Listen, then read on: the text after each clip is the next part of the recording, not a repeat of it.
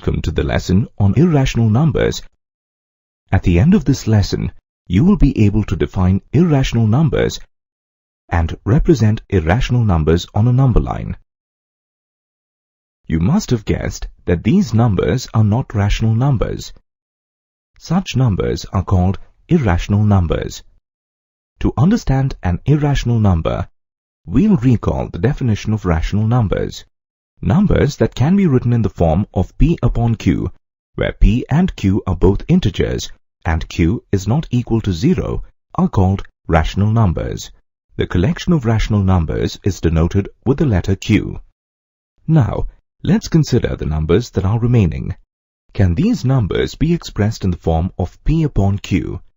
No, none of these numbers can be written in the form of P upon Q. Let's read out the formal definition of irrational numbers.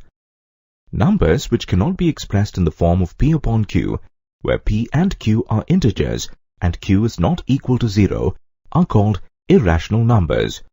The collection of irrational numbers is denoted with Q bar. Next, let's see where these numbers can be placed on the number line. We'll begin with the representation of square root 2 on the number line. The method that we are about to discuss was discovered by the Greeks. Let's see how they represented these numbers on the number line. Consider a right-angled triangle OAB. Its base OA and height AB is 1 unit each. Here we need to find the hypotenuse OB. Recall the Pythagoras theorem that states, in a right-angled triangle, the square of the hypotenuse is equal to the sum of the squares of the other two sides. Applying this theorem to triangle OAB, we get this equation. On substituting the values of OA and AB, we get OB square is equal to 2. Therefore, OB is equal to the square root of 2. If we represent OB on the number line, it means we are representing the value of the square root of 2. The vertex O of the triangle must coincide with the 0 on the number line. The vertex A will coincide with 1 on the number line. In order to represent the square root of 2 on the number line, mark the length OB with the help of a compass. Then, taking O as the center, we'll draw an arc on the horizontal line. Let's mark the point of intersection of the arc on the number line as C. The distance between O to C is the square root of 2. Hence, point C represents the square root of 2 on the number line. Similarly, we can represent square root of 3 on the number line. Let's see how. In the same figure, through C, draw CD perpendicular of 1 unit length. Join OD to get right-angled triangle OCD.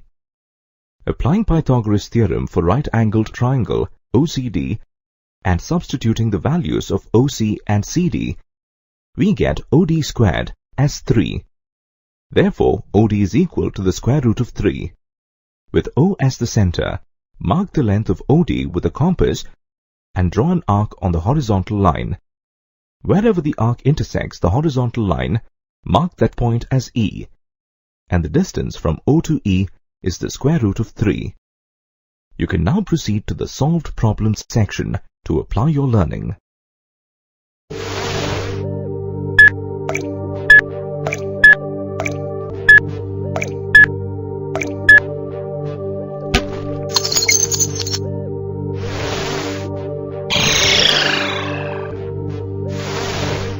Welcome to the lesson on real numbers. At the end of this lesson, you will be able to define real numbers and explain their decimal expansion. You will also be able to express the decimal expansion of a rational number in the form of P divided by Q and determine an irrational number between two rational numbers. You will also be able to visualize the representation of real numbers on the number line. We know that a rational number is a number that can be expressed as a ratio of two integers, P and Q, where Q is not equal to 0. A collection of rational numbers is represented by the capital letter Q.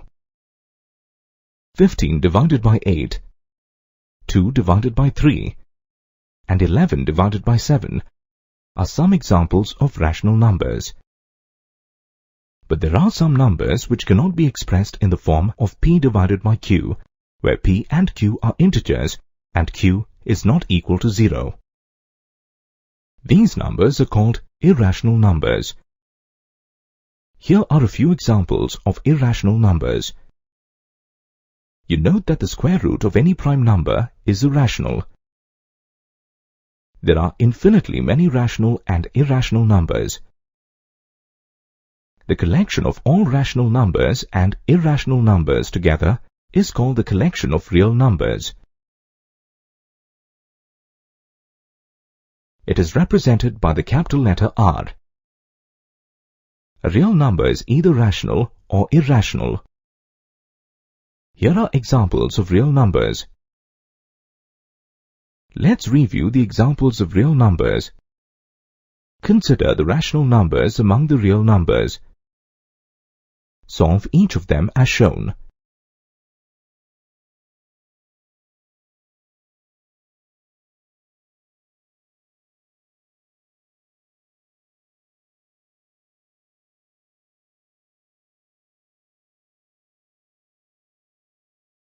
The following are the remainders and the divisors in each case.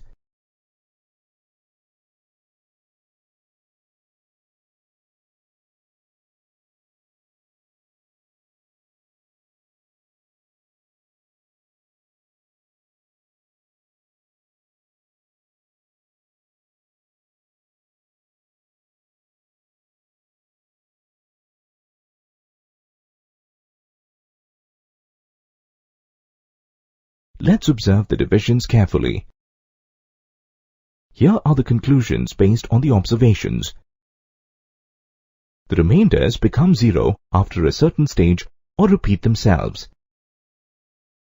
If the remainders repeat, then the digits in the quotient are also repeated. Here, two cases arise. On solving 15 divided by 8, the remainder becomes 0 after some steps, and its decimal expansion is equal to 1.875, since the decimal expansion of the rational number is the quotient of division. In this case, the decimal expansion terminates after certain steps. The decimal expansion of such numbers is called terminating. In the second and third case, the remainder never becomes 0. In these divisions, the remainders repeat after a definite stage.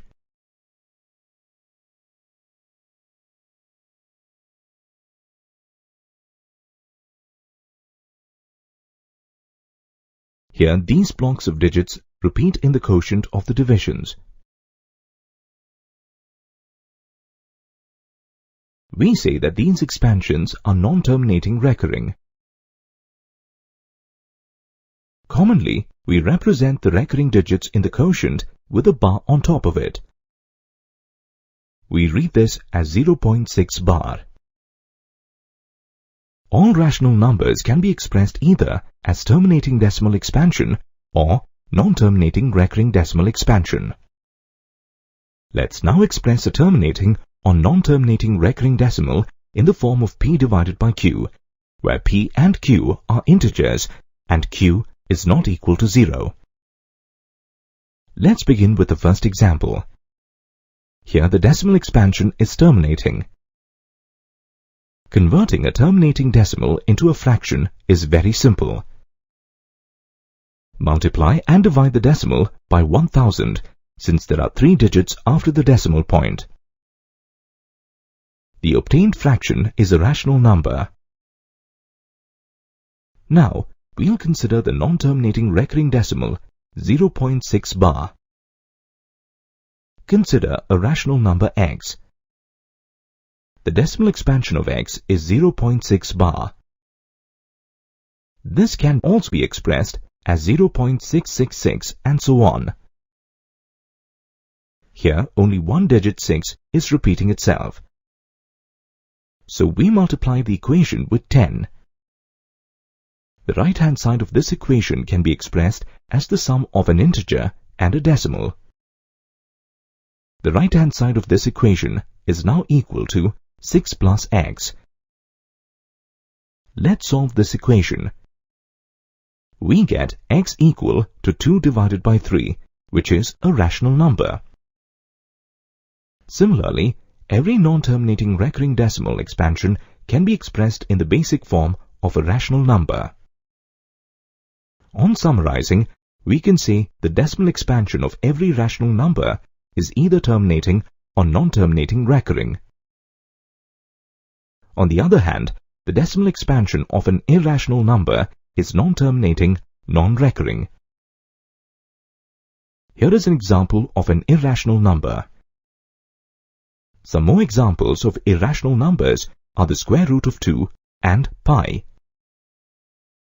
There are infinitely many rational and irrational numbers.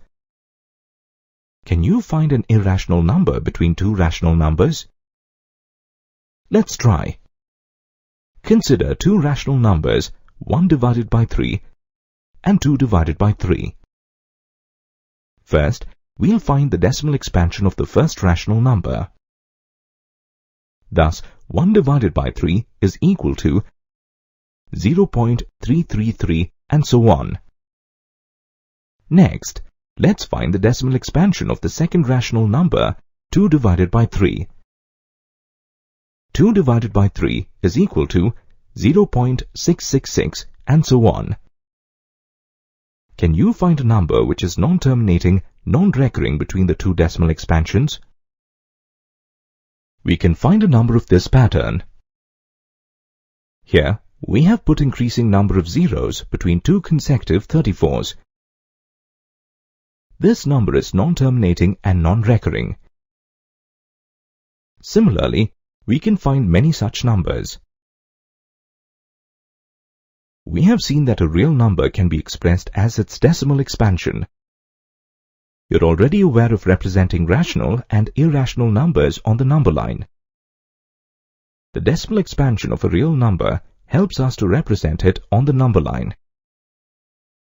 Let's represent 0.6 bar on the number line. Here, this decimal expansion is non-terminating recurring, where the digit 6 is repeating itself.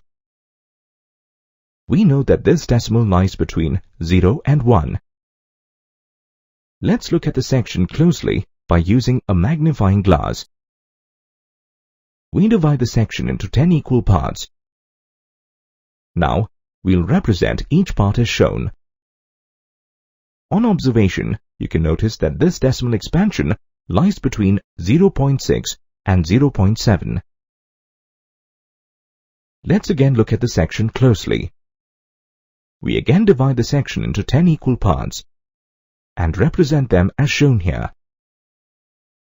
Now, you might locate this decimal expansion between 0.66 and 0.67. Again, focus this section on the number line. Let's divide the section into 10 equal parts again. Represent these parts as shown. Now the decimal expansion lies in this section of the number line. Let's magnify the section and observe closely. Next, divide them into 10 equal parts and represent them as shown. Now, you can locate the decimal expression in this section of the number line. If we keep on continuing this process, then the degree of accuracy will be more.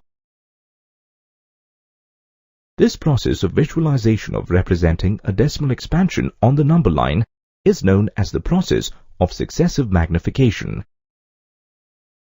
Similarly, we can also visualize a non-terminating, non-recurring decimal expansion on the number line.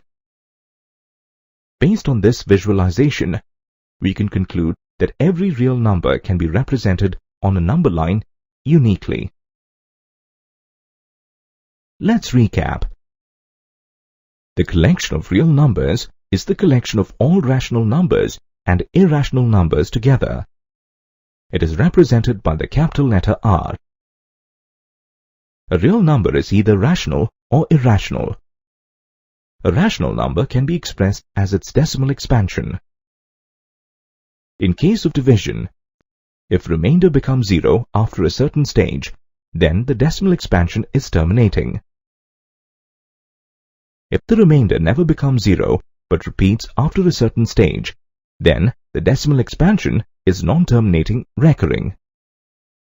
The decimal expansion of a rational number is either terminating or non-terminating recurring. The decimal expansion of an irrational number is non-terminating non-recurring. There are infinitely many irrational numbers between two rational numbers. Every real number can be represented on a number line uniquely.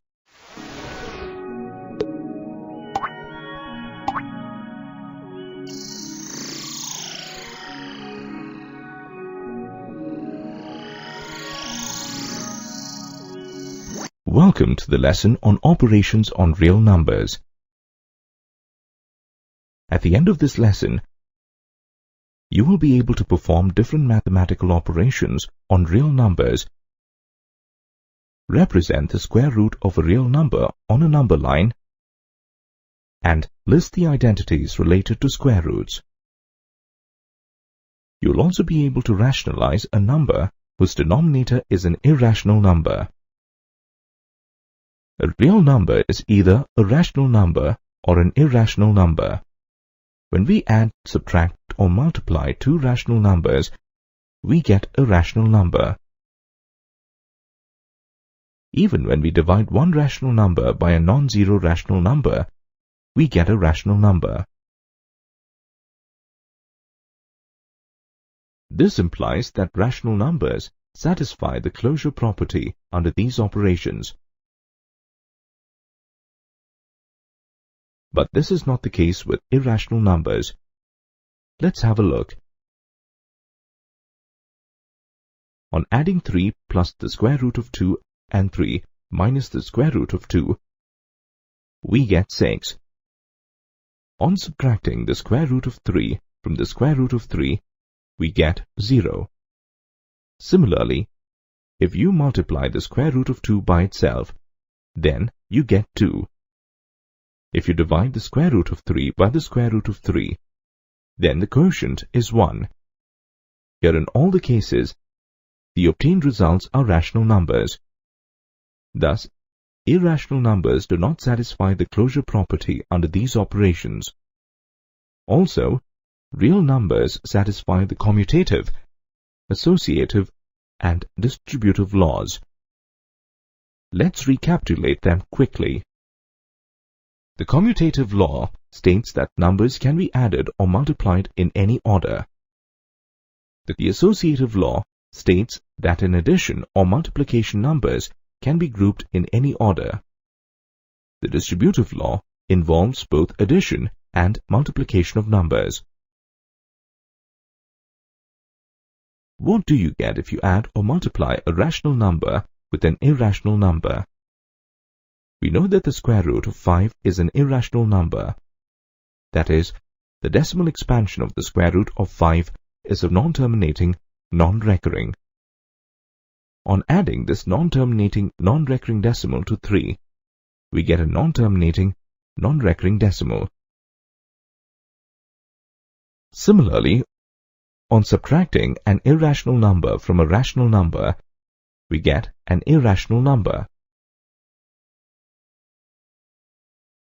Thus, we conclude that the sum or difference of a rational number and an irrational number is an irrational number. On multiplying the square root of 5 by 3, we get an irrational number. Similarly, on dividing a rational number by an irrational number, we get an irrational number. Thus, we conclude that the product or quotient of a rational number with an irrational number is an irrational number.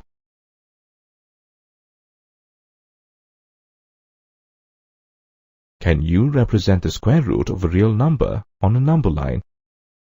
First, let's consider the square root of 4. We know that the square root of 4 is 2. OA represents the square root of 4 on the number line.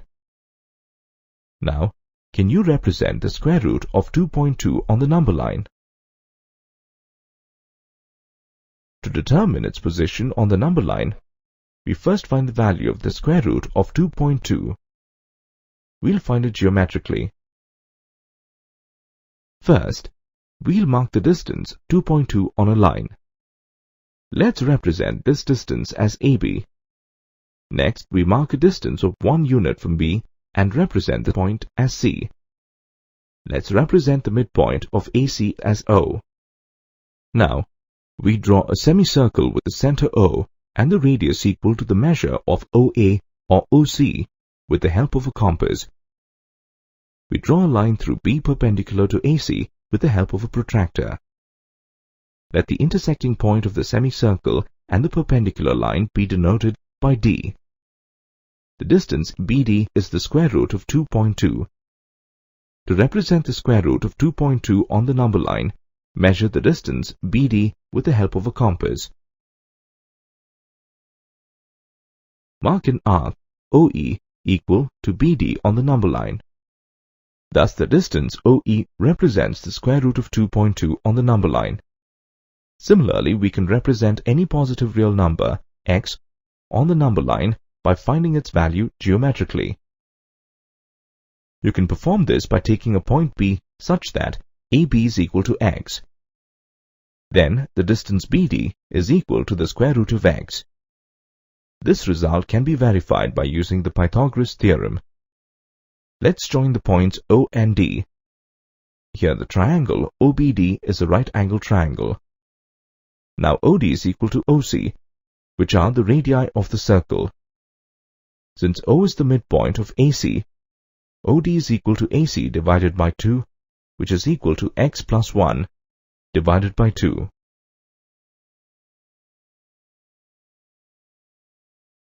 Now OB is equal to AB minus OA. Substitute the values of AB and OA. Let's simplify this. Thus, OB is equal to x minus 1 divided by 2. Applying the Pythagoras theorem on triangle OBD, we have OD square is equal to BD square plus OB square. This can also be written as BD square is equal to OD square minus OB square. Let's substitute the values of OD and OB in this equation. Let's simplify this.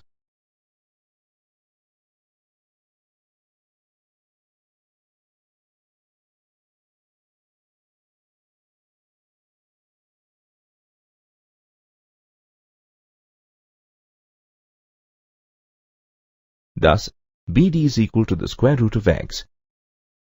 Therefore, we can conclude that the square root of any positive real number exists. Identities related to the square roots are useful to simplify numeric and algebraic expressions. Here A, B, C and D are positive real numbers. The first identity is the square root of AB is equal to the square root of A multiplied with the square root of B. Let's verify this with the help of an example. Here the square root of 4 multiplied with 9 is equal to the square root of 36, which is equal to 6. Similarly, the square root of 4 multiplied with the square root of 9 is equal to 2 multiplied with 3, which is equal to 6. Thus, both the sides are equal. The second identity is the square root of A divided by B is equal to the square root of A divided by the square root of B. Let's take this example. The left-hand side of the example is the square root of 16 divided by 4 equal to the square root of 4, which is equal to 2. Similarly, on simplifying the right-hand side, we get 2. Thus, it is verified. The third identity is the product of the sum and the difference of the square root of A and the square root of B is equal to A minus B. Let's verify this. Now, simplify the left-hand side by expanding it. These two terms get cancelled. Now apply the first identity. Let's simplify this expression. On simplification, we get 1. And the right-hand side is equal to 3 minus 2, which is equal to 1. Thus, both the sides of the example are equal. The fourth identity is a plus the square root of b multiplied by a minus the square root of b is equal to a square minus b. Now, we'll verify this by using an example. Let's first simplify the left-hand side of the example. Now expand the expression.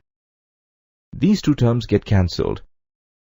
On applying the first identity, the expression becomes 9 minus the square root of 4. On simplification, the left-hand side of the example is equal to 9 minus 2, which is equal to 7.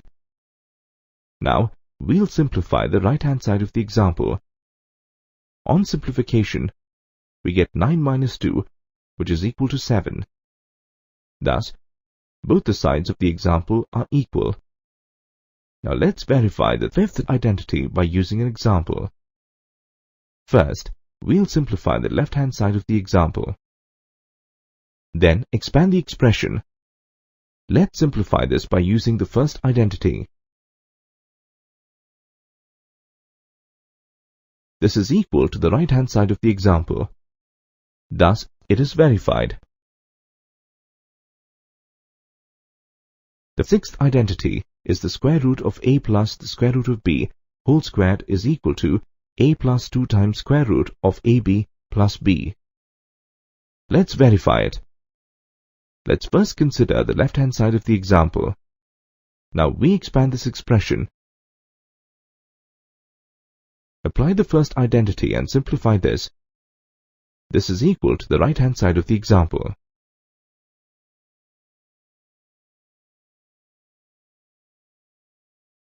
By now, you're aware if the decimal expansion of the square root of a number is non-terminating, non-recurring, then the square root is an irrational number. You can also represent them on a number line. Can you visualize 1 divided by the square root of 5 on a number line? This can be represented on the number line if we can write it in its equivalent form with the denominator as a rational number. Let's try to simplify it. Here the denominator is a square root of a real number. To simplify this, you can apply the appropriate identity involving square roots. This process is called rationalizing the denominator. Let's rationalize the square root of 5. We know that if we multiply the square root of 5 with the square root of 5, then the product is rational. Now, we'll multiply the numerator and the denominator of the expression with the square root of 5. This is the equivalent expression, where the denominator 5 is the rational number. Now, we can easily represent this on the number line. This lies between 0 and the square root of 5. Let's recap. The sum, difference, and the product of two rational numbers is always a rational number. The quotient of a division of one rational number by a non-zero rational number is a rational number. Rational numbers satisfy the closure property under addition, subtraction, multiplication, and division. The sum, difference, multiplication, and division of irrational numbers are not always irrational. Irrational numbers do not satisfy the closure property under addition, subtraction, multiplication, and division. Real numbers satisfy the commutative, associative, and distributive laws. The sum or difference of a rational number and an irrational number is an irrational number.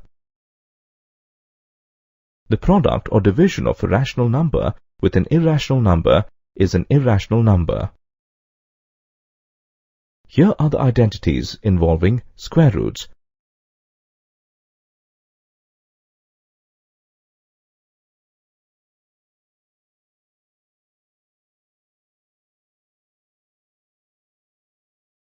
The process of converting the denominator into a rational number is called rationalizing the denominator.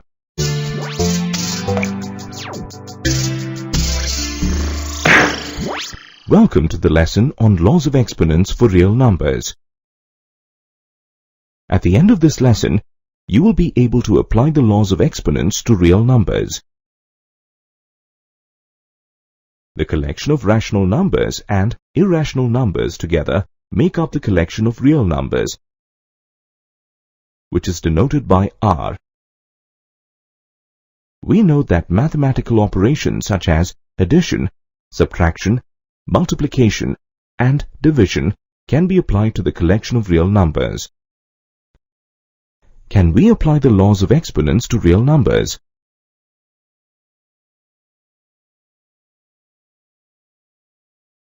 Let's verify the first law. Consider the term 2 raised to the power of 5. Here, 2 is called the base and 5 is the exponent.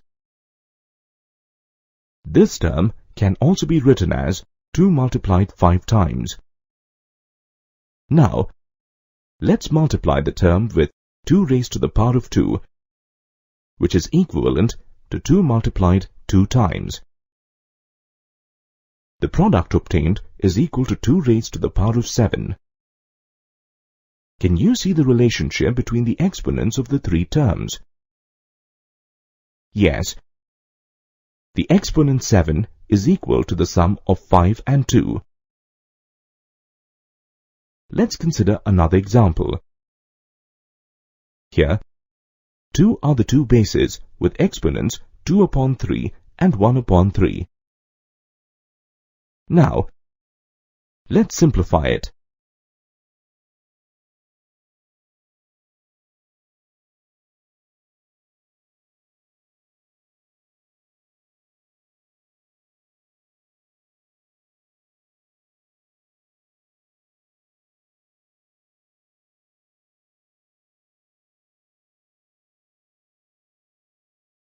Based on these examples, we can generalize the first law of exponents.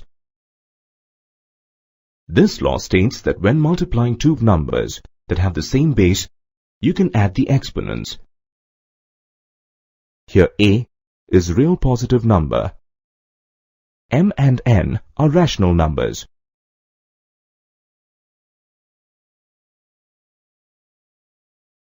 Next, let's verify the second law of exponents. Consider another example. Here, we are dividing two exponential terms. The numerator and the denominator can also be expressed as follows.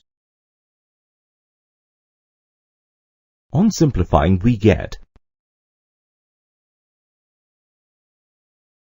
Do you see a relationship between the exponents? Yes, you're right. 5 minus 3 is equal to 2.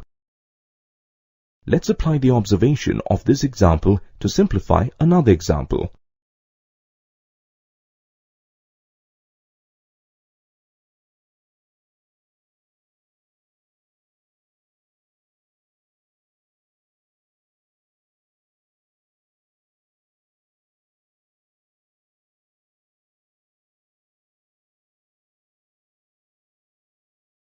Based on these examples, we can generalize the second law of exponents. The second law states that we can divide two numbers with the same base by subtracting the exponents. Here A is a real positive number. M and N are rational numbers. Consider another example.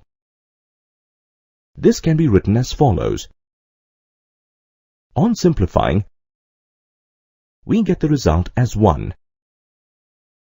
Now, let's verify this example again by applying the second law of exponents.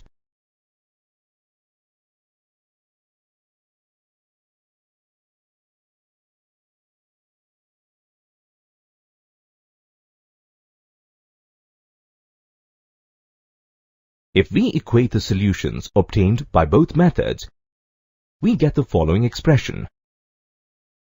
Based on this result, we arrive at another generalization. Any non-zero real number raised to the power of 0 is equal to 1.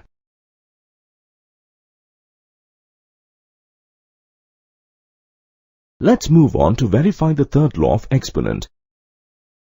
Consider the next example. Here we have two terms, 2 raised to the power of 5 upon 2, the whole raised to 2, and 2 raised to the power of 5.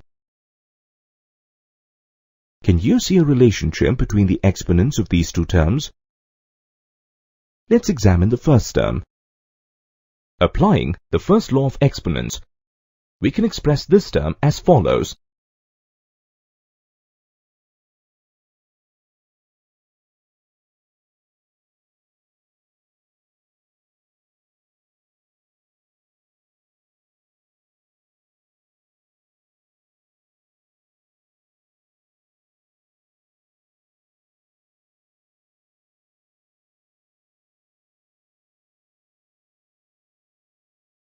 On simplifying the first term, we arrive at the fact that the two terms are equal. This implies that if an exponential term is raised to an exponent, then you can multiply both the exponents.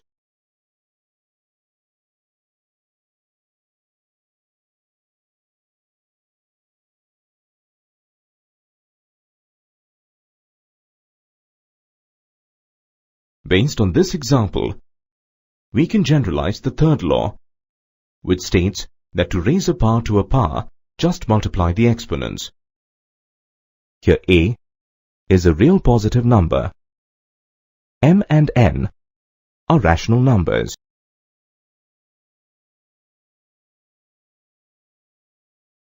Let's verify the fourth law of exponents. Consider this example.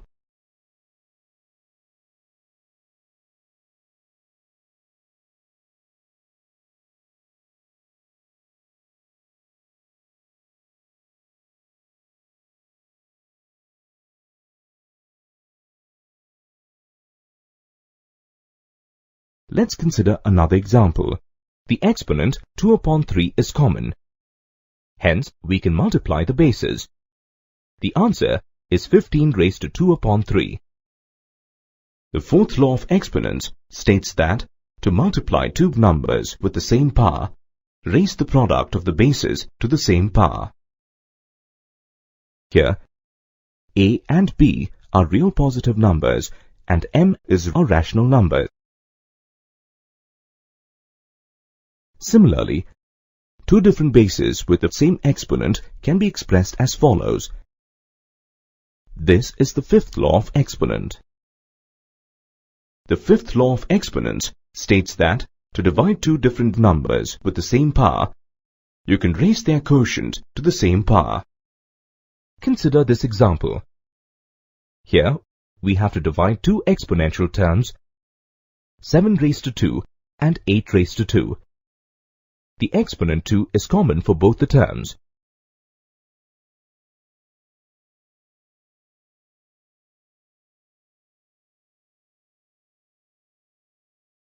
Therefore, this can be expressed as 7 upon 8 raised to 2. So far, we have seen examples where the exponents were all positive rational numbers. Can the exponent be a negative rational number? To verify this, let's consider an example. Applying the second law of exponents, this expression can be written as follows. The answer is 7 raised to minus 3. This can also be simplified as follows.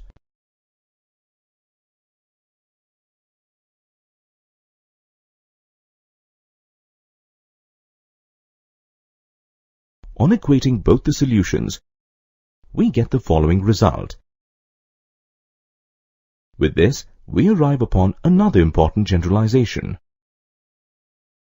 Any real number raised to a negative exponent is equal to the reciprocal of that number raised to an equivalent positive exponent. This brings us to the end of the lesson on the laws of exponents. To summarize, we have verified that all the laws of exponents can be applied to real numbers. Here, a and b are positive real numbers, and m and n are rational numbers.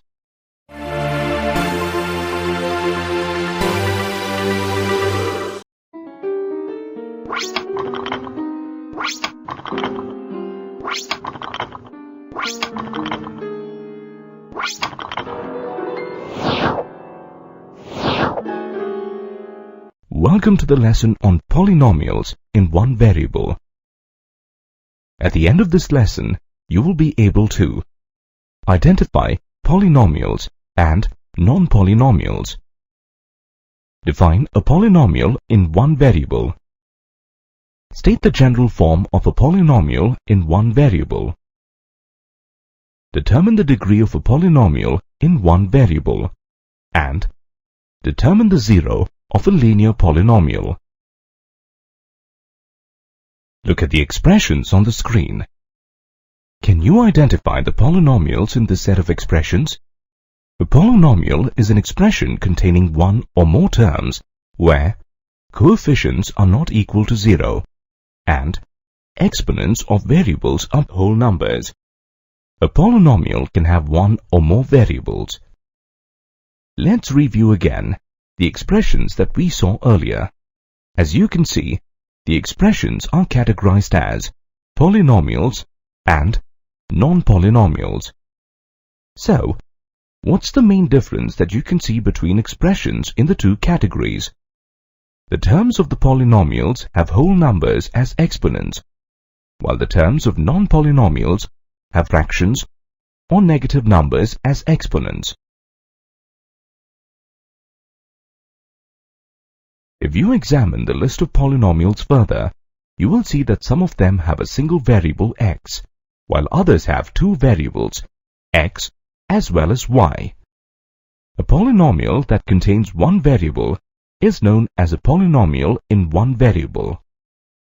A polynomial in one variable can be represented as p of x, q of x, or f of x, and so on, where x is the variable.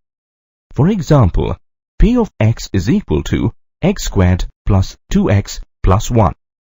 The general form of a polynomial in one variable is p of x is equal to anx to the power of n plus an minus 1x to the power of n minus 1 plus and so on till a0, where an minus 1 and so on till a0 are real numbers.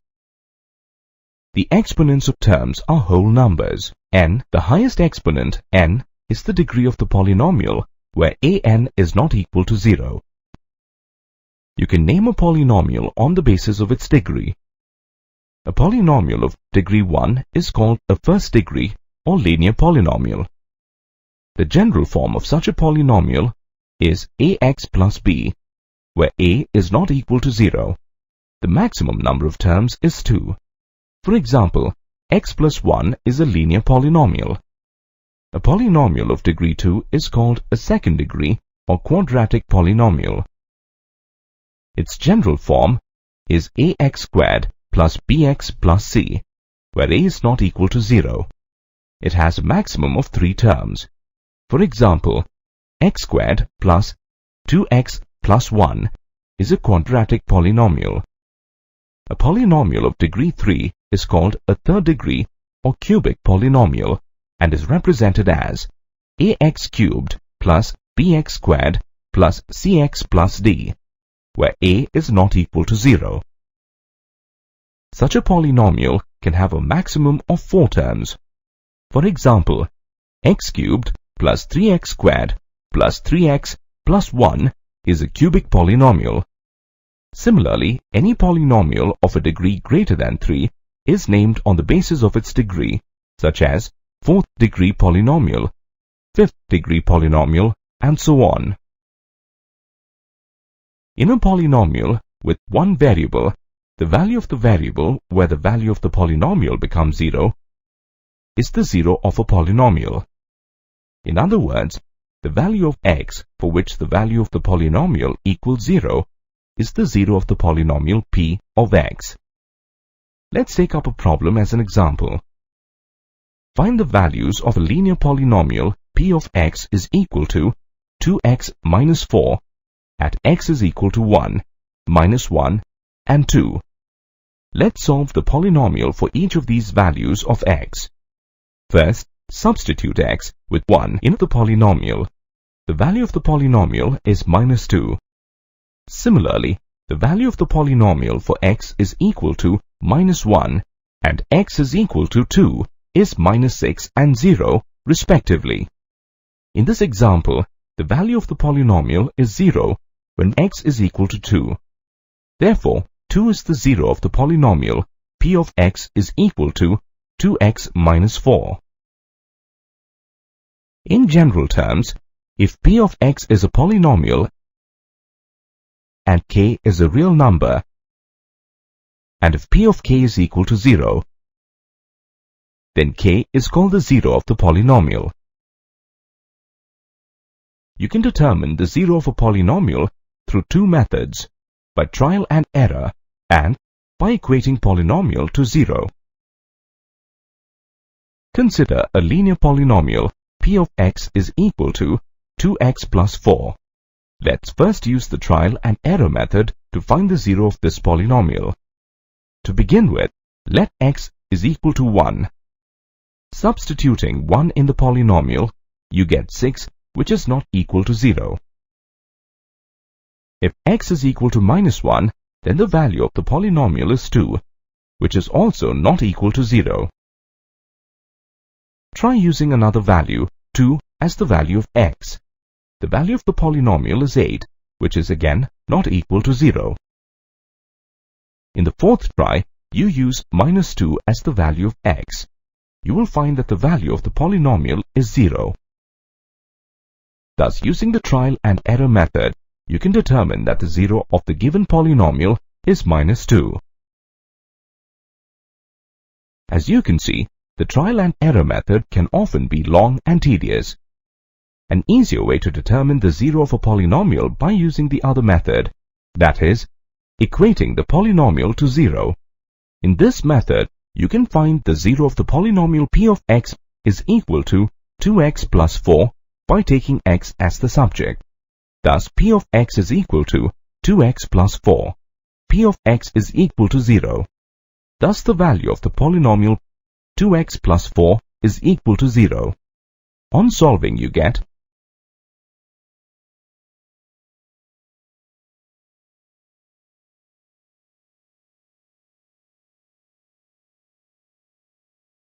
x is equal to -2. This indicates that the value of p of x is equal to 0 if x is equal to -2. Therefore, -2 is the 0 of polynomial p of x. Thus, you can obtain 0 of a polynomial by equating it to 0. Here is a simple problem that involves division. John has 7 apples. He shares the apples with his friends, JC and Jill, so that all 3 of them get an equal number of apples. How many apples remain with John? To find the remaining number of apples, you need to divide the number of apples by the number of people. You can do this through the division rule. Each one of them gets 2 apples, which means 6 apples are distributed.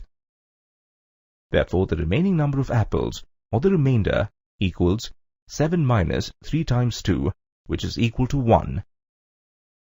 As you can see, it is easy to perform these operations with integers. However, if the number of apples and recipients were polynomials, such as 8x squared minus 3x plus 5 and x minus 2, then the remainder can be calculated quickly and easily by using a theorem called the remainder theorem. Welcome to the lesson on remainder theorem.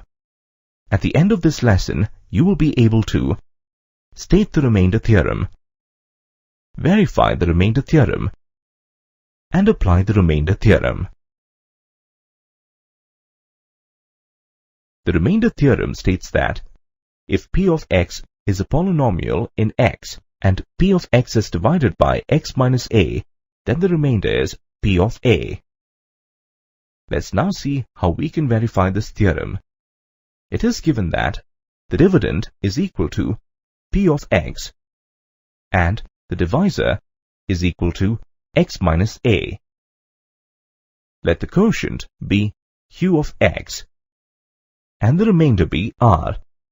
On the basis of the division rule, you can derive the equation p of x is equal to x minus a times q of x plus r. This equation is true for all real values.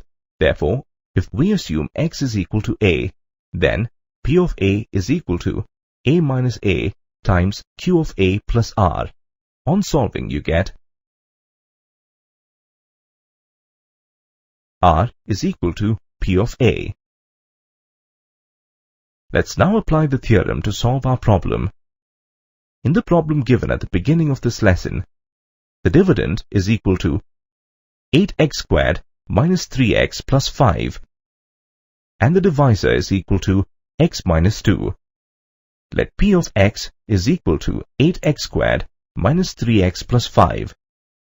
Now, according to the remainder theorem, if p of x is a polynomial in x and p of x is divided by x minus a, then the remainder is p of a. Therefore, in this problem, the remainder r is p of 2. If you replace x with 2 in the polynomial p of x, you get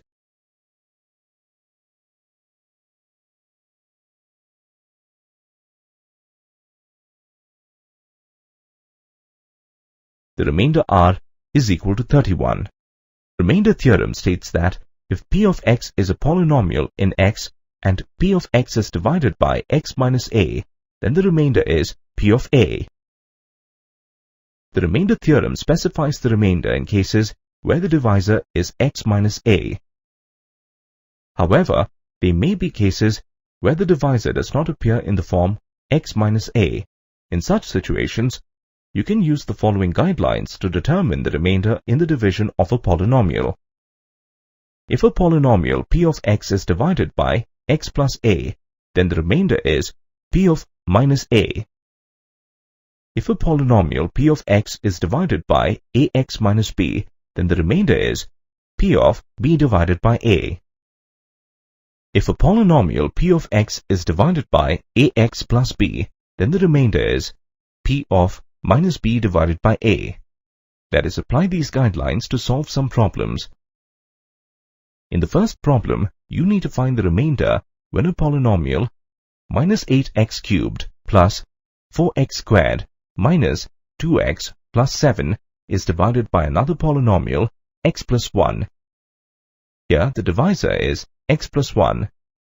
According to the guidelines provided, if p of x is a polynomial in x and p of x is divided by x plus a, then the remainder is p of minus a. Therefore, in this problem, the remainder is p of minus 1.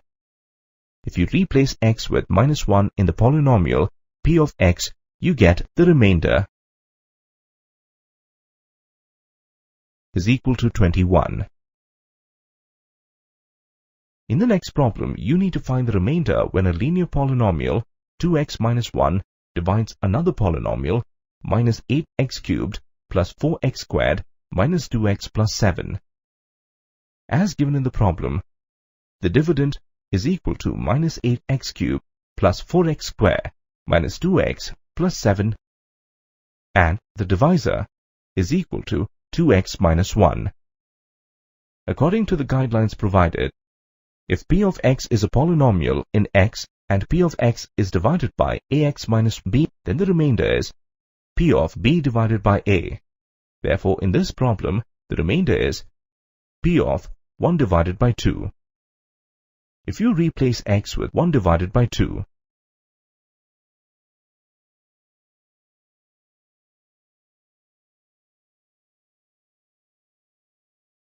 in the polynomial p of x, you get the remainder is equal to 6.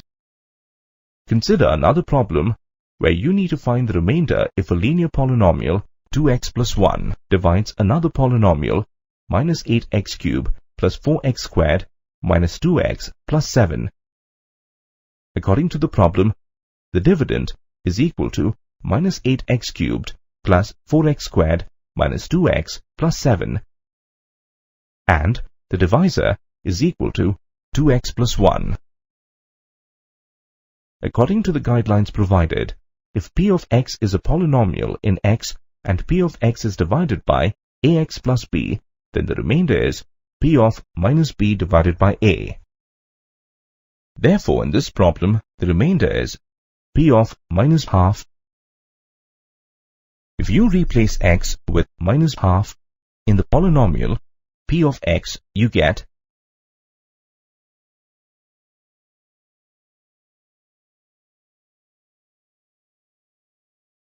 the remainder is equal to 10.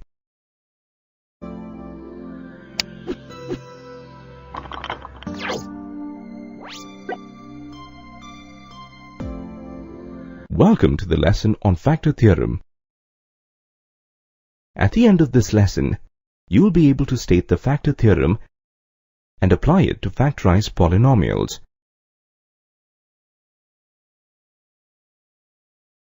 A polynomial is an algebraic expression consisting of multiple terms of variables and constants. These terms are combined by using mathematical operators, addition, subtraction, and multiplication.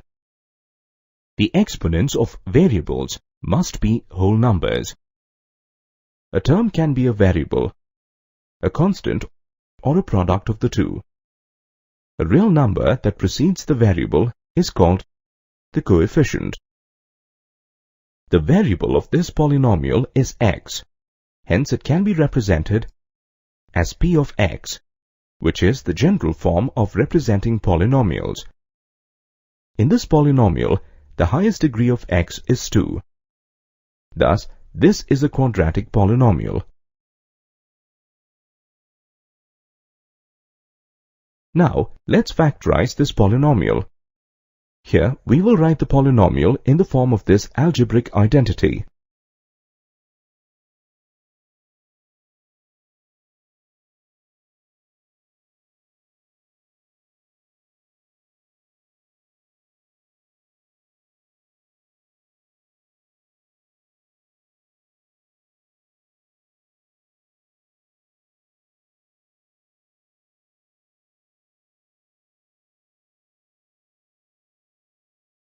This method of factorization of a polynomial is also known as splitting the middle term.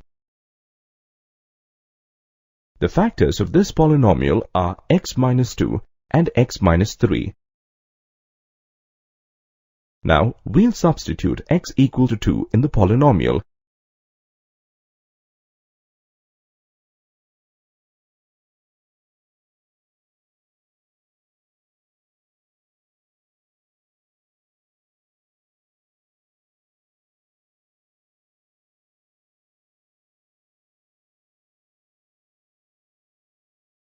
We get p of 2 equal to 0. Similarly, we'll substitute x equal to 3 in the polynomial.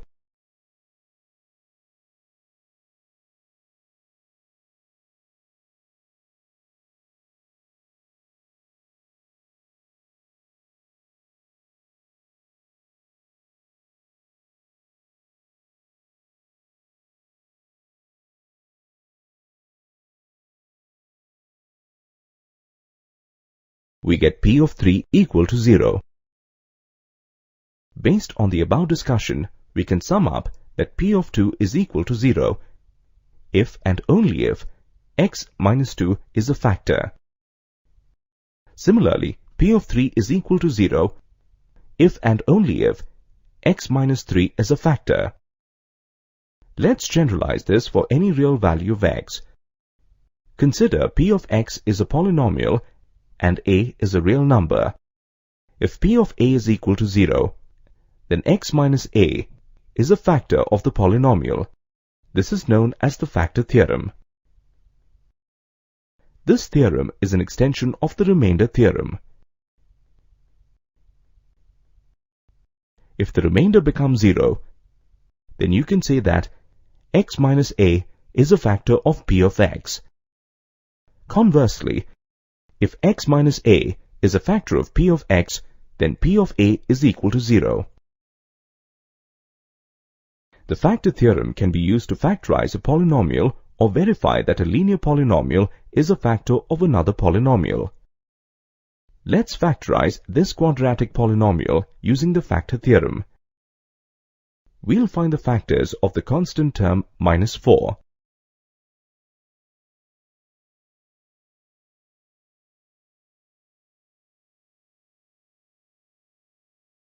Next, we'll substitute the factors in the polynomial. Let's begin by substituting 1 in the polynomial.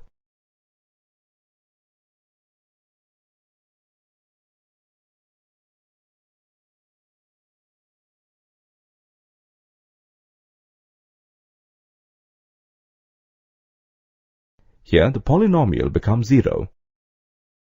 Based on the factor theorem, we can say that x minus 1 is a factor of the polynomial. By performing the same for all factors,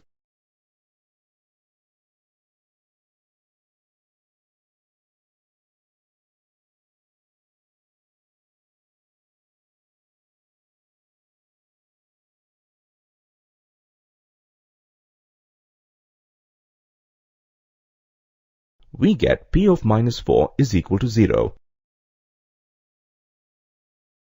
Therefore, x plus 4 is also a factor of p of x. This can also be obtained by dividing the polynomial by x minus 1. The obtained linear polynomials are the factors of the quadratic polynomial.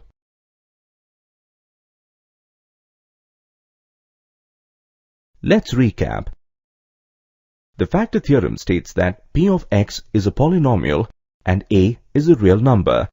If p of a equals 0, then x minus a is a factor of p of x. The converse is also true.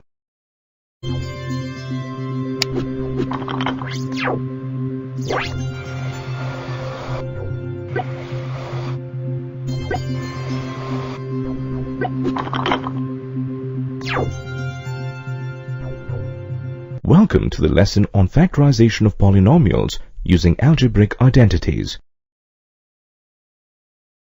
At the end of this lesson, you will be able to identify the third-degree algebraic identities and derive the third-degree algebraic identities. You will also be able to apply these algebraic identities to factorize cubic polynomials. You must be familiar with the algebraic identities of second degree listed here. These identities can be used to factorize quadratic polynomials.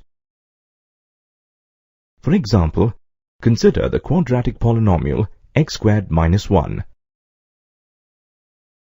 Which of these identities can be applied to factorize this polynomial?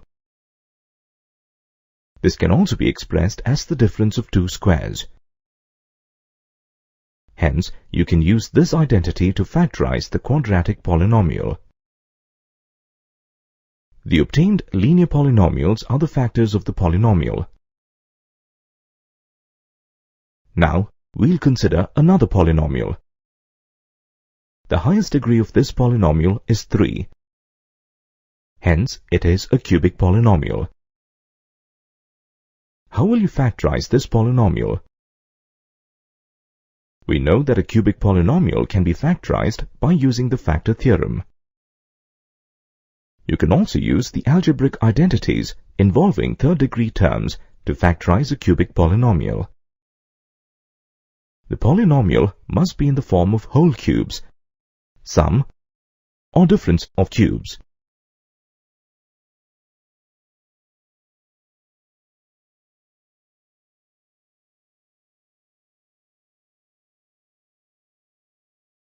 Let's derive the first identity. We'll consider the left-hand side of this identity. This can be expressed as shown. Now, we'll expand the second term of the expression by using this identity. Let's simplify the obtained expression.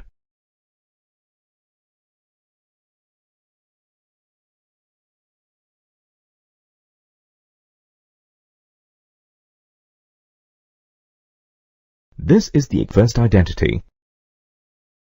This identity can also be expressed as the sum of two cubes.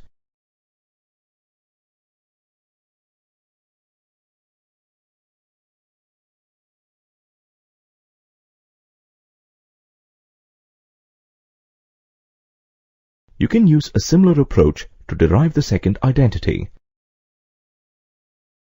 You can express this identity as the difference of two cubes. Please note that we will not derive the third identity as it is not in the scope of your syllabus.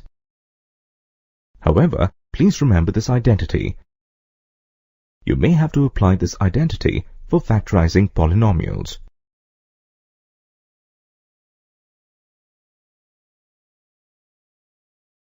Let's go back and review the cubic polynomial that we have to factorize. We'll rearrange the polynomial.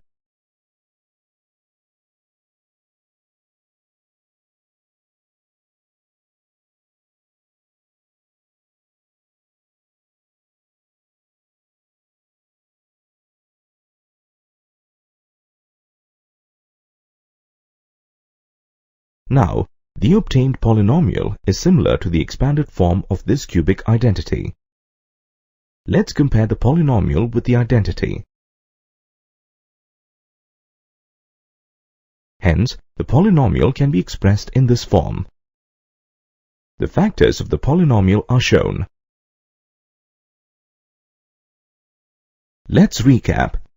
The cubic polynomials can be factorized by using the following algebraic identities involving third-degree terms.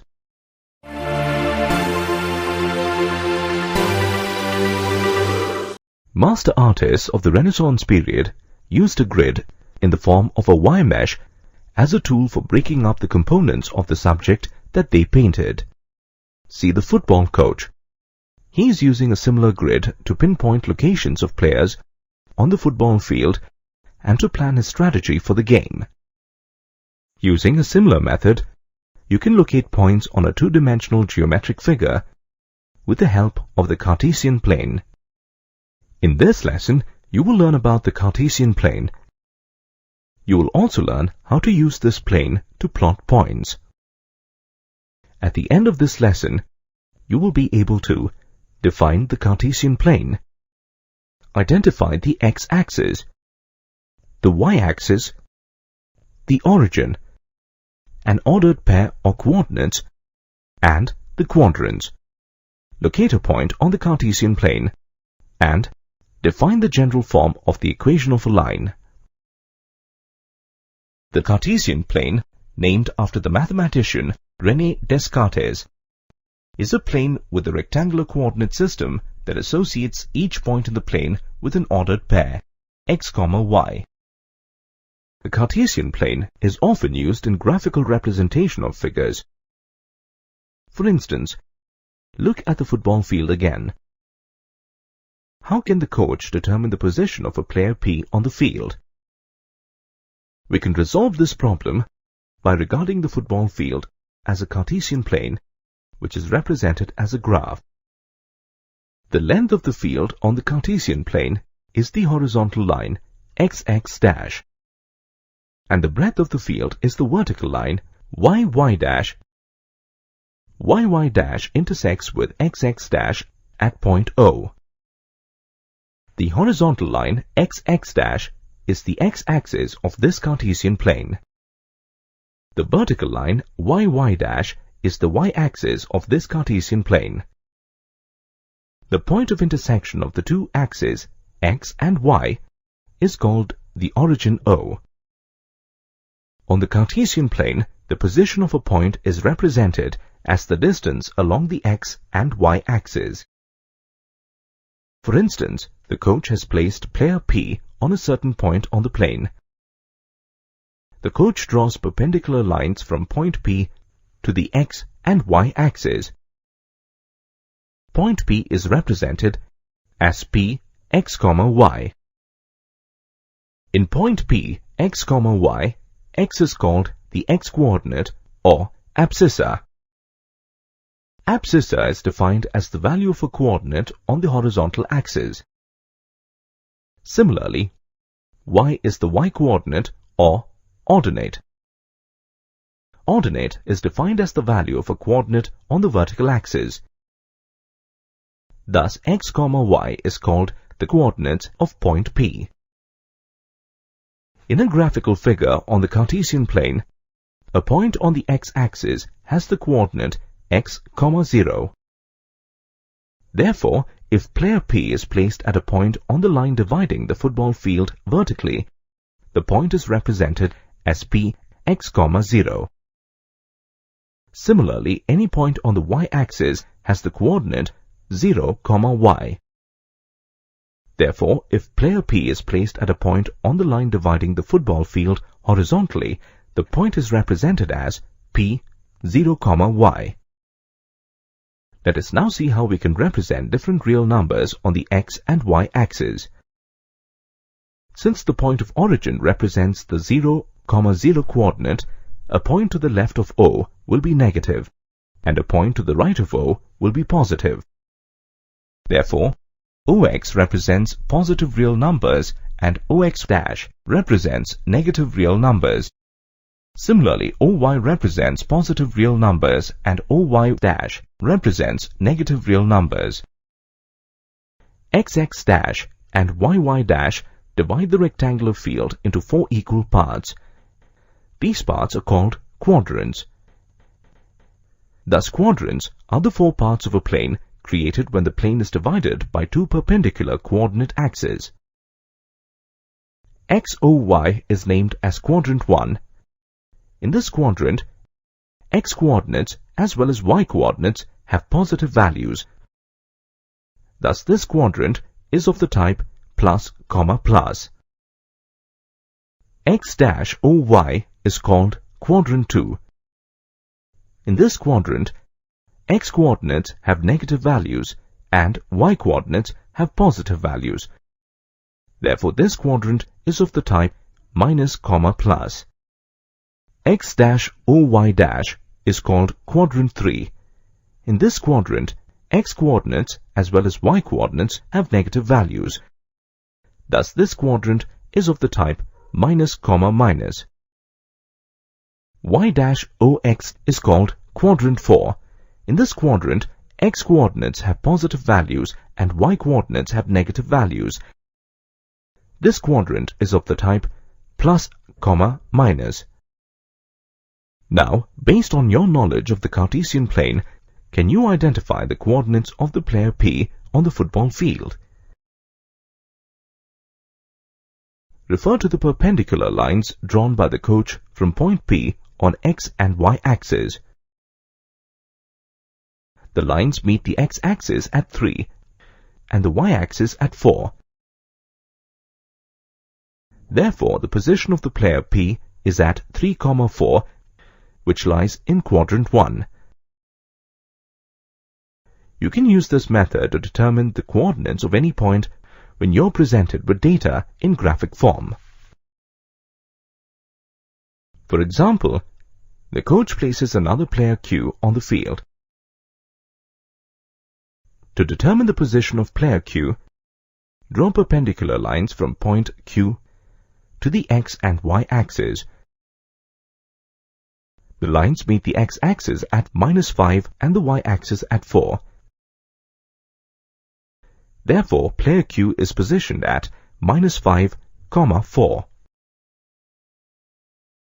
Similarly, you can determine the positions of other players at various points on the field. Let us continue analyzing the positions of players on the football field with the coach. Assume that at some point of play, the positions of the players are at 0, 5, 0, 3, 0, -2, and 0, -5 on the field. If you join all these points, you get a line which coincides with the y-axis. This is because all these points lie on the y-axis where the value of the x-coordinates equal to 0. In other words, the equation of the y-axis can be written as x equals 0. Let us now consider a situation where these players are in a straight line at a constant distance k from the y-axis. You will notice that the line joining the position of players standing at the same distance actually runs parallel to the y-axis. For this line, the distance of the players on the y-axis is constant, that is, x is equal to k. This means that the coordinates of these players will be k, 5, k, 3, k, -2, and k, -5. Therefore, the equation of a line parallel to the y-axis is x is equal to k. Another situation may involve positioning the players at -6, 0, -3, 0, 2, 0, and 5, 0. All these points lie on the x-axis and the y value is 0. Therefore, the equation for the x-axis in this case is y equals 0. Additionally, if you notice, the line joining the position of players standing at the same distance actually runs parallel to the x-axis. For this line, the distance of the players on the x-axis is constant, that is, y equals k. This means that the coordinates of the players will be -6, k, -3, k, 2, k, and 5, k. Therefore, the equation of a line parallel to the x-axis is y equals k. Let us now consider all the equations together to arrive at the general formula for a line. The equation of the y-axis, x equals 0, is represented as x plus 0y equals 0. The equation of a line parallel to the y-axis, x equals k, is represented as x plus 0y equals k. The equation of the x-axis, y equals 0, is represented as 0x plus y equals 0. And the equation of a line parallel to the x-axis at a distance k is y equals k, is represented as 0x plus y equals k. Therefore, the general form for the equation of the line is ax plus by equals c, where a, b, and c are real numbers, and a is not equal to 0 or b not equal to 0.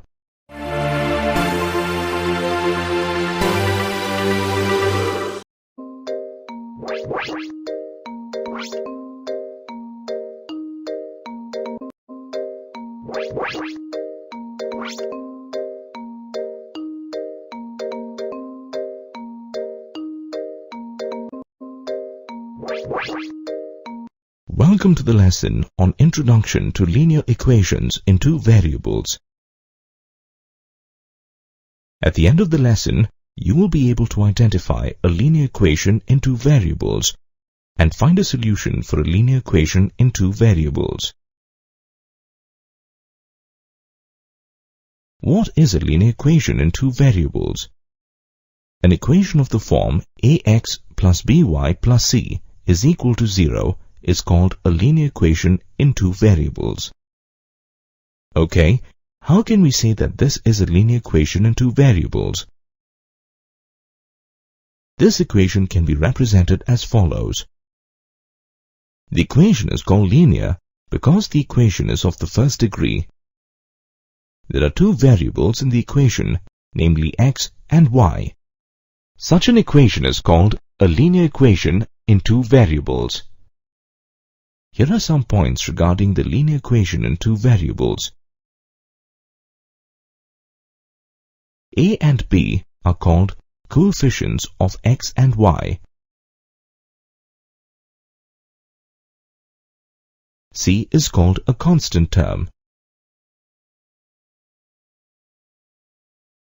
A, b, and c are real numbers. And in a given linear equation, both a and b should not be equal to 0.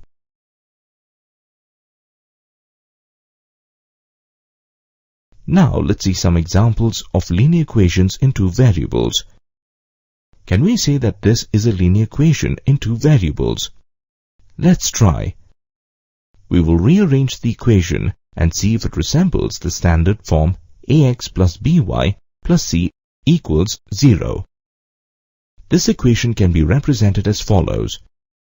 Now let's check whether it matches the standard form. Now we can say that the equation is a linear equation in two variables, where a is equal to 1, b is equal to 1, and c is equal to -5. Now see this equation. And we say that this equation is a linear equation in two variables. Of course, yes. Let's see how. Compare this equation to the standard form. Now you can observe that the equation is a linear equation in two variables, s and t, where a is equal to 0.5, b is equal to 2, and c is equal to 0. From this example, we can observe that the variables are s and t. Usually, x and y are represented as variables for convenience. From the examples, we can conclude that an equation which can be put in the form ax plus by plus c equals 0 is called a linear equation in two variables, where a, b, and c are real numbers. So far, we have learned how a linear equation in two variables is represented. Let's understand the equation better. So far, we've seen that a, b, and c represent real numbers. We have also seen that x and y represent variables in the equation. Now, are we left with anything in this equation? Yes, the equal to symbol. This equal to symbol signifies that the left-hand side value of the equation is equal to the right-hand side value of the equation. Let's understand this with an example. For what values of x and y will the left-hand side of the equation be equal to 12? If we substitute 2 in place of x and 2 in place of y, we will get the left-hand side as 12. Let us see how it is done.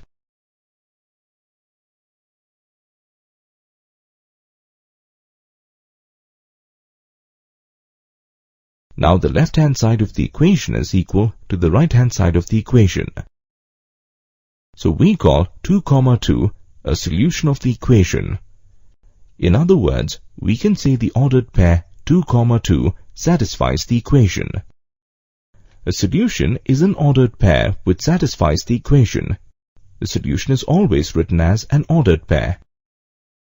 Now, do we have any other solution for this equation? Let's check whether 1, 4 is a solution or not.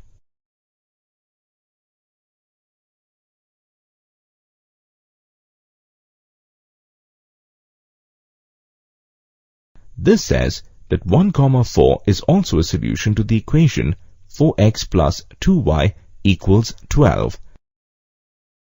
There is a clear way of finding a minimum of two solutions to a given equation. Let's try it out with the same equation. Let's substitute 0 for x and find the value of y.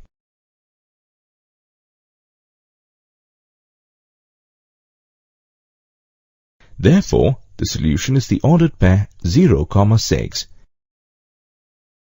We can try it out with y substituted as 0.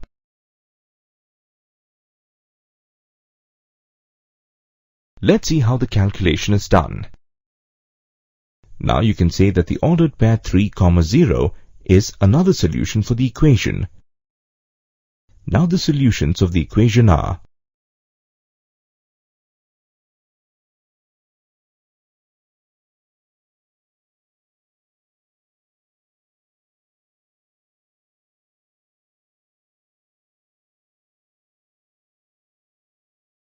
In general, any linear equation in two variables will have infinitely many solutions.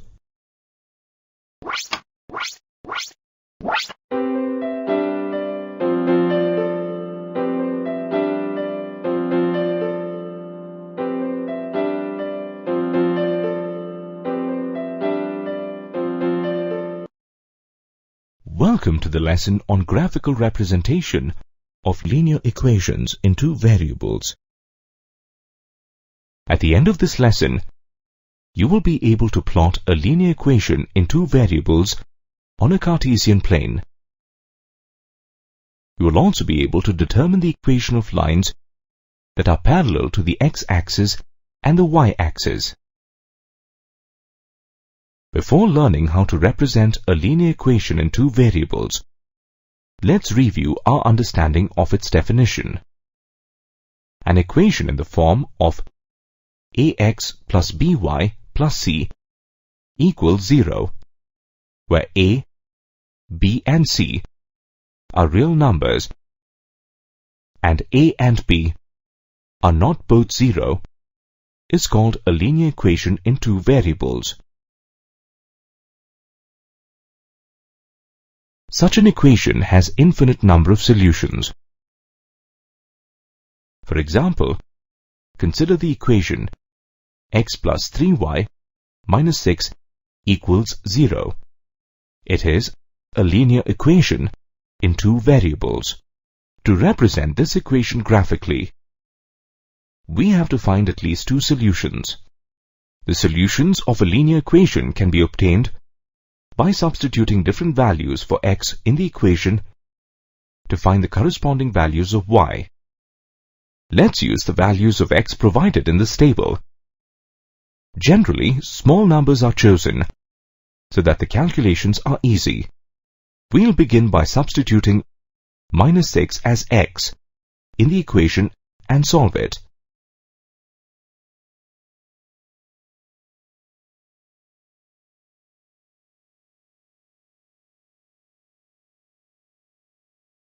The value of y obtained is 4. Similarly, we can substitute the other values of x in the equation and obtain the corresponding values of y.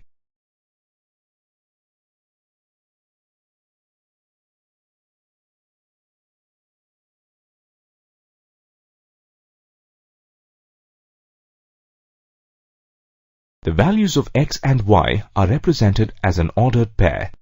In this case, the ordered pair minus 6, 4 is the solution of the equation x plus 3y equals 6.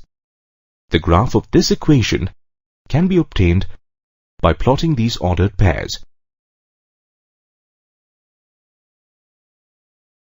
If we draw a line passing through all these points, a straight line is obtained. This line represents the graph of the linear equation x plus 3y equals 6. It is general practice to write the equation along the line it represents. There are other points that also lie on the line. For example, the point 3, 1. Let's verify by substituting 3, 1 in the equation. The coordinates of this point also satisfy the linear equation, so we can say that 3, 1 is also a solution of the linear equation. Hence, all points that lie on this line are solutions of this linear equation. Now, let's take another point that does not lie on the line. For example, the point 1, 2. Let's substitute x as 1 and y as 2 in the left-hand side of the equation. Here, the left-hand side is not equal to the right-hand side of the equation.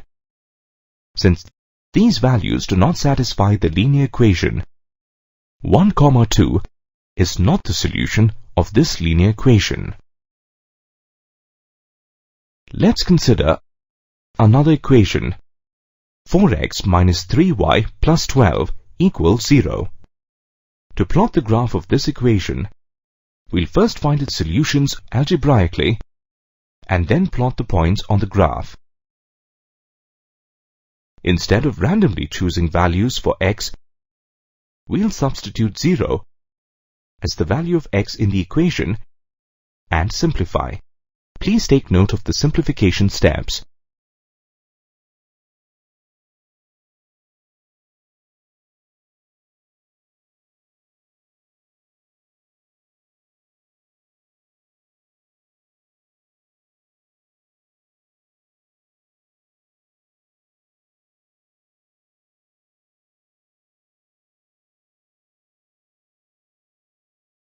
The value of y obtained is 4. Thus, 0, 4 is the solution of the equation 4x minus 3y plus 12 equals 0. Next, let's determine another solution for the equation. This time, we'll substitute 0 as the value of y in the equation and simplify it. Please take note of the simplification steps.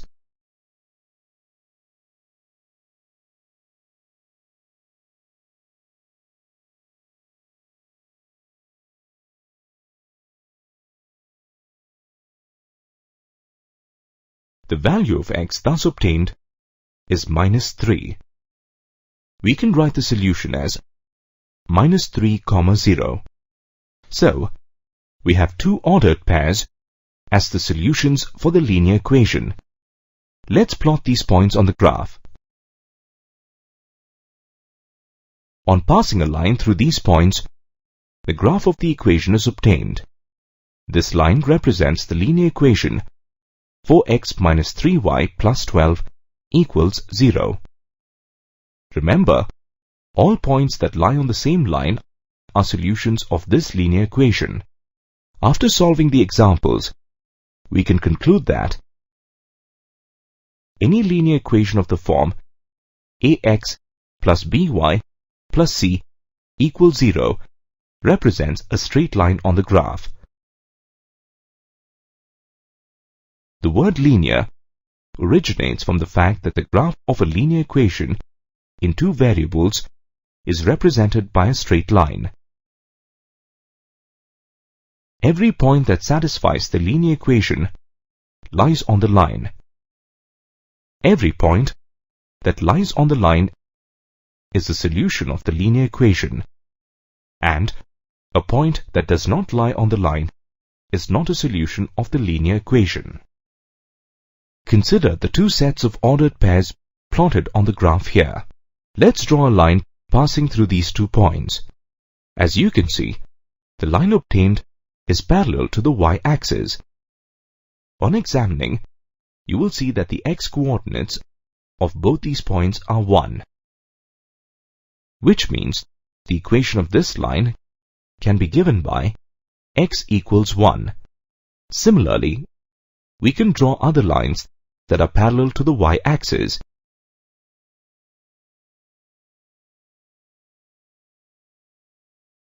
The equations of these lines can be given by x equals 2, x equals minus 3, and x equals 5.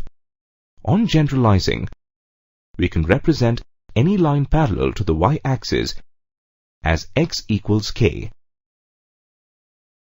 Now, what happens in case of the equation x equals 0? The line coincides with the y-axis, so we say that the equation of y-axis can be given by x equals 0. Similarly, can we draw lines parallel to the x-axis?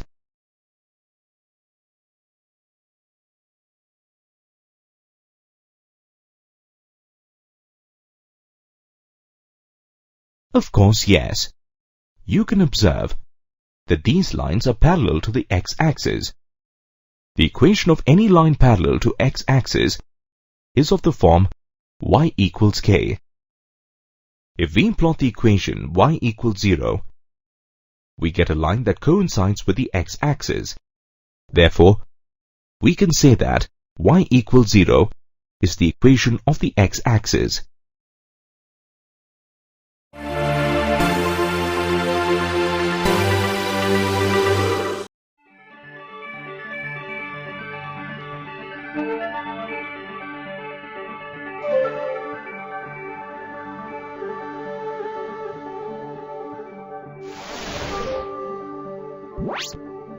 Welcome to the lesson on Introduction to Euclid's Geometry. At the end of this lesson, you will be able to list and define Euclid's definitions, axioms, and postulates. Euclid began his treatise by defining the concept of a point. Look at this point. Can we see this point on the screen? Actually not. Let's magnify it so that we will be able to see the point. Oh yes, now we can see the point. The first definition says that a point is that which has no part. By no part, Euclid meant that a point does not occupy any area in space. In other words, we can say that a point does not have any dimensions. The second definition is about the concept of a line. A line is a breadthless length. Generally speaking, breadthless means that the width of the line is negligible. In other words, the line has only one dimension, which is its length. The third definition is, the ends of a line are points. Here Euclid talks about a line segment. A line segment has two ends, which in turn are points. The fourth definition says that a straight line is a line which lies evenly with the points on itself. Let's try to understand what this means. Although accurate interpretation is not possible, it can be imagined that a straight line is formed by a collection of points which lies evenly along the straight line. The fifth definition states that a surface is that which has length and breadth only. It's clear that the length and breadth account for two dimensions similar to the x and y axis. The sixth definition states that the edges of a surface are lines. This is an extension of the third definition, which says that the ends of a line are points. The following example will help us understand the sixth definition better. Let's consider a circular metal disc which has a negligible thickness. This disc resembles a circular surface. If we consider its edge, it resembles a circle. So far we have seen what Euclid said about points and lines. Now let's see what he says about a surface. The seventh definition states that a plane surface is a surface which lies evenly with the straight lines on itself. To understand this definition better, let us recall the idea of the fourth definition. A line lies evenly with the points on it. Similarly, we can understand that a plane surface is formed by evenly spaced lines which are very close to each other.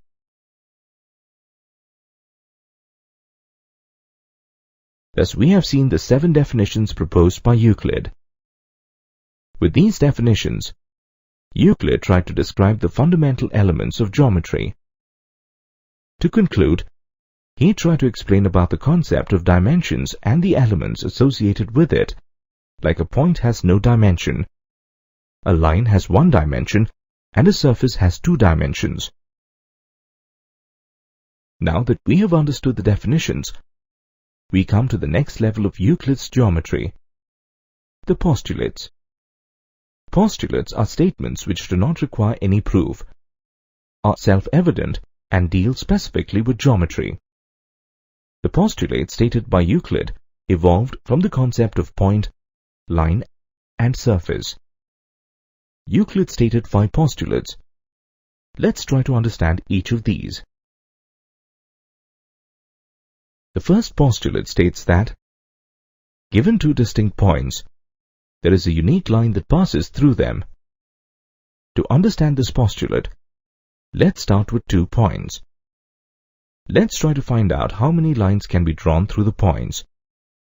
Oh, we can observe that an infinite number of lines can be drawn through the points. Then, which line is Euclid referring to? He is referring to the straight line passing through the points. The straight line is the shortest line that connects the 2 points. This means that any 2 points can be connected with a unique straight line. The second postulate states that a terminated line can be produced indefinitely. For a terminated line, there are 2 endpoints.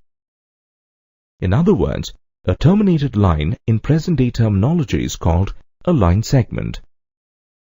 Let's try to understand this postulate using the idea of a line segment. A line segment is a part of an infinite straight line.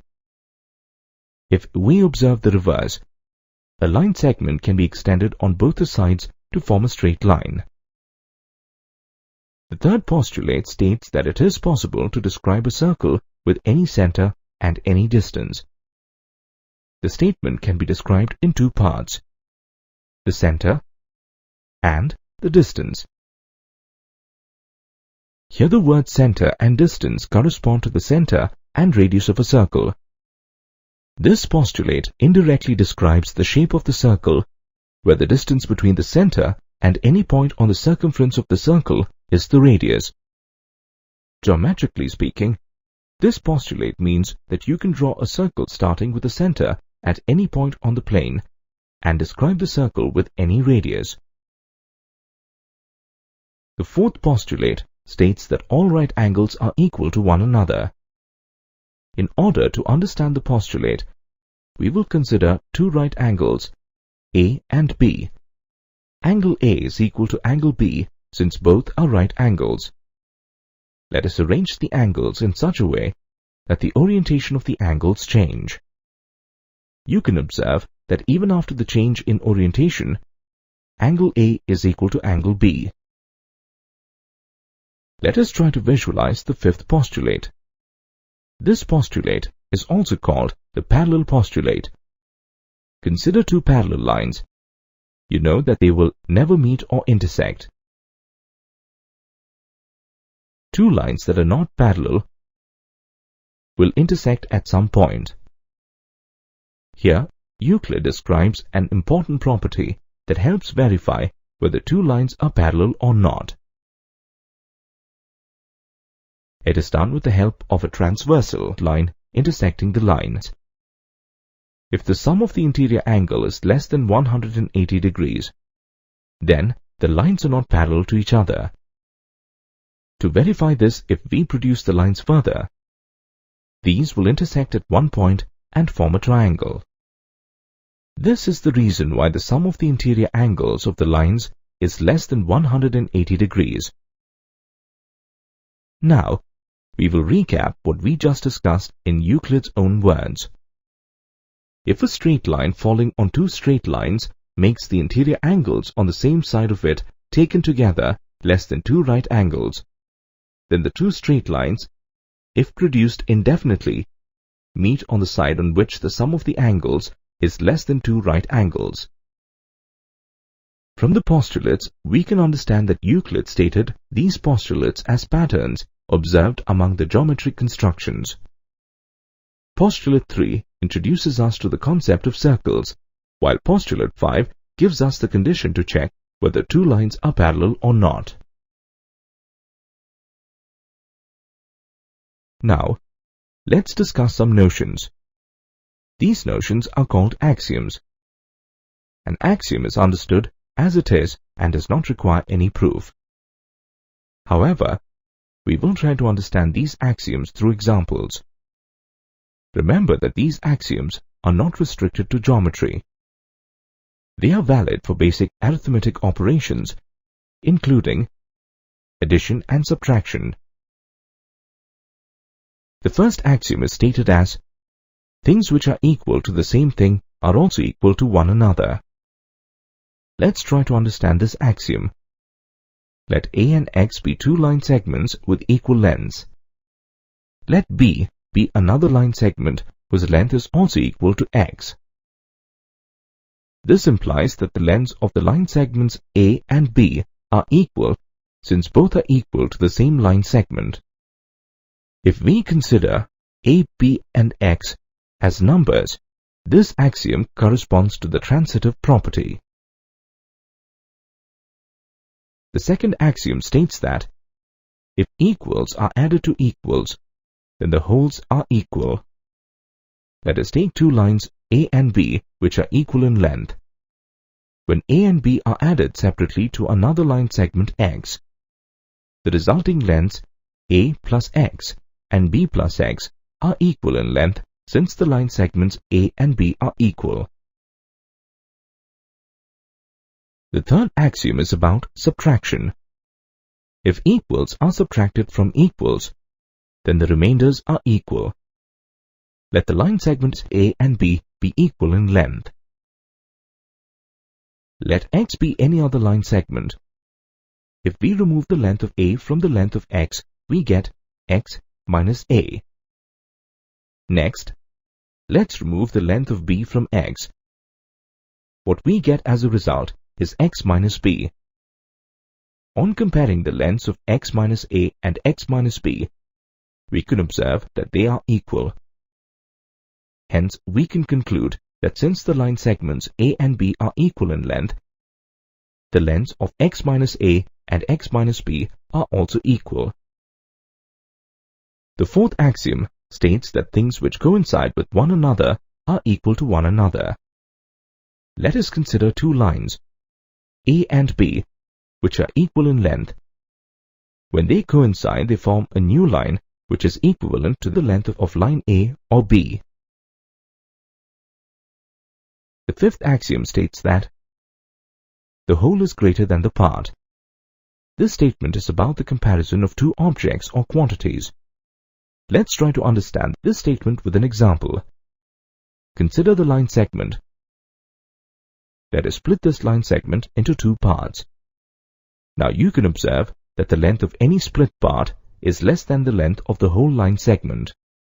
Or in other words, we can say that the length of the line segment is greater than the length of its split parts. Now, let us have a look at the sixth axiom. It states that things which are double of the same things are equal to one another. Let A and B be two line segments with the same length. When the line A is doubled, the length of the new line will be equivalent to the line segment B doubled. Now, let us take up the seventh axiom, which can be considered as the converse of the sixth axiom. Things which are halves of the same things are equal to one another. Let A and B be two line segments with the same length. When the line A is halved, the length of the new line will be equivalent to the line segment B halved.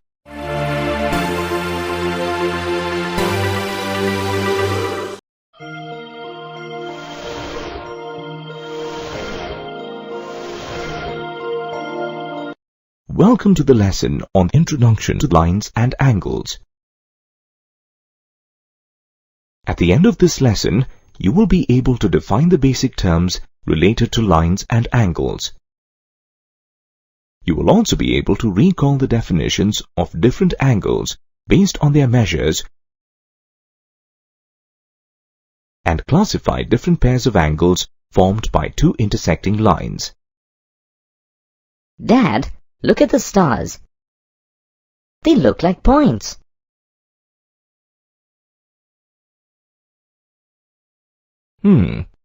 Can you spot the brighter ones?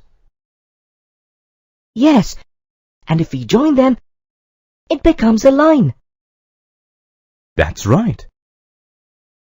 A line is a collection of points along a straight path. A line has no endpoints. A line can be extended indefinitely in both directions. Let's call this line AB. It is denoted by a double-headed arrow. Sometimes lines are also denoted by small letters L, M, N, and so on. A part of a line that has two endpoints is called a line segment. Let's name this line segment EF. It is denoted by a bar. And a part of line with one endpoint is called a ray. Let's name the ray PQ. It is denoted by a single-headed arrow. All the points that lie on the same line are collinear points.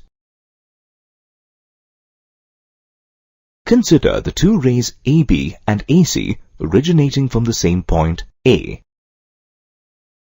This formation brings us to an important term in geometry, the angle. The rays that form the angle are called the arms of the angle. The point of origin or the intersection is called the vertex of the angle. The size of an angle is measured in degrees. We will now learn more about angles. First, let's quickly review our understanding of the different types of angles based on their measures. We'll use a clock for this activity. Let's assume the two hands of the clock represent two rays. Now, let's note down the measure of angles at different times. At 2 p.m., the angle formed is 60 degrees.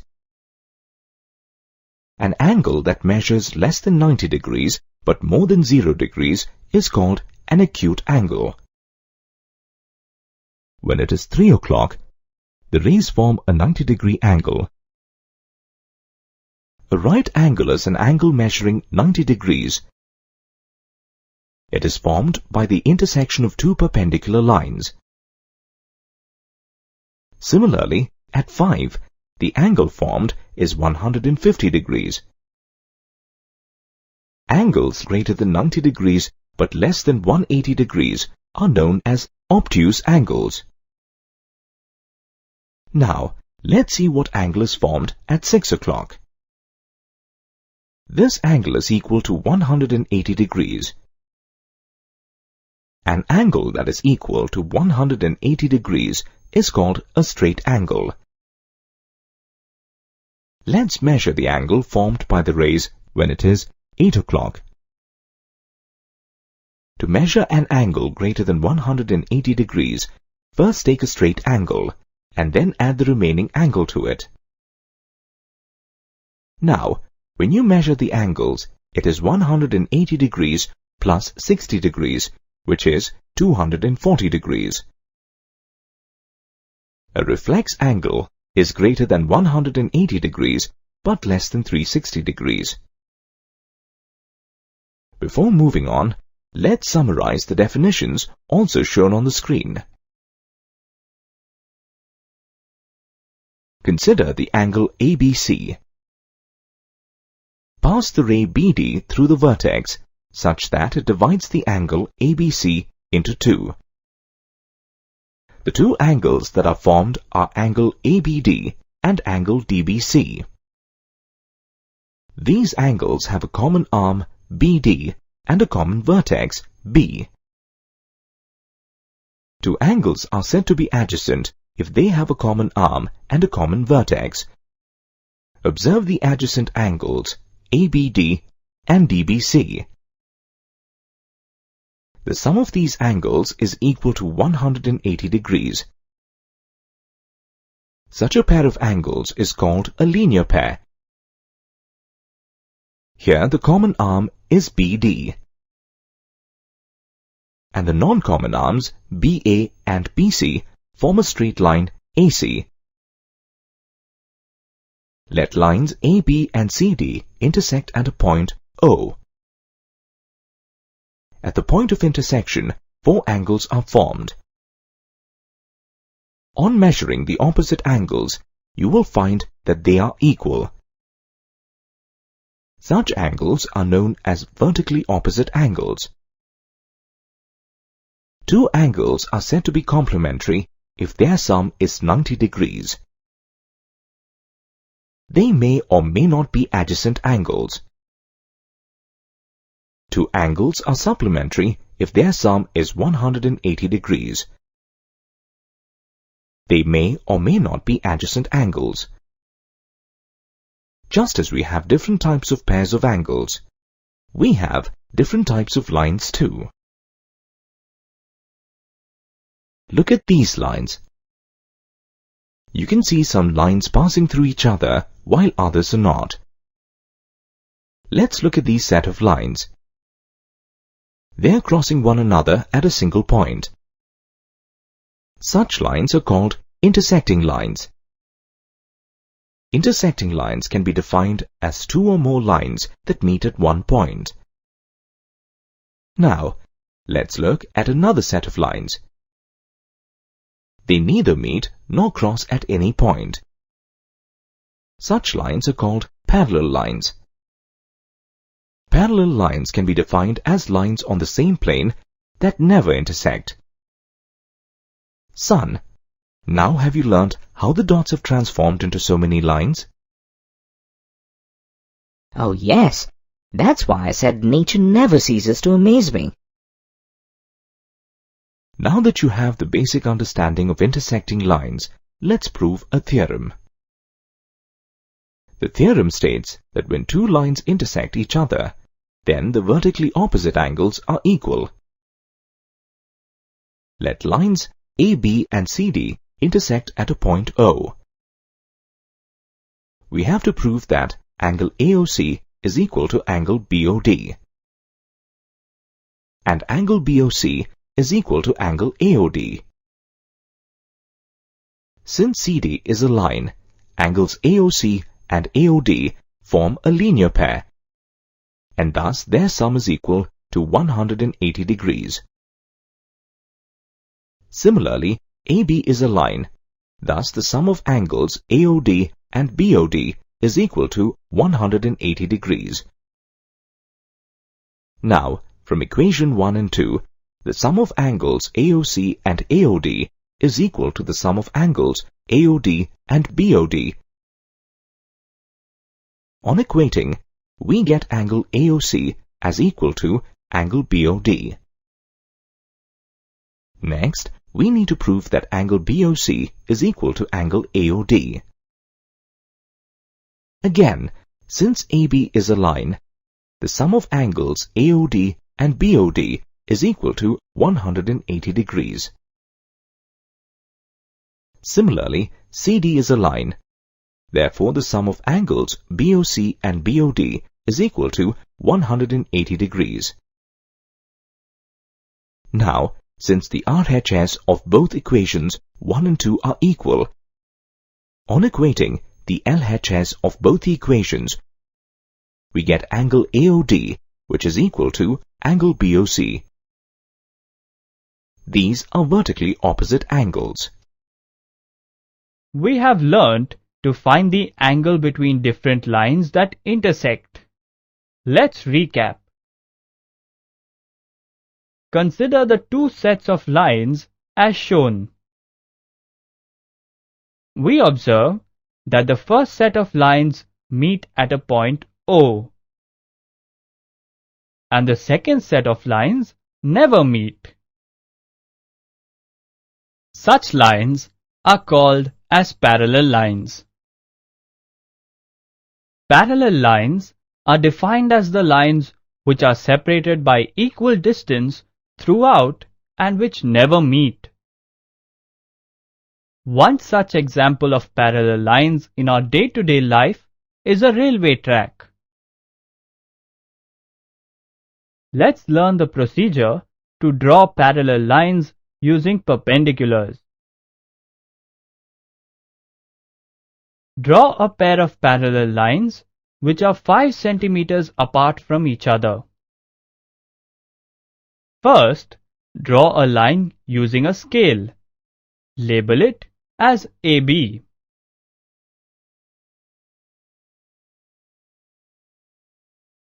Draw a line PU of length 5 centimeters perpendicular to AB as shown.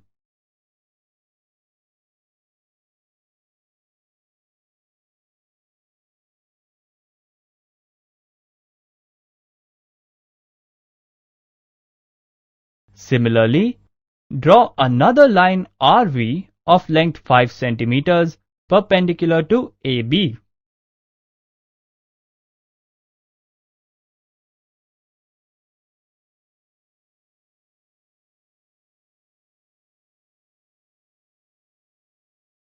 Using a scale, draw a line joining the points U and V.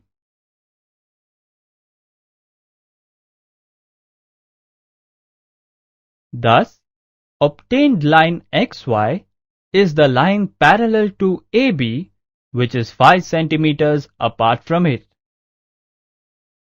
Now, let's look at drawing parallel lines using a set square. First, draw a line using a scale. Label it as XY as shown.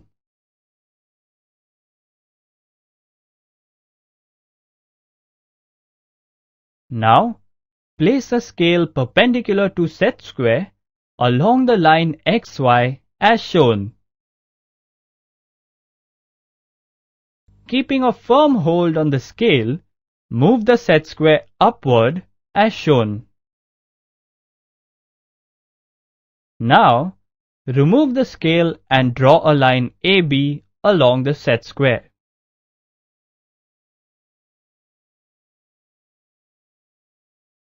Thus, AB is the required line which is parallel to XY. If we consider a line PR which is inclined at 55 degrees as shown, it is difficult to draw a line parallel to PR using a set square. Let us now look at drawing a line parallel to an inclined line. To draw a line parallel to AB, first measure the angle BAC using a protractor.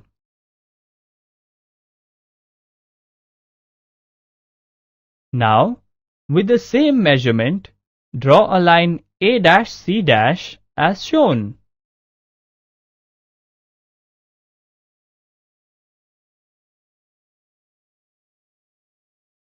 Therefore, the line A'-C' is the line which is parallel to AB.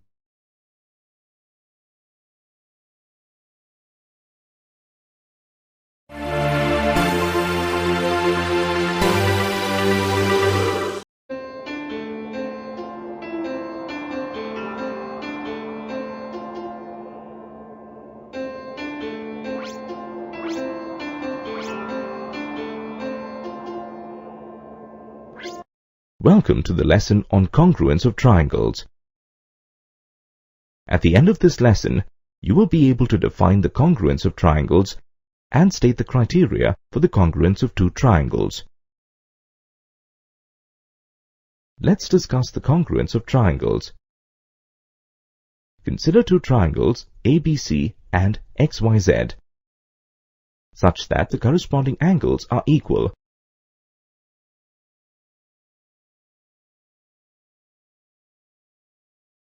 And corresponding sides of both the triangles are equal.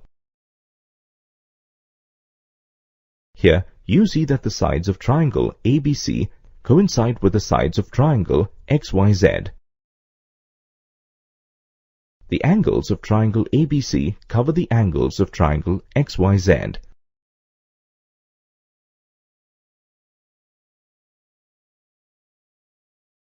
So we can say that the triangles are congruent, and they are denoted by the symbol. Here, the tilde symbol represents that the triangles are the same in shape, and the equal symbol represents that the triangles are equal in size. In general, two triangles are congruent if all the sides and all the angles of one triangle are equal to the corresponding sides and angles of the other triangle. Here, triangle ABC is congruent to triangle XYZ. This also means A corresponds to X, B corresponds to Y, and C corresponds to Z.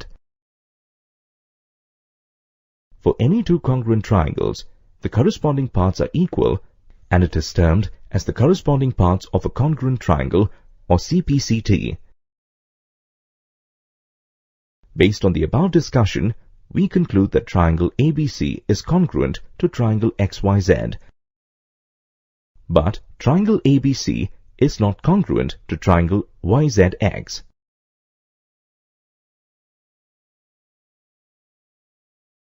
Congruence of two triangles is defined based on different criteria.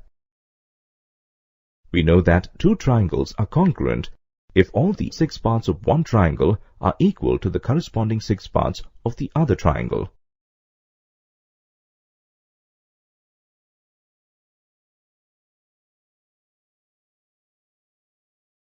You can also prove two triangles are congruent even if the 3 parts of one triangle is equal to the corresponding parts of the other triangle. We'll discuss the basic 4 criteria that state two triangles are congruent.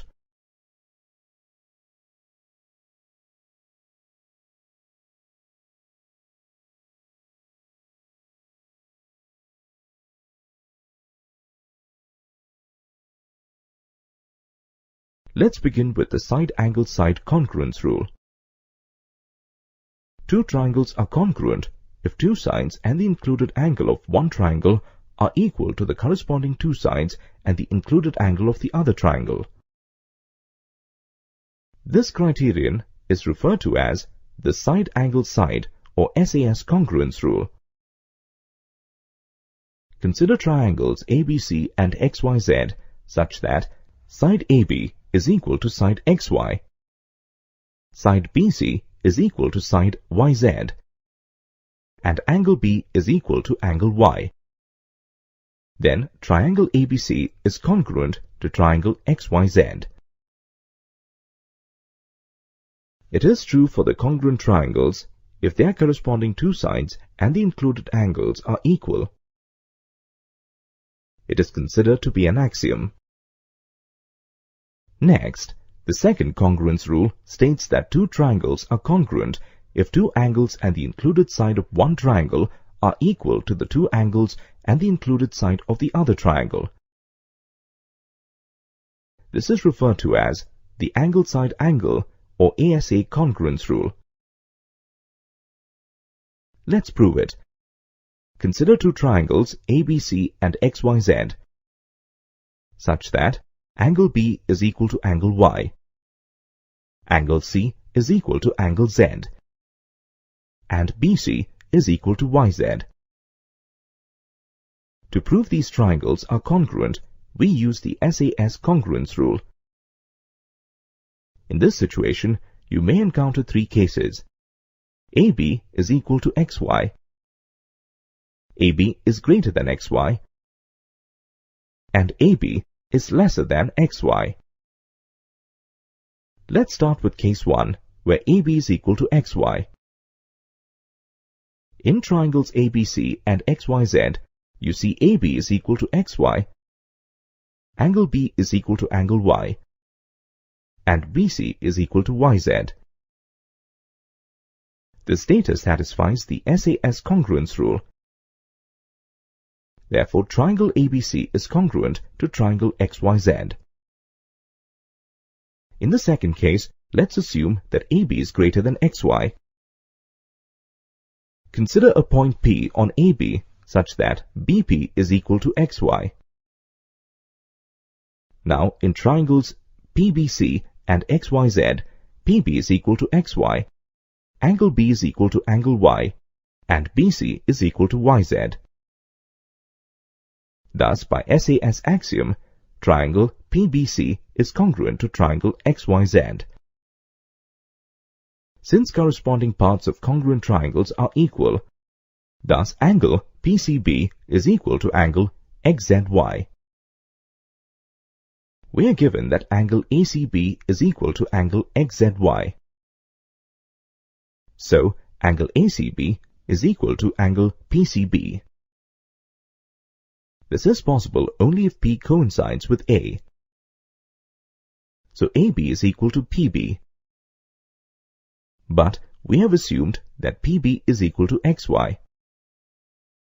This implies that AB is equal to XY. Also, angle B is equal to angle Y, and BC is equal to YZ. Therefore, by the SAS congruence rule, triangle ABC is congruent to triangle XYZ. Lastly, consider AB is less than XY. In this case, consider a point Q on XY such that QY is equal to AB. Proceeding the same way as we did in case 2, we can conclude that QY is equal to XY. Therefore, by the SAS congruence rule, triangle ABC is congruent to triangle XYZ. We know that the sum of the three angles of a triangle is 180 degrees. If two angles of one triangle are equal to the corresponding two angles of another triangle, then the third angles of both the triangles will also be equal. Thus, instead of the included side, we may have any pair of corresponding sides equal. Thus, the ASA congruence rule is sometimes referred as AAS or SAA congruence rule. Since this result has been proved, it is considered a theorem. Two triangles are congruent if three sides of one triangle are equal to three sides of another triangle. This is referred to as the side-side-side or SSS congruence rule. This can only be proved by construction. Consider a triangle ABC. We'll now construct triangle XYZ by using the sides of triangle ABC.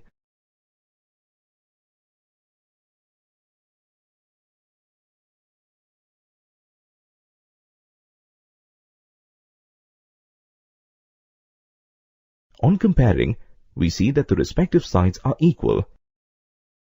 Therefore, the triangles are congruent. Two right-angled triangles are congruent if the hypotenuse and a side of one triangle are equal to the hypotenuse and the corresponding side of the other triangle. This is referred to as the right-angled hypotenuse side or RHS congruence rule. This rule is applicable only for the right-angled triangles, while the rules studied so far are applicable for any triangles.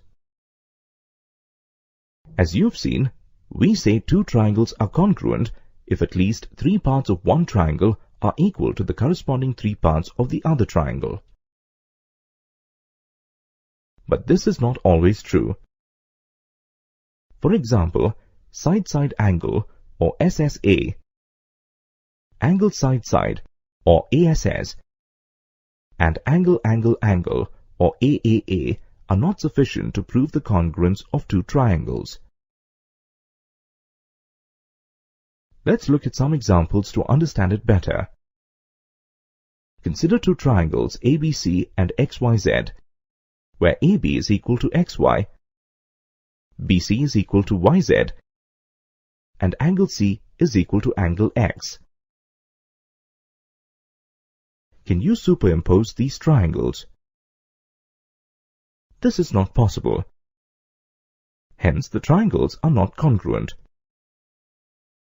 Therefore, side-side angle criterion does not hold true.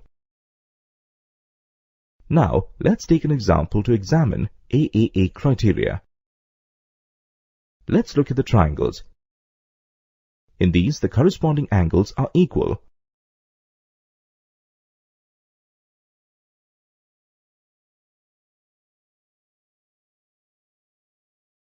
Here, the sides of one triangle are not equal to the sides of the other triangle.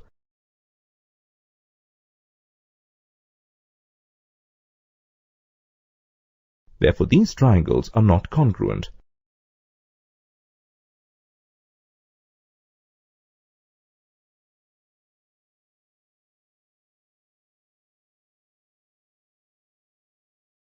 Let's recap. Two triangles are congruent if the sides and angles of one triangle are equal to the corresponding sides and angles of the other triangle. There is a one-to-one correspondence between the vertices of two congruent triangles, ABC and XYZ, such that A corresponds to X, B to Y, and C to Z. Two triangles are congruent if two sides and the included angle of one triangle are equal to the corresponding two sides and the included angle of the other triangle. It is referred as side-angle-side or SAS congruence rule. Two triangles are congruent if two angles and the included side of one triangle are equal to the two angles and the included side of the other triangle. It is referred as angle-side-angle or ASA congruence rule. Two triangles are congruent if three sides of one triangle are equal to three sides of the other triangle. This is referred as side-side-side or SSS congruence rule. Two right-angled triangles are congruent if the hypotenuse and a side of one triangle are equal to the hypotenuse and the corresponding side of the other triangle. This is referred as right angle hypotenuse side, or RHS congruence rule.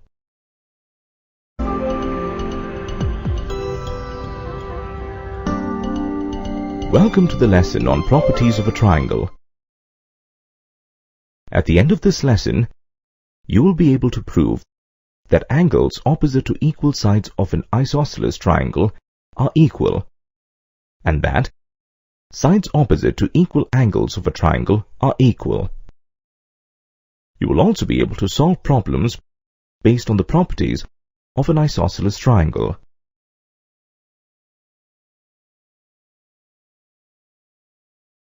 Consider this triangle. Can you determine its type? On measuring its sides, we can see that two of its sides are equal. It's an isosceles triangle. The third side becomes the base of the isosceles triangle. Now, let's join the vertex to the base of the triangle. If we fold the triangle along this line, it divides the triangle into two equal right-angled triangles.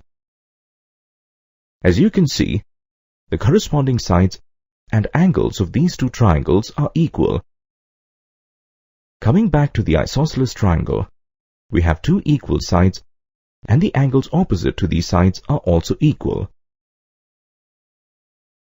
Based on these observations, we can conclude that angles opposite to the equal sides of an isosceles triangle are equal.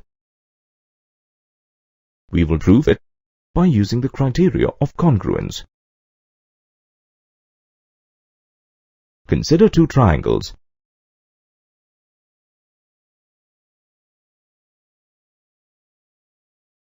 For these triangles to be congruent, the sides and the angles of one triangle must be equal to the corresponding sides and angles of the other. Congruency of triangles can be proved using the four criteria of congruence: SAS congruence rule, ASA or AAS or SAA congruence rule, SSS congruence rule, and RHS congruence rule. Using some of these criteria, we will prove two important theorems of an isosceles triangle. To prove that angles opposite to equal sides of an isosceles triangle are equal, we'll consider an isosceles triangle ABC. Here, side AB is equal to side AC. We have to prove that angle B is equal to angle C. Angle B is opposite to side AC, and angle C is opposite to side AB. We'll begin by drawing a bisector of angle BAC meeting BC at D. First, we will show that triangle ABD is congruent to triangle ACD. In triangle ABD and triangle ACD, side AB is equal to side AC. This is because triangle ABC is isosceles. Angle BAD is equal to angle CAD, since AD is a bisector of angle A. Side AD is common to both the triangles.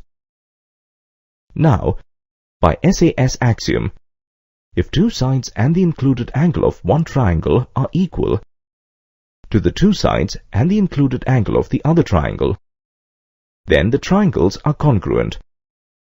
Thus, triangle ABD congruent to triangle ACD. And since the corresponding parts of the congruent triangles are equal, therefore, angle B is equal to angle C. This was simple, wasn't it? The converse of the above theorem is also true. Let's try proving it. The sides opposite to equal angles of a triangle are equal. Let ABC be the given triangle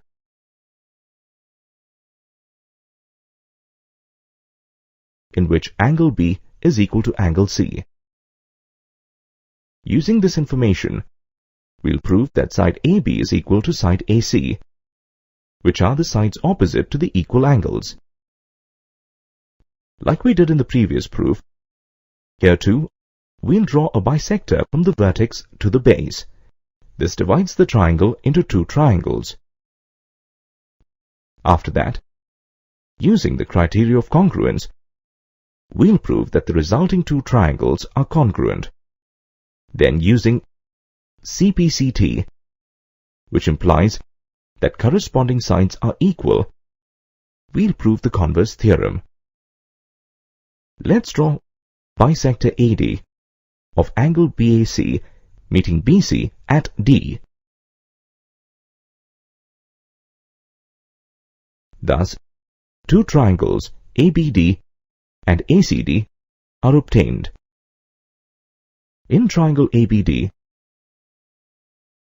and triangle ACD, we are given that angle B is equal to angle C.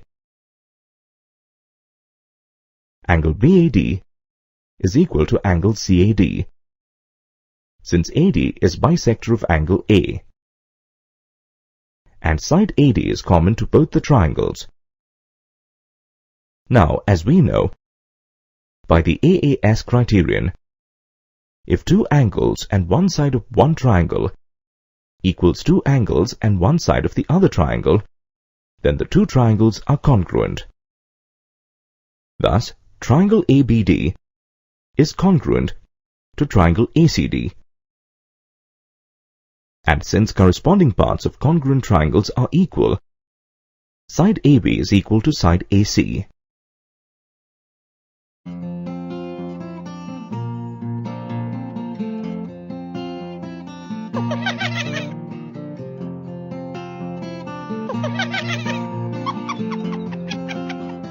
Welcome to the lesson on inequalities in a triangle. At the end of the lesson, you should be able to identify the theorems on inequalities of a triangle and apply the theorem to solve problems involving inequalities of triangles. A triangle has three sides. Three angles are included by the three sides. If we replace one side with a longer side, the measure of the three angles change. This says that the angles and the lengths of the sides are proportional. Let's perform an activity to understand this. Let's take three sticks of length 6, 8, and 10 units respectively. We arrange the sticks to form a triangle. What type of a triangle is this? It's a right angle triangle. Let's name the triangle as ABC. Observe the triangle and its angles.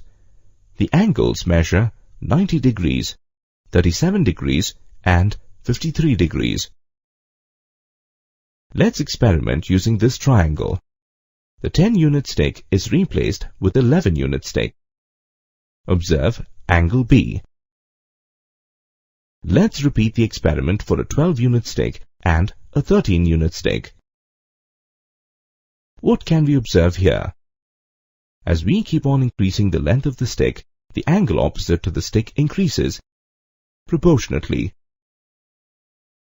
Now let's have a recap. So can we say that the measure of the angle varies according to the side opposite to it? By using the observation, we shall verify two theorems. The first theorem says that if two sides of a triangle are unequal, the angle opposite to the longer side is larger. To understand this theorem, let's use the first triangle. For example, let's consider the 10-unit 8 units and 6 unit sticks in the first triangle. Of these, the 10 unit stick is of greater length. Now compare the angles opposite to the 10 unit stick and the 8 unit stick. You can observe that the angle opposite to the 10 unit stick is greater. Likewise, you can verify the angles opposite to the 8 and 6 unit sticks. As an exercise, you can verify other triangles also. Now, let's verify the second theorem. The theorem says that in any triangle, the side opposite to the larger angle is longer. Now, let's verify this theorem using the first triangle. The greatest angle in this triangle is 90 degrees. You can verify that the side opposite to the greatest angle is the 10 unit stick, which is the longest stick among the 3 sticks. As an exercise, you can verify this with other triangles also. The second theorem is converse of the first theorem. Now, let's learn about the other theorem. This theorem is about the sum of sides of the triangle. The theorem says that the sum of any 2 sides of a triangle is greater than the third side. To verify it, let's take a triangle with sides A, B, and C. Of the 3 sides, if we take any 2 sides at a time, the sum of the 2 sides is greater than the third side. That is,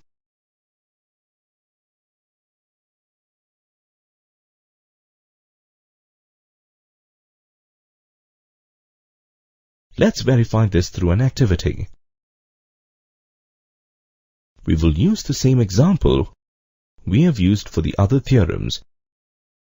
Let's substitute the sides A, B, and C with 6, 8, and 10 respectively. If we consider 2 sticks at a time and add their lengths, we observe the following.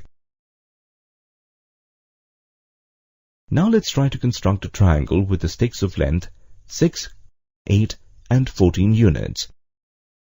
Is it possible to construct a triangle with these sides? You can observe that it is impossible to form a triangle. Let's see why. On comparing, we find that the sum of the 2 sides is equal to the third side. We cannot construct a triangle with such measurements. Similarly, we cannot construct a triangle if the sum of the 2 sides is less than the third side.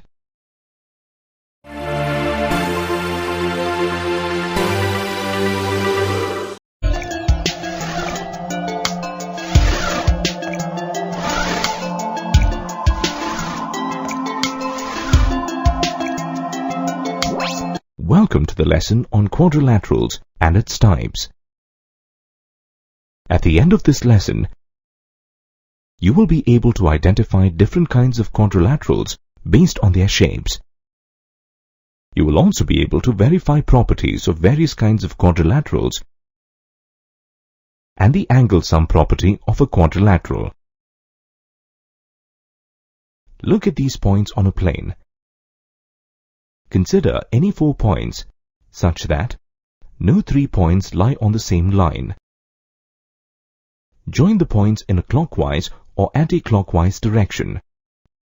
What do you obtain? A 4-sided closed figure. This is called a quadrilateral. A quadrilateral has 4 sides. Here AB, BC, CD, and DA are the 4 sides. For angles, angle A, angle B, angle C, and angle D are the 4 angles formed at the vertices. And for vertices, A, B, C, and D are the 4 vertices. AC and BD are the 2 diagonals of the quadrilateral ABCD. Next, we'll discuss about the different types of quadrilaterals and their properties.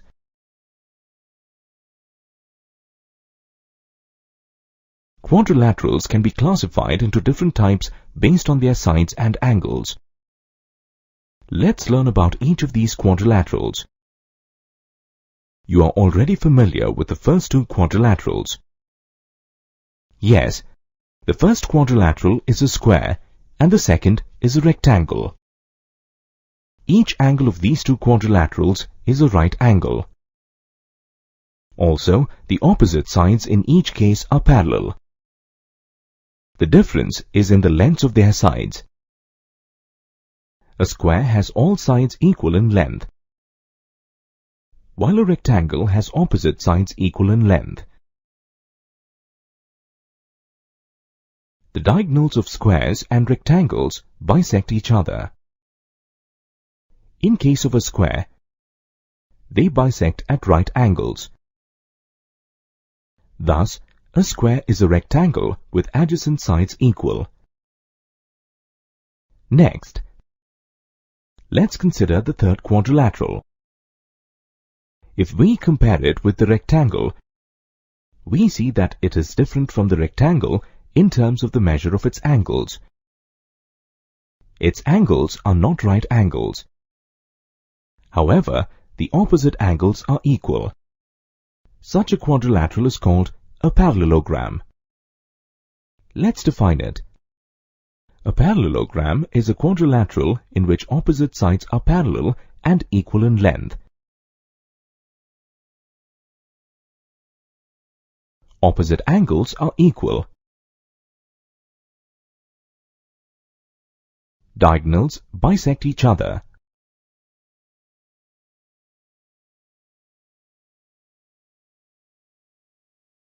Now, consider the fourth type of a quadrilateral.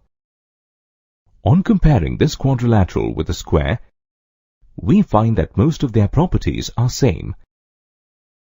However, unlike the square, its angles are not right angles. Such a quadrilateral is called a rhombus. A rhombus is a quadrilateral in which all sides are equal in length.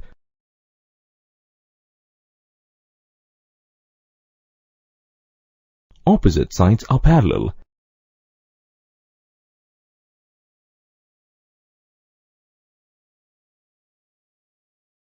Opposite angles are equal.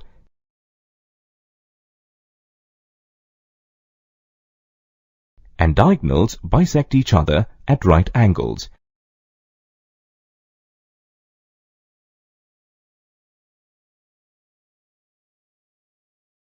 Thus, we can say a square is a rhombus in which each angle measures 90 degrees. Now, let's consider the definition of all four quadrilaterals. Can we say that a square, a rectangle, and a rhombus are parallelograms? Yes, we can. Squares, rectangles, and rhombuses are all examples of parallelograms.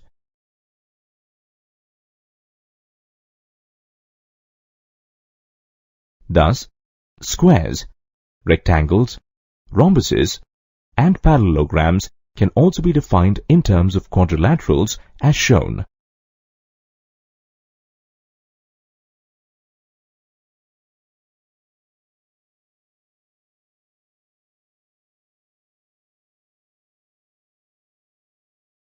The relation between these can also be represented as shown.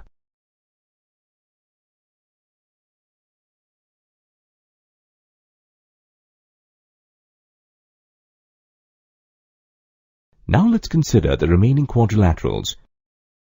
Both these quadrilaterals are quite different from the ones we have just learned. This is a trapezium.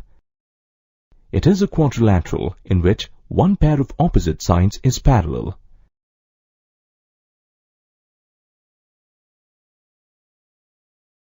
Now, here's a special trapezium. Its non-parallel sides, as you can see, are equal in length.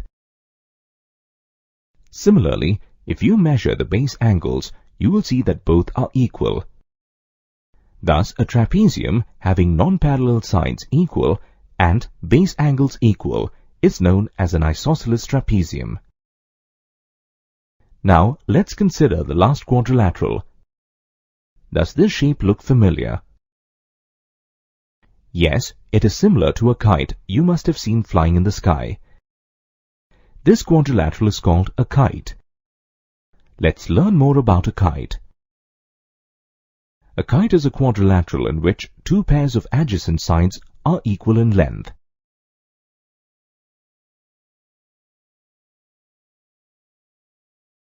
And one pair of opposite angles, the ones that are between the sides of unequal length, are equal in measure.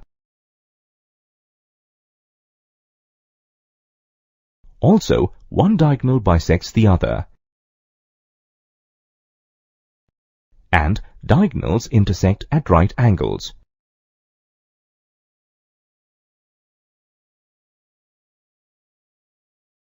Now, let's prove a property which holds true for all types of quadrilaterals.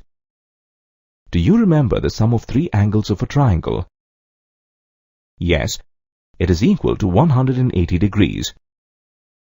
Using this property of a triangle, we will show that the sum of four angles of a quadrilateral is equal to 360 degrees. Consider a quadrilateral. A diagonal divides it into two triangles. Since the sum of three angles of each triangle is 180 degrees, the sum of the angles of a quadrilateral is equal to 360 degrees. Let's prove this theorem. Consider quadrilateral ABCD. Let AC be its diagonal such that it divides the quadrilateral into two triangles, triangle ABC and triangle ADC.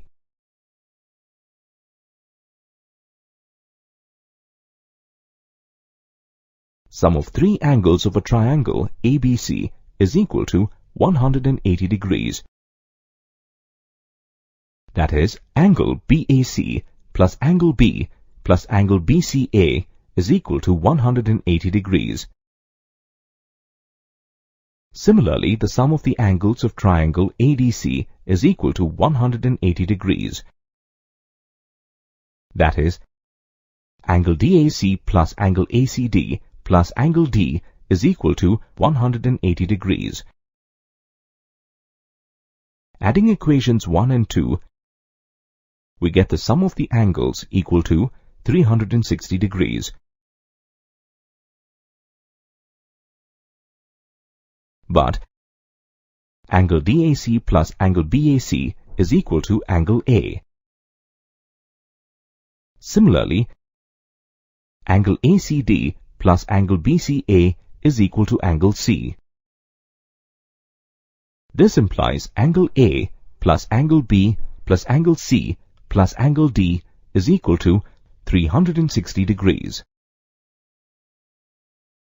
Thus, the sum of the angles of a quadrilateral is equal to 360 degrees. That is, the sum of all the angles of a square, a rectangle, a parallelogram, a rhombus, a trapezium, and a kite is equal to 360 degrees. Welcome to the lesson on properties of a parallelogram. At the end of this lesson, you will be able to identify the different types of parallelograms and illustrate the relationships between them. You will be able to state and prove different properties of a parallelogram. You will also be able to prove that a diagonal divides a parallelogram into two congruent triangles. Let's first quickly recapitulate about parallelograms and their types. A parallelogram is a quadrilateral in which opposite sides are equal and parallel. Rectangles, rhombuses and squares are all different types of parallelograms. A rectangle is a parallelogram in which any one angle is of measure 90 degrees. A rhombus is a parallelogram in which all sides are equal. A square is a rectangle with all sides equal.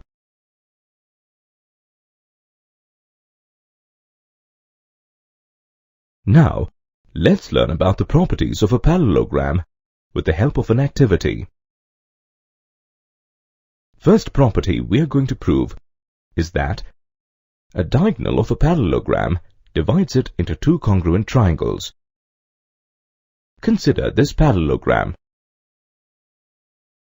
Let's join any of its two opposite vertices. It divides the parallelogram into two triangles. The two triangles coincide, means the corresponding sides of both the triangles are equal. This implies a diagonal of a parallelogram divides it into two congruent triangles. Since the triangles are congruent, their corresponding sides and angles are equal. Thus, we conclude that in a parallelogram, opposite sides are equal and opposite angles are equal. Let's now join its other two vertices. It divides the parallelogram into four triangles. Consider these two. On placing one over the other, you will notice that they also coincide. This implies that the corresponding sides are equal. Thus, we can say that the diagonals bisect each other. Now, let's check that the properties of a parallelogram also holds true for rectangles, rhombuses, and squares. Let's draw any one of their diagonals.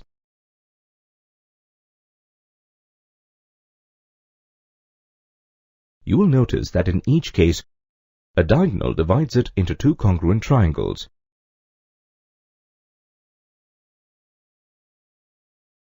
Thus, all the properties of a parallelogram holds true for rectangles, rhombuses, and squares. Let us now try to prove some of the properties of a parallelogram. First theorem we are going to prove is a diagonal of a parallelogram divides it into two congruent triangles. Consider a parallelogram ABCD and let AC be its diagonal. In order to prove that the diagonal AC divides the parallelogram into two congruent triangles, we will prove that triangle ABC is congruent to triangle CDA. In triangle ABC and triangle CDA, angle BCA is equal to angle DAC. Since AD is parallel to BC and AC is a transversal, they form a pair of alternate interior angles. Also, angle BAC is equal to angle DCA. Since they form a pair of alternate interior angles, will AB parallel to DC and AC being a transversal. Side AC is common to both the triangles. Thus, from equations 1, 2, and 3, two angles and the included side of triangle ABC are equal to the corresponding two angles and the included side of triangle CDA. This implies triangle ABC is congruent to triangle CDA by the ASA congruence rule. Thus, a diagonal of a parallelogram divides it into two congruent triangles. This completes the proof. Now, continuing with same parallelogram, which is divided into two congruent triangles. By CPCT, we can say that the corresponding sides of the two congruent triangles are equal. That is, side AB is equal to DC and side AD is equal to BC. Thus we conclude in a parallelogram, opposite sides are equal. Also, corresponding angles are equal. That is, angle B is equal to angle D. Similarly, on drawing the other diagonal, we get angle A is equal to angle C. Thus we conclude in a parallelogram, opposite angles are equal. Now, let's prove the second theorem. If each pair of opposite sides is equal in a quadrilateral, then it is a parallelogram. Let ABCD be the given quadrilateral in which AB is equal to CD and BC is equal to AD. To prove quadrilateral ABCD is a parallelogram, we will show that a pair of opposite sides is parallel. Draw diagonal AC. Let's begin with the proof. In triangle ABC and triangle CDA, side AB is equal to side CD, denoting it by equation 1. Side AC is common to both the triangles, denoting this by equation 2. Side BC is equal to side AD, denoting it by equation 3. Thus, the three sides of triangle ABC are equal to the corresponding three sides of triangle CDA. Therefore, by the SSS congruence rule, triangle ABC is congruent to triangle CDA. Now, since the corresponding parts of congruent triangles are equal, therefore, angle BAC is equal to angle DCA. And angle BCA is equal to angle DAC. On adding, we get angle A is equal to angle C. Also, angle B is equal to angle D by CPCT. That is, opposite angles of the quadrilateral ABCD are equal. We know that a quadrilateral is a parallelogram if the opposite angles are equal. Hence, the quadrilateral ABCD is a parallelogram. The third theorem we are going to prove is, if the diagonals of a quadrilateral bisect each other, then it is a parallelogram. Let ABCD be the given quadrilateral in which diagonals AC and BD bisect each other. This implies BE is equal to DE and AE is equal to CE. We have to prove quadrilateral ABCD is a parallelogram. Let's begin with the proof. In triangle AEB and triangle CED, we are given side AE is equal to side CE, denoting this by equation 1. Angle AEB is equal to angle CED, since they form a pair of vertically opposite angles, denoting this by equation 2. Also, side BE is equal to side DE, denoting this by equation 3. From the above equations, two sides and the included angle of triangle AEB are equal to the corresponding two sides and the included angle of triangle CED. Thus, by the SAS congruence rule, triangle AEB is congruent to triangle CED. Now, since corresponding parts of congruent triangles are equal, therefore, angle ABE is equal to angle CDE, which are the alternate interior angles for lines AB and DC and transversal DB. Thus, AB is parallel to DC. Also by CPCT, AB is equal to DC. Thus, in the quadrilateral ABCD, we have a pair of opposite sides equal and parallel. Hence, it is a parallelogram.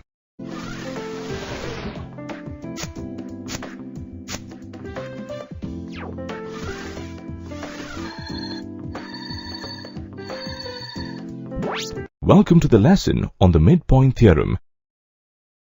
At the end of this lesson, you will be able to state and prove the midpoint theorem. You will also be able to solve problems based on midpoint theorem. three friends, A, B, and C, are standing on the three vertices of a triangle. Two more friends, D and E, joined them and stood on the two sides, AB and AC, such that they position themselves midway. D and E claim that the perpendicular distance between the line joining them and the line BC remains constant. That is, line DE is parallel to the line BC. Let's check if they are speaking the truth. Measure angle ADE and angle ABC. They are equal. This implies that the corresponding angles formed by the lines BC and DE with the transversal AB are equal. Thus, DE is parallel to BC. Also, D and E claim that the distance between them is half the distance between B and C. For this, let's measure the length of the line segment DE and BC. Wow! They are right. Finally, friends D and E have successfully claimed that if they stand midway between the two sides AB and AC of a triangle ABC, then DE is parallel to BC and DE is half of BC. In geometry, this result is known as the midpoint theorem.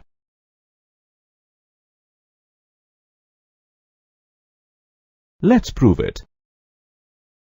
The line segment joining the midpoints of the two sides of a triangle is parallel to the third side and equal to half the third side. Let ABC be the given triangle in which P and Q are midpoints of sides AB and AC respectively. We have to prove that line PQ is parallel to side BC and PQ is half of BC. Draw a line CR parallel to BA such that it meets PQ produced at R.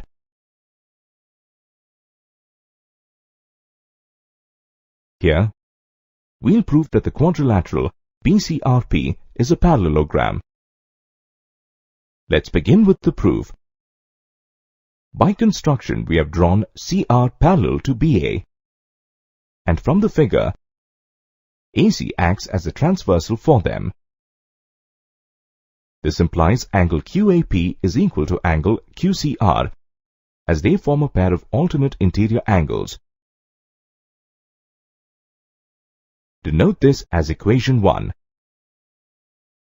Also, AQ is equal to QC, since Q is the midpoint of side AC. Also, angle AQP is equal to angle CQR, since they form a pair of vertically opposite angles. Thus, two angles and the included side of triangle APQ are equal to the two angles and the included side of triangle CRQ. Thus, by the ASA congruence rule, triangle APQ is congruent to triangle CRQ.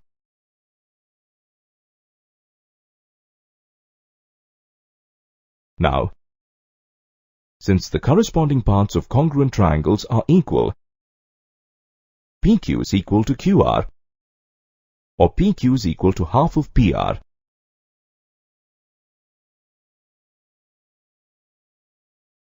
Also, AP is equal to CR, but AP is equal to BP, since P is the midpoint of the side AB. This implies BP is equal to CR. Also by construction, BP is parallel to CR. Thus, in the quadrilateral BCRP, we have a pair of opposite sides, BP and CR, that are equal and parallel.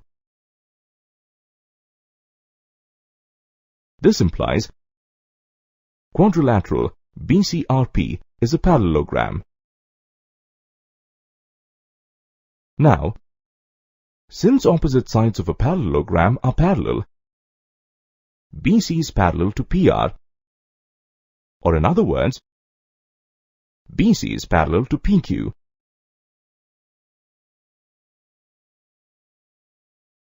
Also, opposite sides of a parallelogram are equal. Therefore, PR is equal to BC.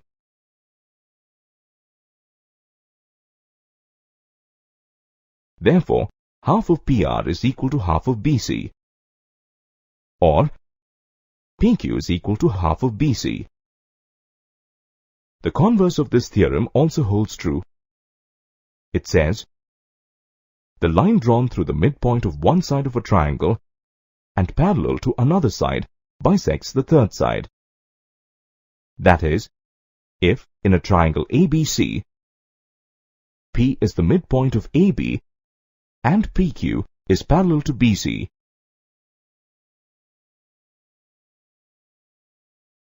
then AQ is equal to QC.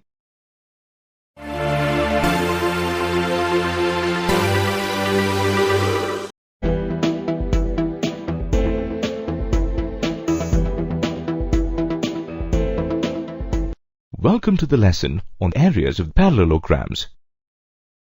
At the end of this lesson, you will be able to identify figures that are on the same base and between the same parallels. Additionally, you will be able to prove that parallelograms on the same base and between the same parallels are equal in area. You will also be able to prove that parallelograms on the same base that have equal areas lie between the same parallels.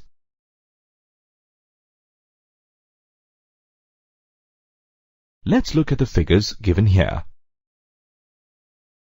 In the first figure, we have a parallelogram ABCD and a triangle PDC. What is common between these two polygons? First, both the parallelogram and the triangle lie on the same base DC. Second, the vertices A, B and P that are opposite to the base DC lie on the line AP. Line AP is parallel to the base DC.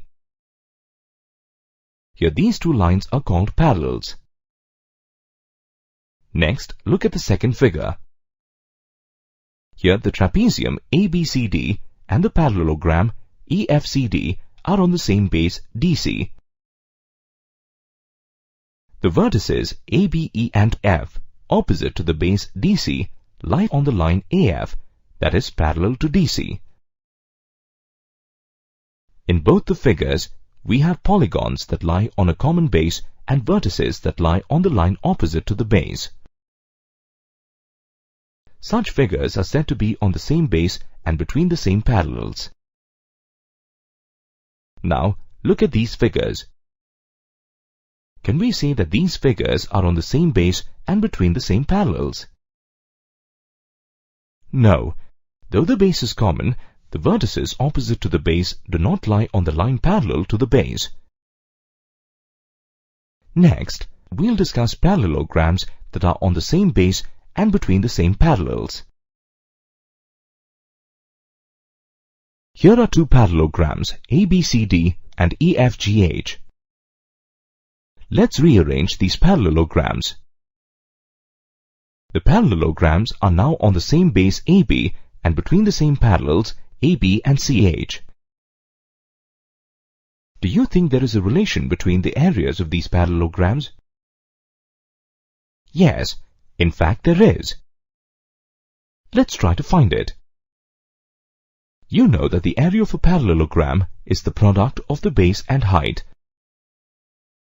In the figure, the base of both the parallelograms is AB. We'll name it B. Since both parallelograms lie between the same parallels, the height of the parallelograms are equal. We'll name the height H. The bases and heights of both parallelograms are equal. Does it imply that the area of both parallelograms are equal?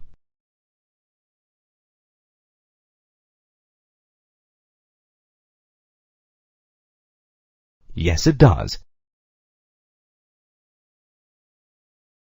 Based on this activity, we arrive upon a theorem. Parallelograms on the same base and between the same parallels are equal in area.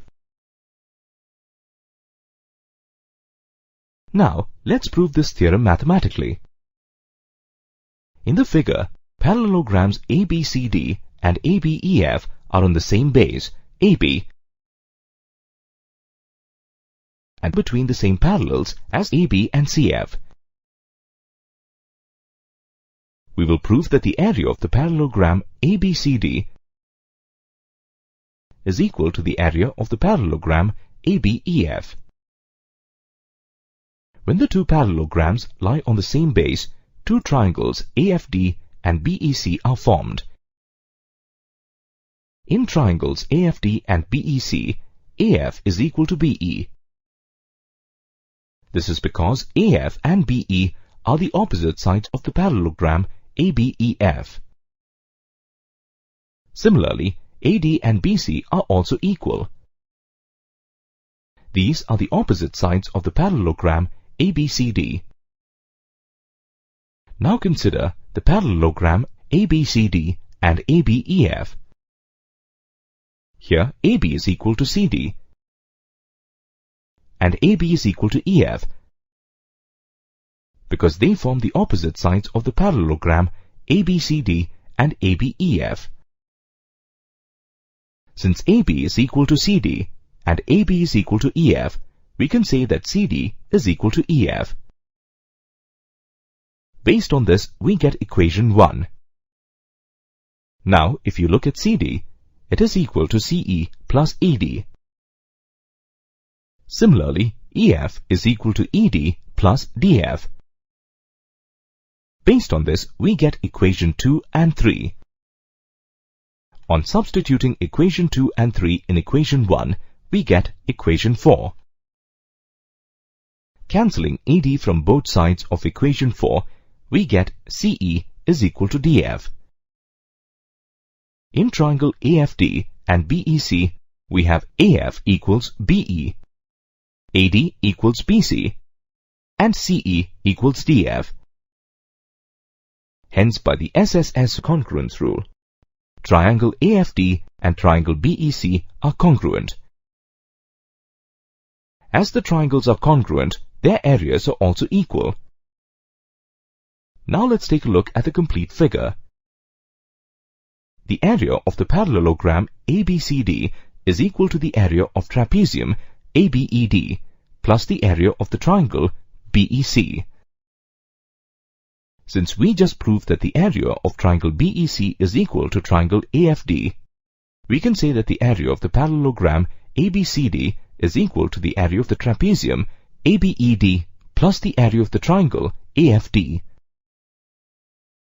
This is equal to the area of the parallelogram ABEF. Therefore, we have proved that the area of the parallelogram ABCD is equal to the area of the parallelogram ABEF. Thus, the theorem is proved.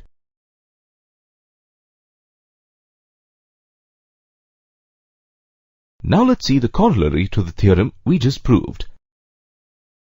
The corollary states that parallelograms on the same base that have equal areas are between the same parallels. ABCD and ABEF are two parallelograms on a common base AB. The areas of these parallelograms are also equal. Let's assume the bases of the parallelograms are B and the heights are h1 and h2 respectively. Applying the formula for area of a parallelogram, we can express equation 1 as follows. Cancelling B that is common in both sides, we get h1 is equal to h2. As the heights of the parallelograms ABCD and ABEF are equal, the common base AB and the opposite side FC are parallel. Thus, the corollary is proved. Remember that all figures that are on the same base and between the same parallels need not have equal areas. Both the figures are on the same base AB and between the same parallels, AB and CD. Since ABEF is not a parallelogram, the areas of ABCD and ABEF are not equal. Both these figures are on the same base PQ and between same parallels PQ and SR. Since PQX is a triangle, the area of PQRS is not equal to the area of PQX.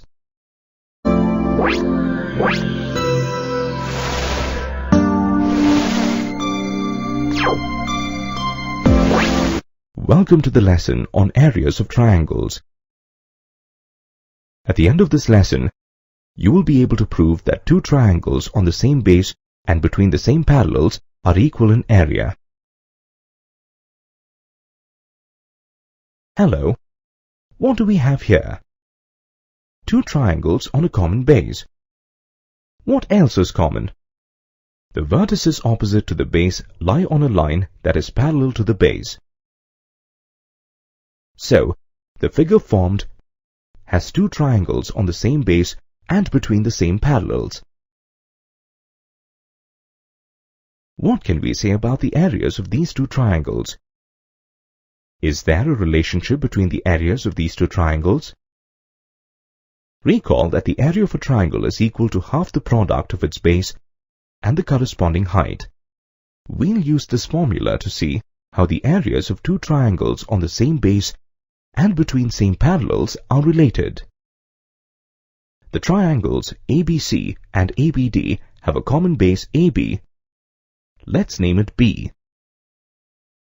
The height of triangle ABC is CP with respect to the base AB, and that of triangle ABD is DQ with respect to the base AB.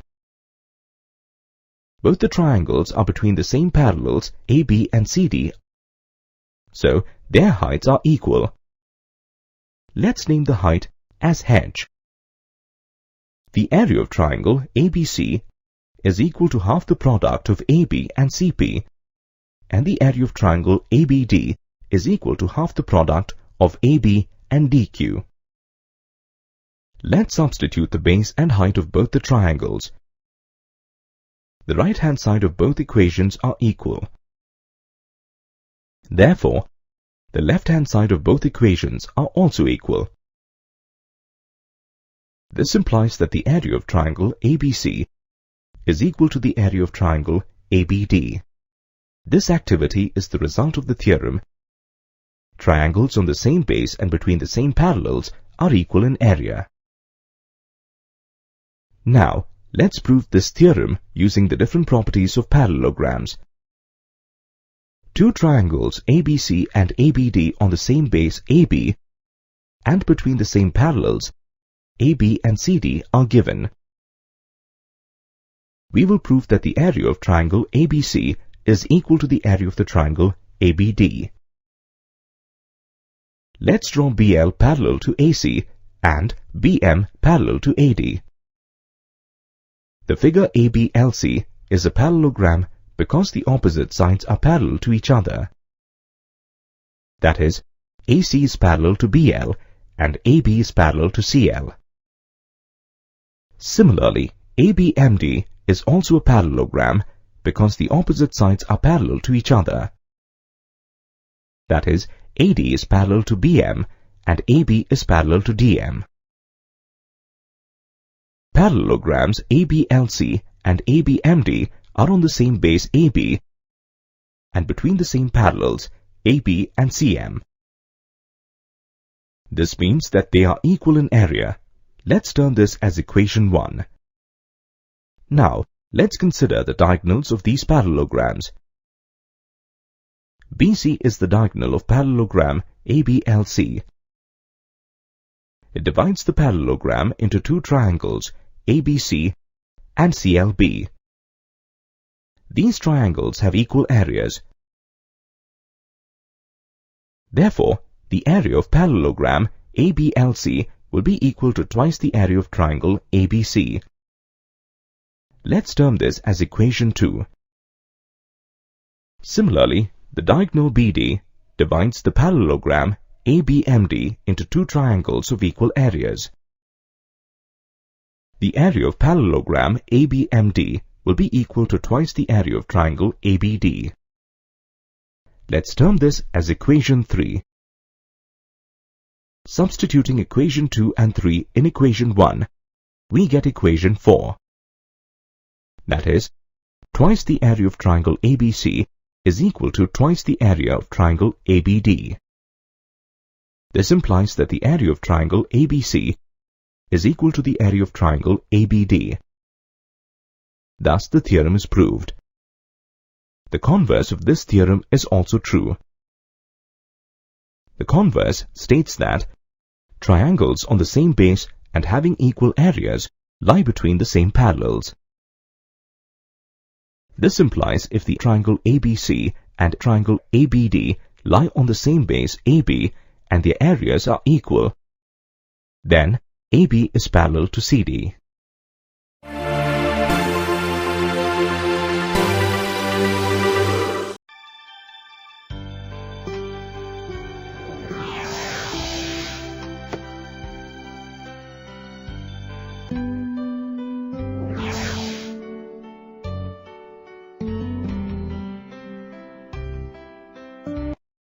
Welcome to the lesson on basic concepts of circles.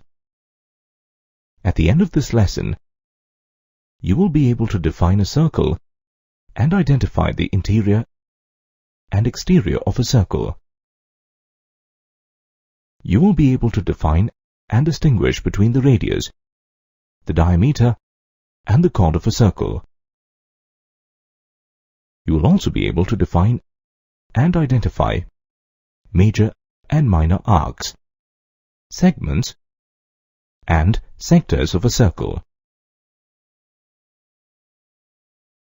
Meet Mr. A, a moving point. Right now, Mr. A has all the freedom to move in whichever direction he wants to.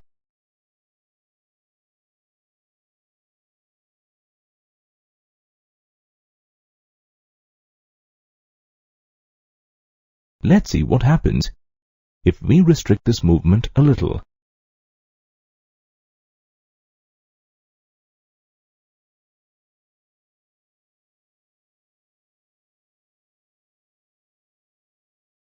Meet Mr. O, a fixed point. We asked Mr. A to move so that his distance from Mr. O always remains the same. For this, we have joined Mr. A and Mr. O with a line. Do you notice any change in Mr. A's movement?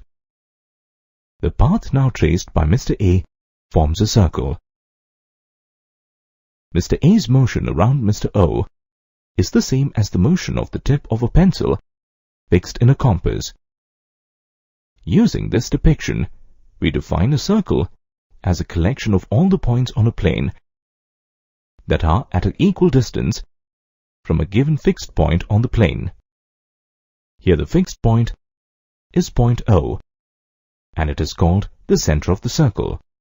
The length of the edge of the circle traced around the center is called the circumference of the circle. Let's draw a circle on this piece of paper. How many parts does the paper get divided into? A circle divides a paper into 3 parts. The area outside the circle, that is, the exterior of the circle itself, and the area inside the circle, that is, the interior of the circle. The circle and the interior area together comprise the circular region occupied by the circle. Remember the line we used to join Mr. A and Mr. O. This line is the fixed distance at which Mr. A moved around Mr. O. This distance is also called the radius. A line segment joining the center of a circle with any point on its circumference is called the radius of the circle. The term radius is used to represent both the line segment joining the center to the circumference and the length of that line segment. Coming back to Mr. A, he has found a companion, Mr. B. both these points lie on the circumference of the circle. Rather than going around in a circle, Mr. A and B have found a direct way to connect with each other. The line segment AB that joins the 2 points on the circumference of a circle is called a chord. Mr. A and Mr. B have decided to move. The interesting part about their new position is that now the line segment joining these two passes through the center of the circle. Line segment AB is a special chord. The chord AB that passes through the center of the circle is called the diameter of the circle. Now, this special chord, called the diameter, has some very interesting properties. First of all, it divides a circle into 2 equal parts. Each part is called a semicircle. Another interesting part is that the diameter of a circle is equal to twice the length of the radius of the circle. A diameter also happens to be the longest chord of a circle. Remember Mr. A and Mr. B? Suppose there is no direct way in the form of the chord AB to move from A to B. How do you travel from A to B then? You can move along the circumference of the circle. The part of the circumference of the circle between points A and B is called an arc. Now, is there only one way to move from A to B along the circle? Actually, there are 2. You can either take the longer path called the major arc or the shorter path called the minor arc. As mentioned earlier, the diameter divides the circle into 2 equal arcs called semicircles. How do you cut a cake? Well, one way is to just cut across it, like drawing a chord. Now, which of these 2 parts would you like to have? A chord divides a circular area into 2 parts called segments. The larger part is called the major segment. The smaller part is called the minor segment. You would obviously prefer the major segment as your share of the cake. A diameter divides a circle into 2 equal segments. Another way of cutting a cake is starting from the center and cutting it across 2 radii to cut a wedge. The region enclosed by any 2 radii of a circle and the arc between them is called a sector. The major arc forms the larger or major sector. The minor arc forms the smaller or minor sector.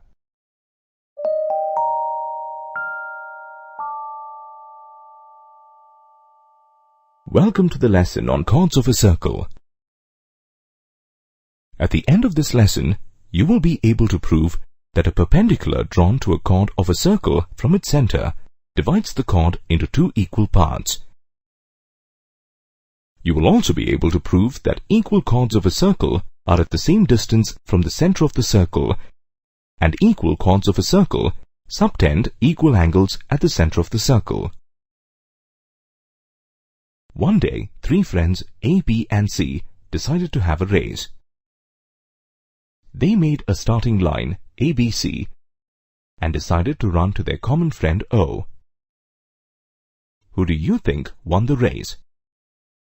A, B and C are all very good runners, but B won the race. Now let's see if B had any advantages. Aha! So B had the advantage of running the shortest distance, but they were all running from the same straight line. So, how did this happen? B ran along the perpendicular line from O to AB. The perpendicular from a point to a line segment is the shortest distance between them.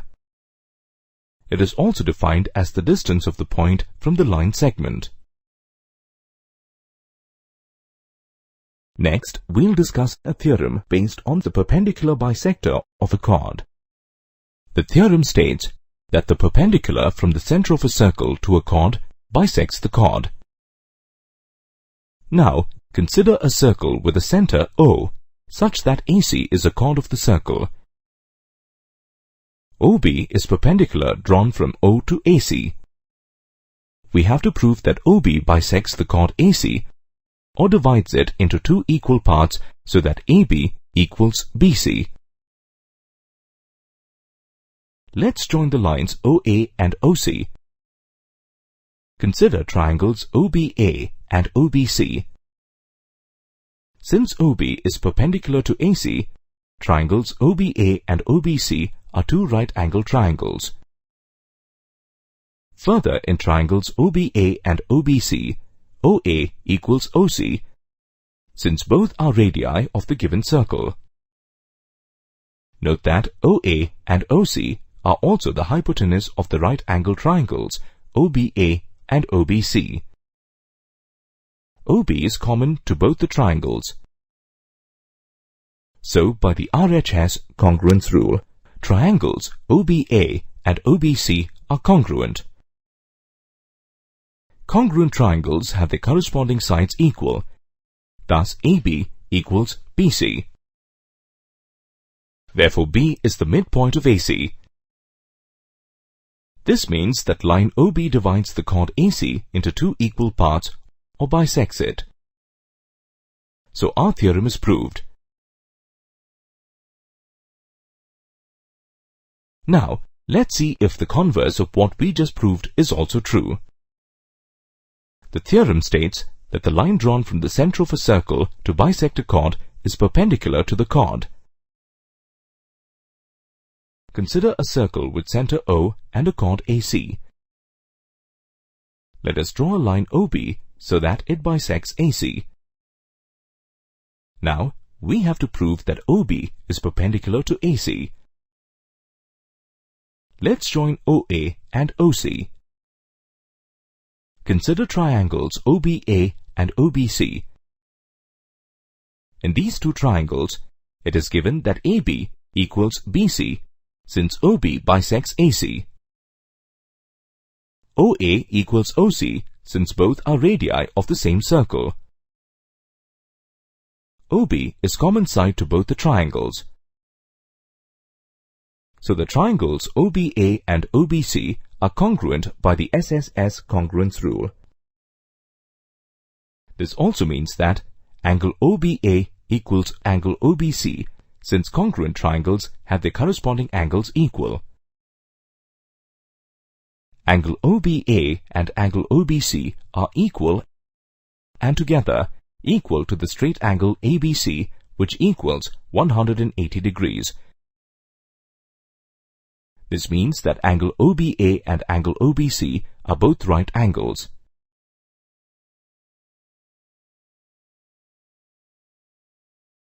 This also means that OB is perpendicular to AC. So the theorem is proved. Look at the circle. Let's draw two chords which are equidistant from the center of the circle. If you don't know the center of the circle, would it be possible to draw chords that are equidistant from the center? Yes, it's possible. Let's see how. If we measure the chords, we find both the chords are congruent. This means that the chords which are equidistant from the center will be equal in length.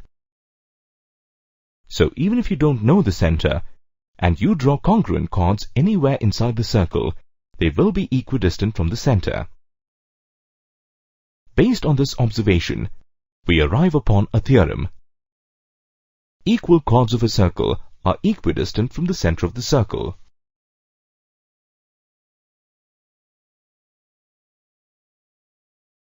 In the figure, we have two equal chords, AB and PQ. Let's draw perpendiculars from the center O to the chords AB and PQ. The perpendiculars are OM and ON, which also represents the distance between the center and the chords. Now to verify the theorem, we will prove that OM equals ON. A simple and quick way to do this is measure OM and ON using a ruler. First, let us measure OM. Now, let us measure ON. We can see that OM equals ON. This proves that equal chords of a circle are equidistant from the center of the circle. Here is a circle whose center is marked. Now the problem is to draw two chords so that they are equal in length. The challenge is to do it without measuring the lengths of the chord. Now, how easy is that? Actually, very easy. Let's discuss a theorem. The theorem states that the chords at the same distance from the center of a circle are equal in length. You can start by marking 2 points M and N at an equal distance from the center O. Now draw a chord AB passing through M and perpendicular to OM. Next, draw a chord PQ passing through N and perpendicular to ON. We have to prove that if OM equals ON, then AB equals PQ. Now, let us measure chords AB and PQ to see if they are equal. First, let us measure AB. Next, we'll measure PQ. Simple measurement shows that chords AB and PQ are equal.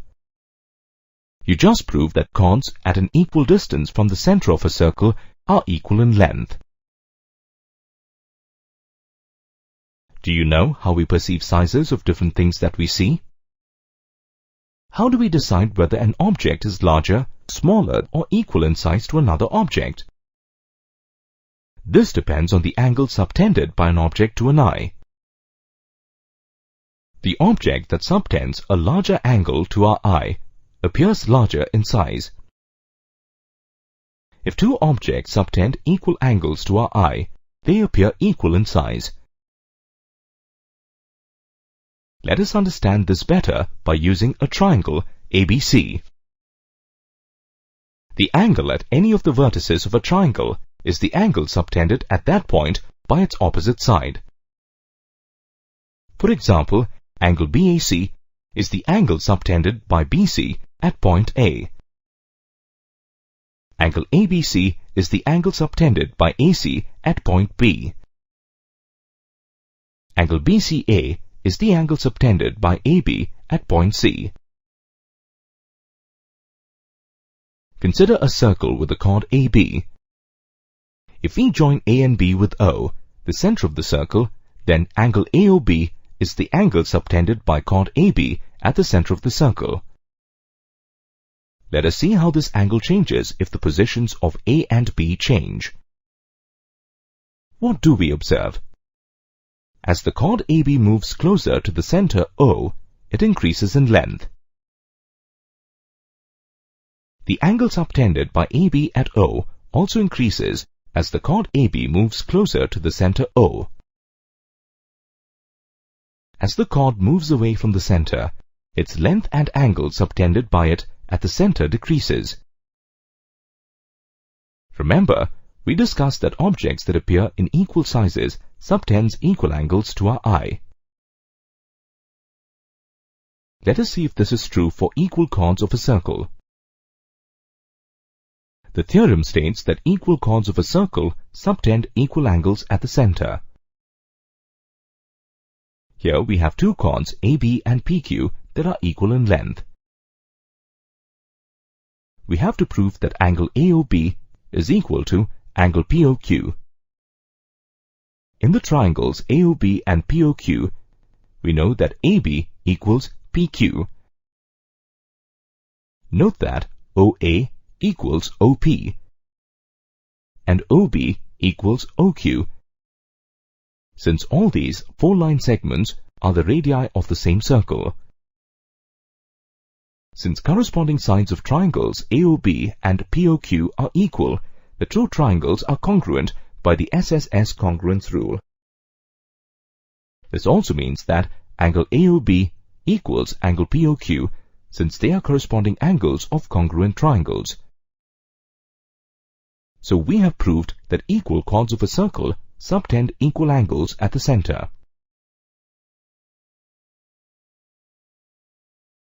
Now, let us see if the converse of what we just proved is also true. Theorem states that the chords that subtend equal angles at the center of a circle are equal in length. Consider a circle with center O and two chords AB and PQ such that angle AOB equals angle POQ. Now, we have to prove that AB equals PQ. In triangles AOB and POQ, we know that angle AOB equals angle POQ. Note that OA equals OP and OB equals OQ, since all these four lines are radii of the same circle. Since two adjacent sides and the corresponding angles of the triangles AOB and POQ are equal, the two triangles are congruent by the SAS congruence rule. This also means that AB equals PQ, since they are corresponding sides of congruent triangles. So, we have proved that chords of a circle that subtend equal angles at its center are equal in length.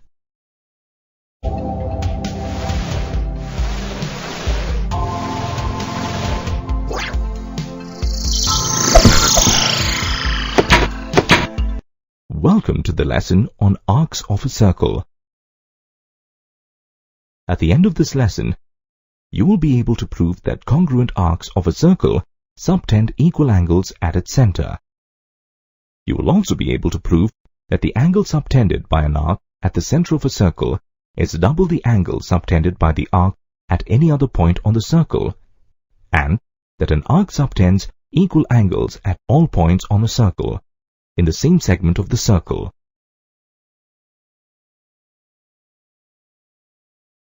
You must have played with toy bows and arrows as a child. Here are 5 bows. Let's use these to learn more about the circles. But first, can you spot which of these are identical? Did you get it right? Yes, these two are identical. We say they are identical because when placed one over the other, they completely overlap each other. Now, let us do something much more interesting with these bows. Let's place these 5 bows together like this. What do we get? A circle. Can you see the two identical bows? What do they represent now? The curved parts of the two identical bows represent two congruent arcs, AB and CD, and the string of the bows represent two equal chords, AB and CD of the circle. We call them congruent because they superimpose each other completely. Before we move on to study a few properties of congruent arcs of a circle, let us look at the condition of the congruency of arcs once again. As you can see, here are two arcs from two different circles. They are of the same length, but they do not superimpose each other completely. This is because these arcs are curved differently. These arcs are not congruent. Now, let us return to the circle we formed. Here, if AB and CD are two congruent arcs of a circle, what can you say about the chords AB and CD? Simple measurement shows that AB and CD are equal in length. Thus, we can say that the chords corresponding to congruent arcs of a circle are equal. The converse is also true.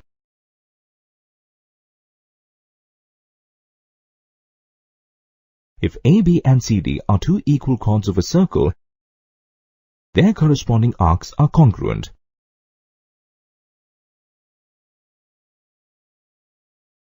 Now, let us use the properties of congruent arcs of a circle to prove a theorem.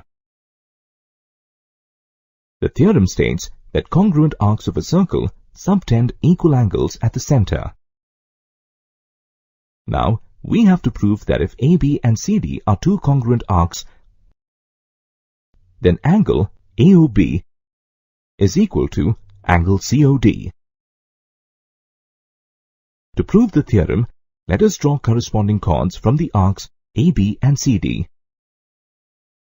As you can see, angles subtended by arcs AB and CD at center O are equal to the angles subtended by their corresponding chords at the center. In this figure, chords AB and CD are equal since we have already seen that chords corresponding to congruent arcs of a circle are equal. We already know that equal chords of a circle subtend equal angles at its center. Thus, angle AOB is equal to angle COD, and the theorem is proved. How many types of arcs do you find in a circle? A chord divides a circle into two arcs. The shorter arc is called minor arc, while the longer one is called major arc. If the chord is the diameter of the circle, it divides the circle into two equal arcs, each of which is called a semicircle. Next, we'll discuss the theorems related to arcs. The theorem states that the angle subtended by an arc at the center is double the angle subtended by the arc at any point on the remaining circle. Let us prove the theorem simultaneously for a minor arc, major arc, and a semicircle. In the given figure, we have an arc AB. Consider any point C on the circle that is outside AB. Now, here we have to prove angle AOB is equal to 2 times angle ACB. Before we start with the proof, consider a line joining point C to the center O and extend it to a point D within the circle. Consider triangle OAC in each of these figures. In each case, angle AOD is the exterior angle of triangle OAC. Since the exterior angle of a triangle is equal to the sum of its interior opposite angles, angle AOD is equal to angle OAC plus angle OCA. Also in triangle OAC, OA is equal to OC since they are radii of the same circle. This makes triangle OAC an isosceles triangle. This also means that angle OAC is equal to angle OCA since angles opposite to equal sides of a triangle are equal. This also means that angle AOD is double the angle OCA. Similarly, in the triangle OBC, we can prove that angle BOD is double the angle OCB. From these results, we get the sum of angles AOD and BOD is double the sum of angles OCA and OCB.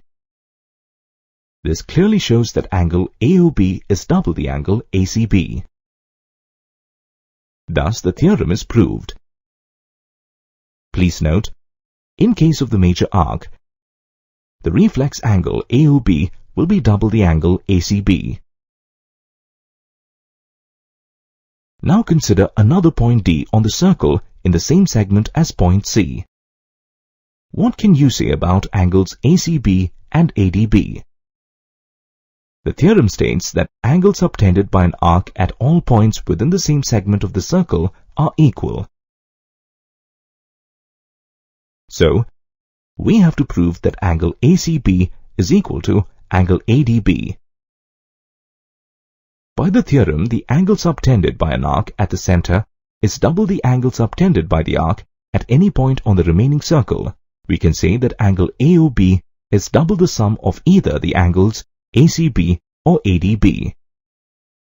Thus, angles ACB and ADB are equal, and the theorem is proved. Here is an interesting property of angles formed by an arc in a semicircle. All angles formed in a semicircle are right angles. Let us try and prove this. Draw a diameter AB to divide the circle into two semicircles.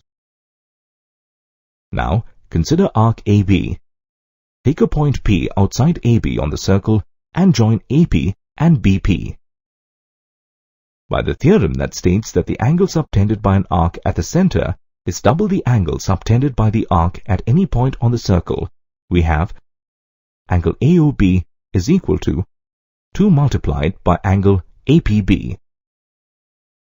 Since AOB is a straight angle, we get angle APB is equal to 90 degrees. By the theorem, we also know that all angles subtended by an arc in the same segment are equal.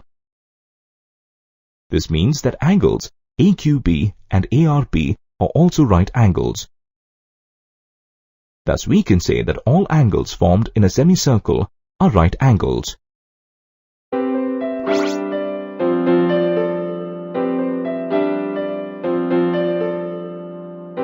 Welcome to this lesson on cyclic quadrilaterals. At the end of this lesson, you will be able to define concyclic points and cyclic quadrilaterals. You will be able to illustrate that the sum of opposite angles of a cyclic quadrilateral is 180 degrees. You will also be able to illustrate that if the sum of opposite pair of angles in a quadrilateral is 180 degrees, then the quadrilateral is cyclic. Here we have three friends, A, B and C. Wherever they stand, they say that they are standing on a circle. Is this true? Let us freeze them in this position and find out. We will know they are telling the truth if we can draw a circle passing through the positions of A, B and C. Okay, let us begin with the construction. First, let us join AB and BC. Next, let us mark the midpoints of AB at M and BC at P. Now, let us draw a perpendicular at M. What does this line MN represent? MN is the perpendicular bisector of AB. Now, let us draw a perpendicular at P. Here PQ is the perpendicular bisector of BC. The perpendicular bisectors of AB and BC intersect at O. What can you say about the lengths OA, OB and OC? They are equal because any point on the perpendicular bisector of a line segment is at equal distance from the endpoints of the line segment. Since A, B and C are at equal distance from O, a circle drawn with the center O and the radius OA will pass through all the 3 points A, B and C. So, the three friends were right after all. Wherever they stand, a circle can be drawn passing through their positions. Points in this case, A, B and C, that lie on the same circle are called concyclic points. Can we conclude that 3 points are always concyclic? No, this does not always hold true. For example, let's consider 3 points that are collinear. A circle can be drawn through any 2 points, but the third will fall either inside or outside that circle. Based on this observation, we can conclude 3 points are concyclic only if they are not collinear. Uh-oh, we have another friend of A, B and C who wants to stand on the circle with them. Now, where should D stand? Let us find a position for D so that we can draw a circle that passes through the positions of all the 4 friends A, B, C and D. This calls for some construction. First, let us join AB, BC and AC. Now, let us measure angle ACB. In this position, angle ACB is equal to 70 degrees. Now, we are very close to finding the correct position for D. We just find another point that makes the same angle as angle ACB with AB. In this case, we find another point that makes an angle of 70 degrees with AB, and that is where D should stand. D has found his position. Like his friends A, B and C, he is also standing on the circle. Based on the observation, we arrive upon the theorem which states if a line segment joining two points subtends equal angles at two other points on the same side of the line segment, then all the 4 points are concyclic. Let's prove this theorem. Here AB is a line segment that subtends equal angles at C and D. We have to prove that A, B, C and D lie on the circle. Let us use the construction we did earlier to draw a circle through points A, B and C.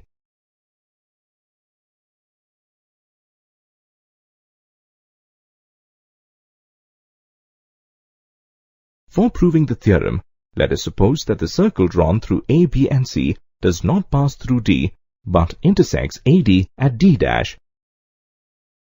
If the circle through A, B and C passes through D', then angle ACB is equal to angle AD'B. This is because the angles subtended by a chord in the same segment of the circle are equal. But it is given that angle ACB is equal to angle ADB. Thus, angle AD'B is equal to angle ADB. This is possible only if D' coincides with D. What does this mean? This means that A, B, C and D are concyclic points. Thus the theorem is proved. What do we get if we join 4 concyclic points A, B, C and D? We get a quadrilateral ABCD. Now this quadrilateral is special. All its vertices lie on a circle. A quadrilateral whose vertices lie on a circle is called a cyclic quadrilateral. Here is a very interesting property of cyclic quadrilaterals. Let us measure the opposite angles BAD and BCD. Note that their sum is equal to 180 degrees. Now measure the opposite angles ABC and ADC. What do you observe? Their sum is also equal to 180 degrees. Let us verify the results for another cyclic quadrilateral. Next, let us measure the opposite angles BAD and BCD in this quadrilateral. Note that their sum is equal to 180 degrees. Similarly, measure the opposite angles ABC and ADC. Their sum is also equal to 180 degrees. This way you can illustrate the theorem that in a cyclic quadrilateral, the sum of opposite angles is always equal to 180 degrees. You can also illustrate the theorem that if the sum of opposite angles of a quadrilateral is 180 degrees, then the quadrilateral is cyclic. Here is a simple quadrilateral, a square ABCD. We know that all angles of a square are equal to 90 degrees. This means that the sum of its opposite angles is equal to 180 degrees. Let us see if we can draw a circle that contains all its vertices. If we draw perpendicular bisectors of sides AB and AD,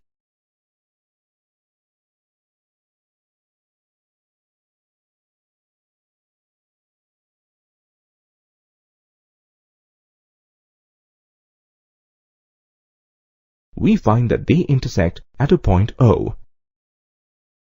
If we draw a circle with center as O and radius equals OA, we find that the circle contains all the vertices of the given quadrilateral. Through simple construction, you can also illustrate that a quadrilateral is cyclic if the sum of at least one pair of its opposite angles is equal to 180 degrees.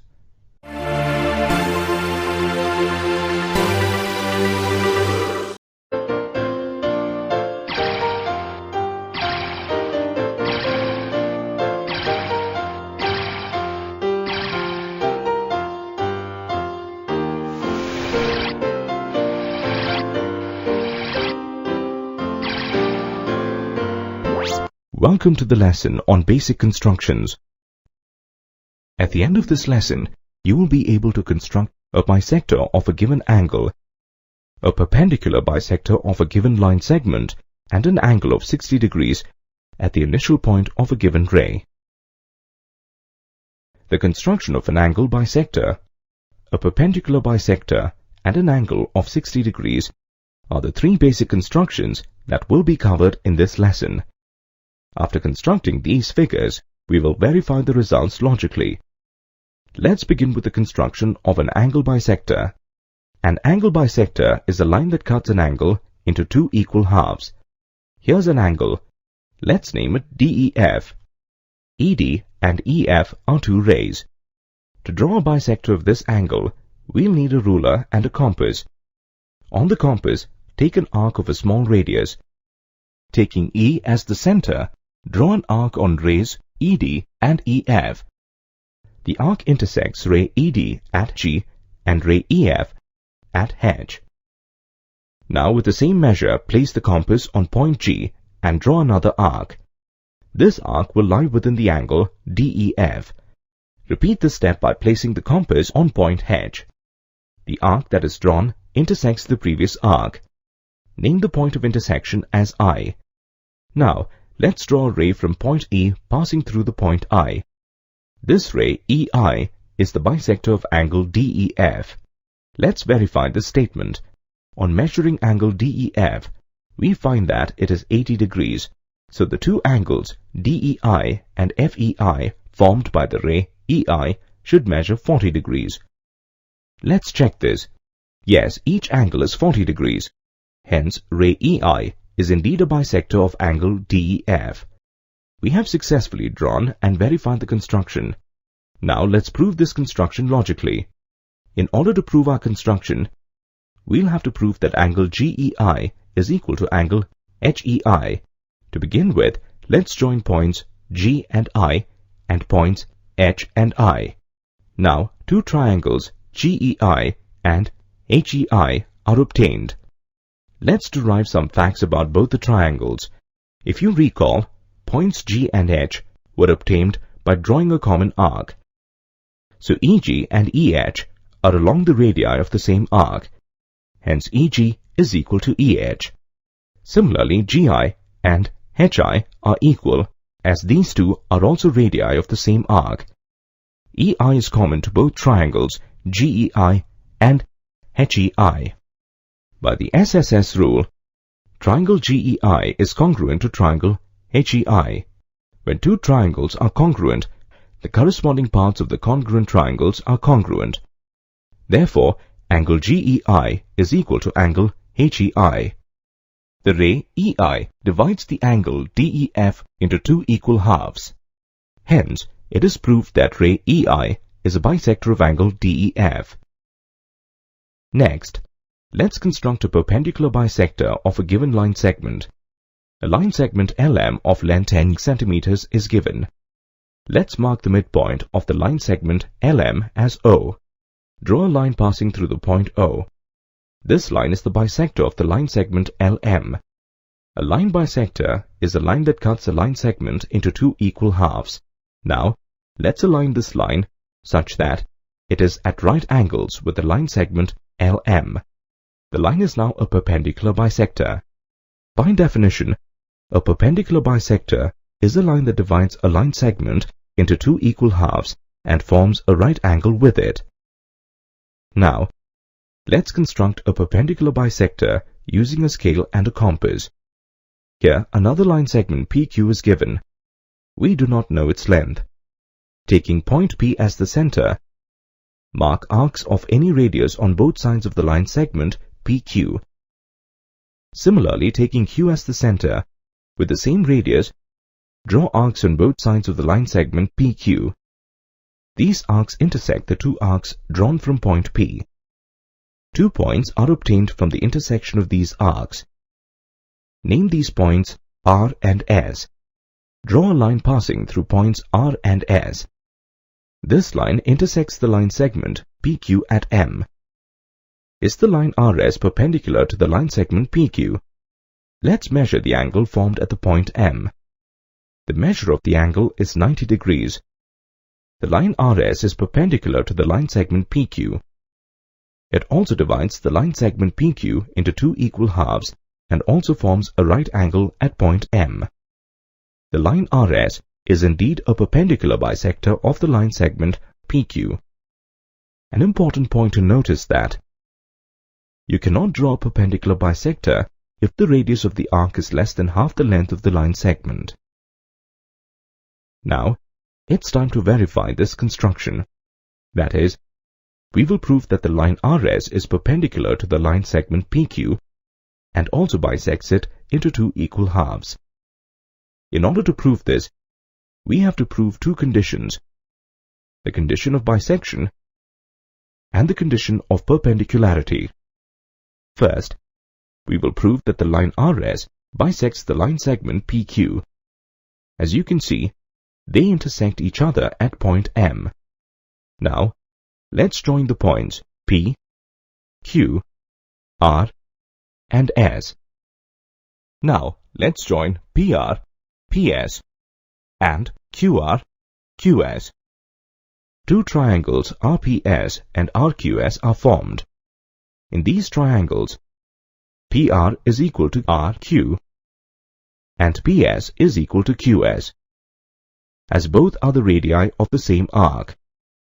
RS is the common side. Therefore, by SSS rule, the triangles RPS and RQS are congruent. By the CPCT rule, angle PRS is equal to angle QRS. Now, let's consider the other pair of triangles. Triangle RMP and triangle RMQ. Here, side PR is equal to side QR, as these are the radii of the same arc. RM is the common side. As proved above, angle PRM is equal to angle QRM. Therefore, by SAS congruence rule, the triangles RMP and RMQ are congruent. By the CPCT principle, side PM is equal to side QM. This proves the condition of bisection. Similarly, by CPCT, angle RMP is equal to angle RMQ. The angles RMP and RMQ also form a linear pair. Since angle RMP is equal to angle RMQ, we can replace angle RMQ in the equation. Since both angles are equal, their measures are 90 degrees. This proves the condition of perpendicularity. Therefore, it is proved that the line RS is a perpendicular bisector of the line segment PQ. We have completed two constructions. Now, let's take up the third. Here, we have to construct an angle of 60 degrees at the initial point of a given ray. A ray PQ is given. We will construct another ray PR originating from point P, such that it makes an angle of 60 degrees at P. Draw a big arc, taking P as a center. The arc intersects the ray PQ at point C. Next, with the same radius and taking C as the center, draw another arc. Name the intersection of the arcs as point D. Now, draw a ray PR passing through D. What is the measure of angle RPQ? Let's measure it using a protractor. The angle constructed measures 60 degrees. Please note, even if we take an arc of any other radius, the angle made between the two rays will always be 60 degrees. From the triangle, you can observe that PC is equal to CD is equal to PD. Thus, triangle PCD is an equilateral triangle. Therefore, the constructed line PR makes an angle of 60 degrees with line PQ.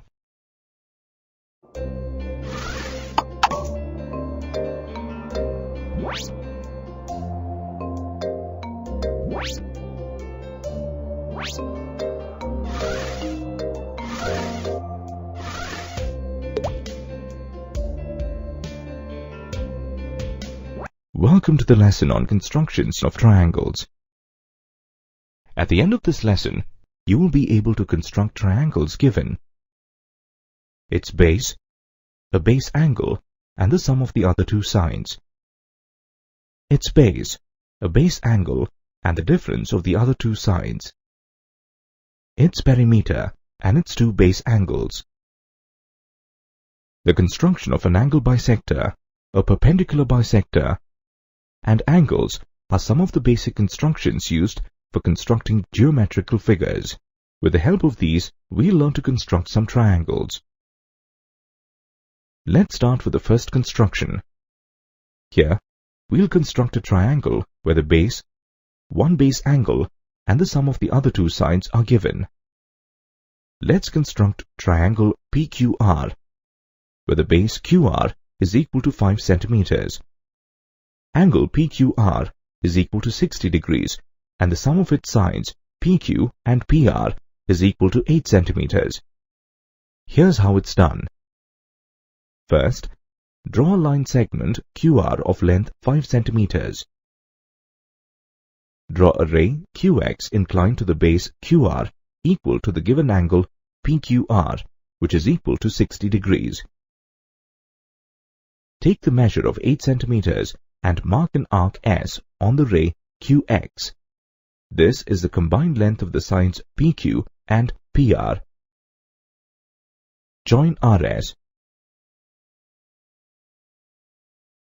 Draw the perpendicular bisector of RS such that it intersects QS at P.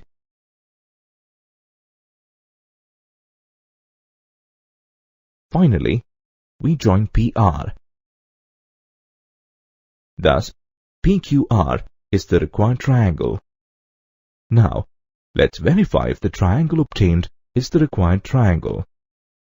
In the figure, side PR is equal to side PS.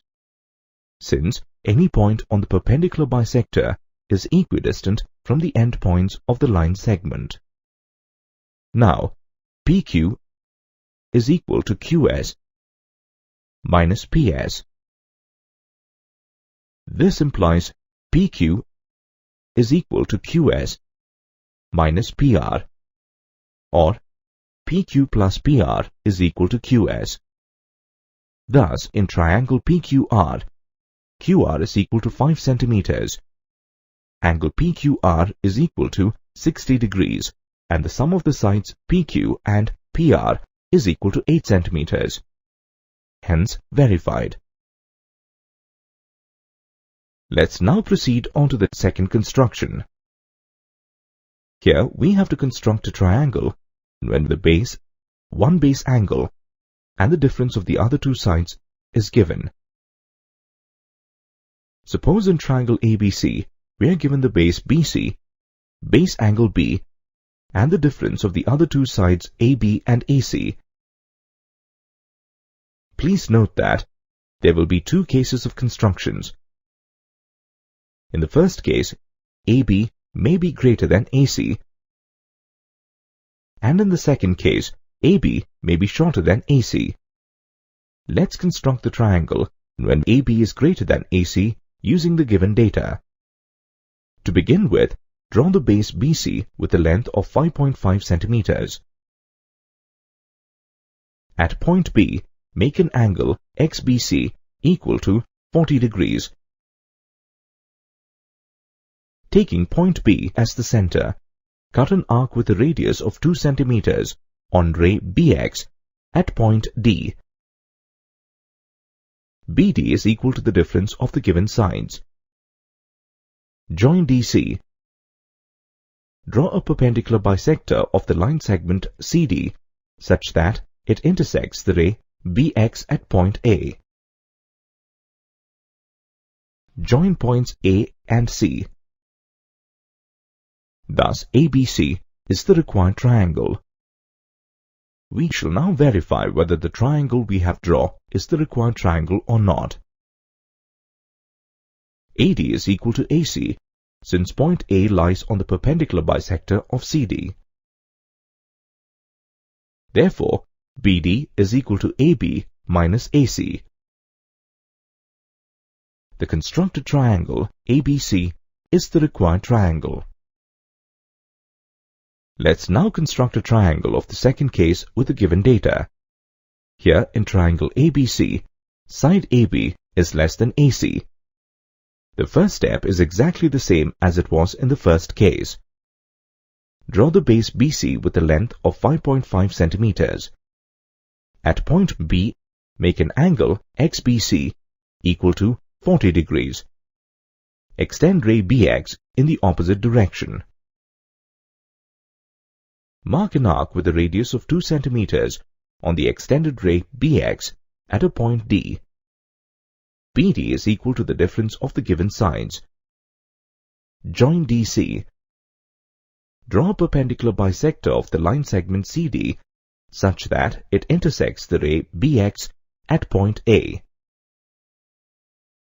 Join the points A and C. Thus ABC is the required triangle. Now let's verify it. In this case, AD is equal to AC since point A lies on the perpendicular bisector of CD. This implies BD is equal to AC minus AB. Thus the constructed triangle ABC is the required triangle.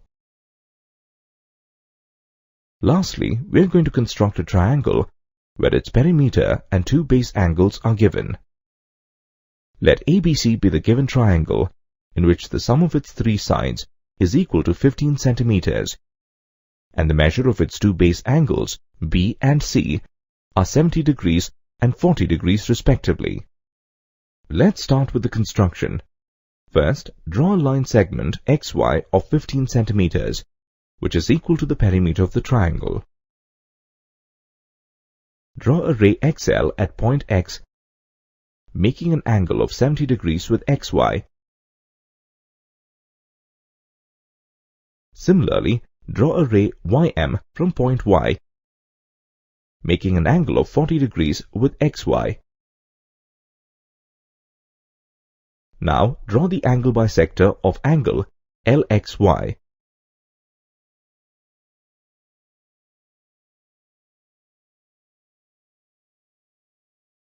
Similarly, we'll draw the angle bisector of angle MYX at angle Y such that it meets the angle bisector of the angle LXY at point A.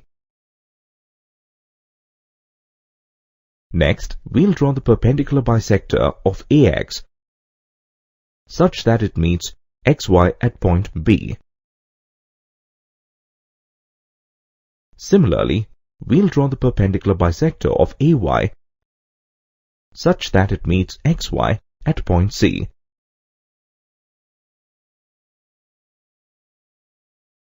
Finally, we'll join AB and AC.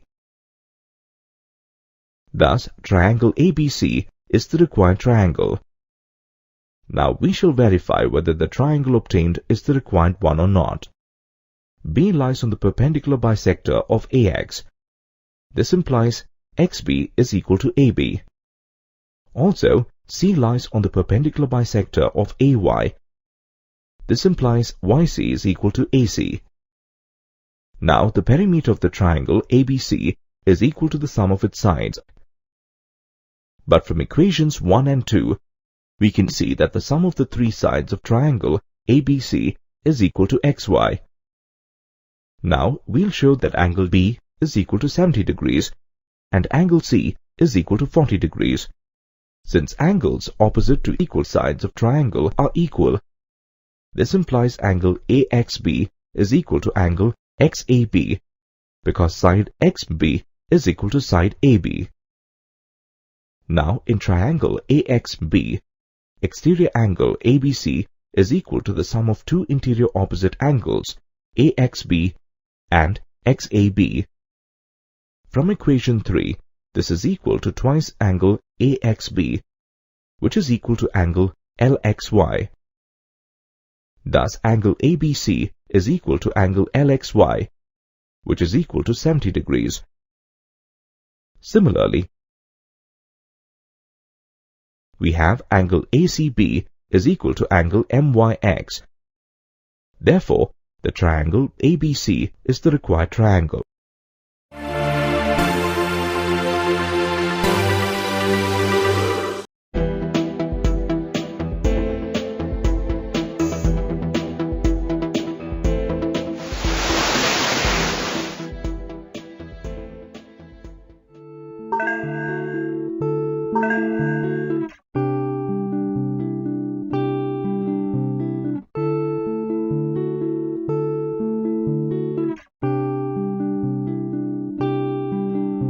The painting charge would depend on the area of this triangle.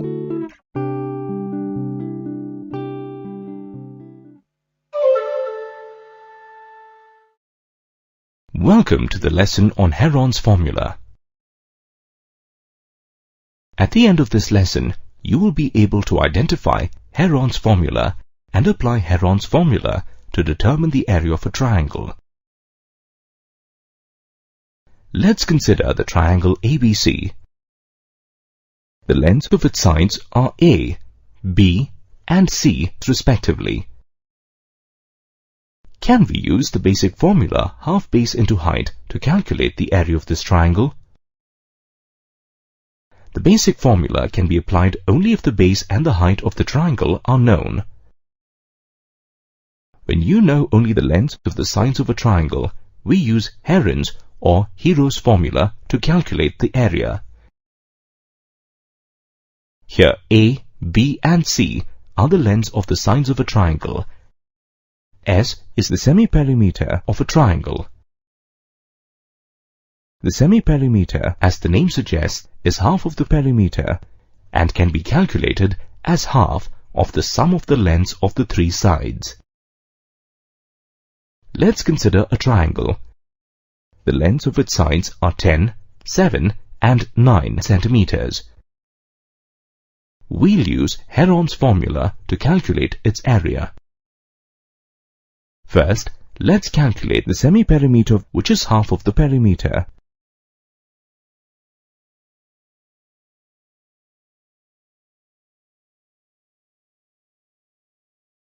This is equal to 13 centimeters. Next, let's substitute the values of the semi-perimeter and the lengths of the sides of the triangle in the formula.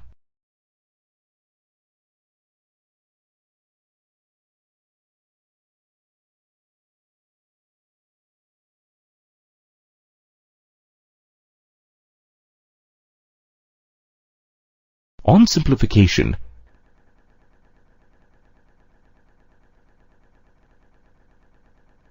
we get the area of the triangle as 30.59 square centimeters. Just to recap, Heron's formula is used to determine the area of a triangle when the lengths of its three sides are known. Heron's formula is expressed in terms of the semi-perimeter of the triangle and the lengths of its sides.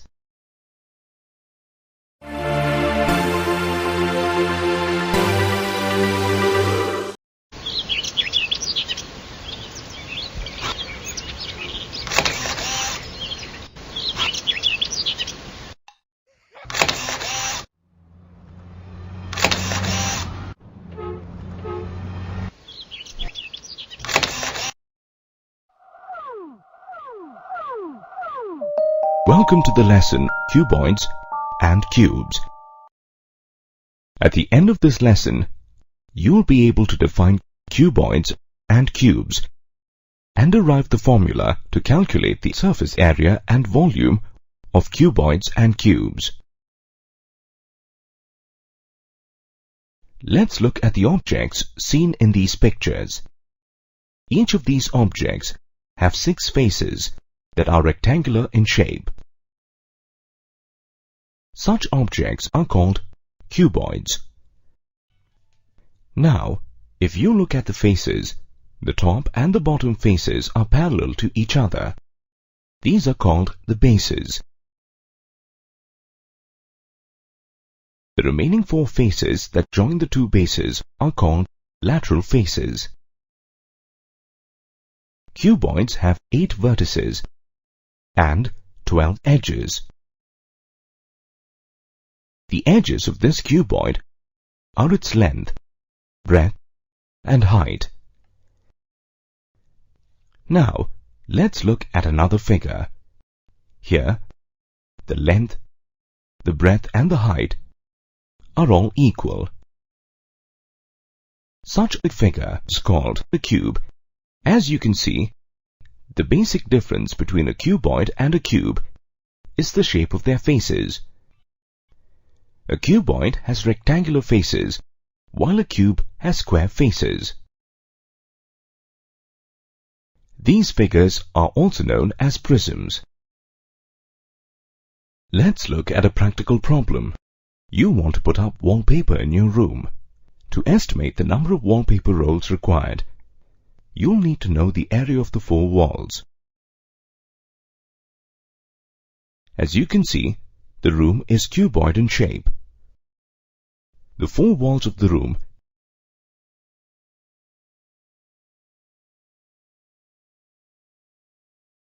represent the four lateral faces of the cuboid. If we add the area of the lateral faces, what we get is called the lateral surface area, or LSA, of a cuboid. Now, let's derive a formula to calculate the LSA of a cuboid. To calculate LSA, we have to find the areas of the four lateral faces. As each lateral face is a rectangle, we can apply the formula length into breadth to calculate the areas. We get the areas of each lateral faces as LH, BH, LH, and BH. Now calculating LSA is easy. All you need to do is add all these areas.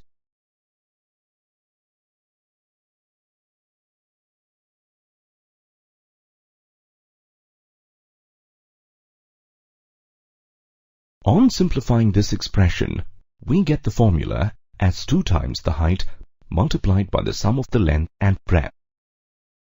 Let's rearrange this formula. Here the expression twice the sum of length and breadth is equal to the perimeter of the bases. Hence, we can also define the lateral surface as the product of perimeter of the base and height of the cuboid. Using the formula for LSA, we can derive the formula to calculate the LSA of a cube.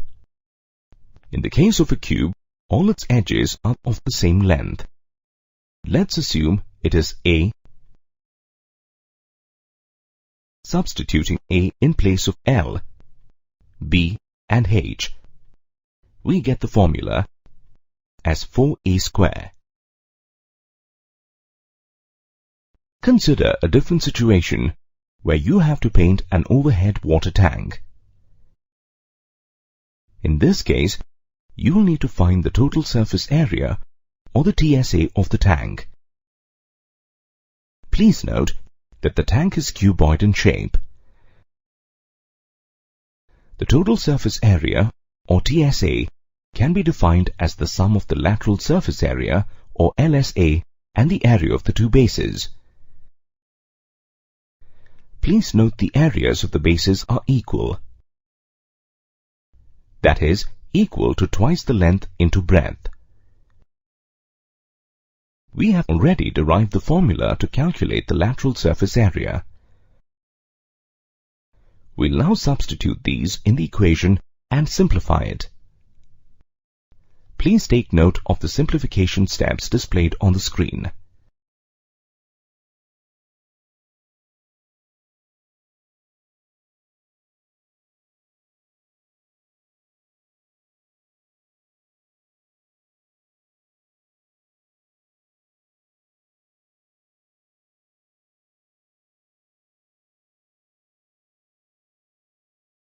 We can use this formula to derive the formula for TSA of a cube. In case of a cube, the length, the breadth, and the height are equal. Let's assume these are A and substitute it in the formula.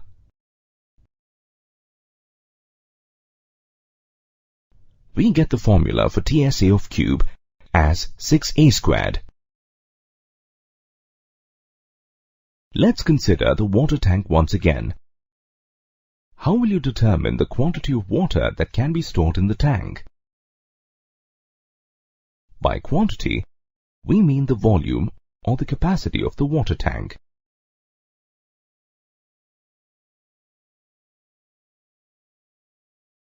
Let's first understand the meaning of the terms volume and capacity. The space occupied by an object is defined as its volume. Now, if the object is hollow, its inner space is empty. The empty space can be occupied by air or it can hold some liquid. The volume of substance that can be stored by the object is called its capacity. Both are measured in cubic units. Now, in case of the tank, if its length, breadth and the height is known, then we can derive the formula to calculate the volume of the tank. Let's imagine the water tank is made up of H number of rectangular sheets.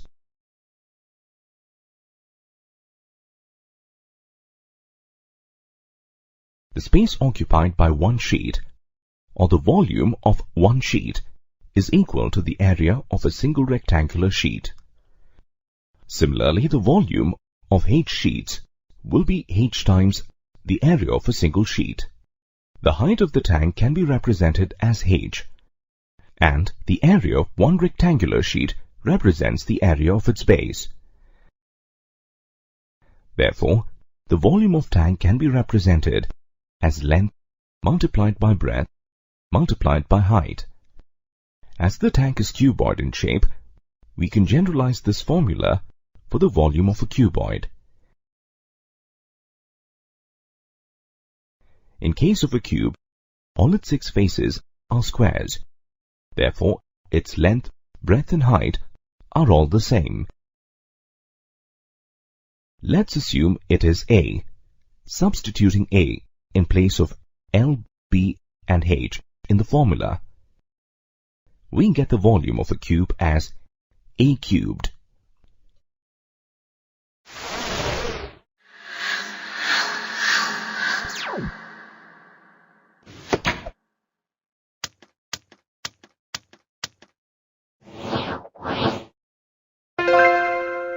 Welcome to the lesson on surface area and volume of a cylinder.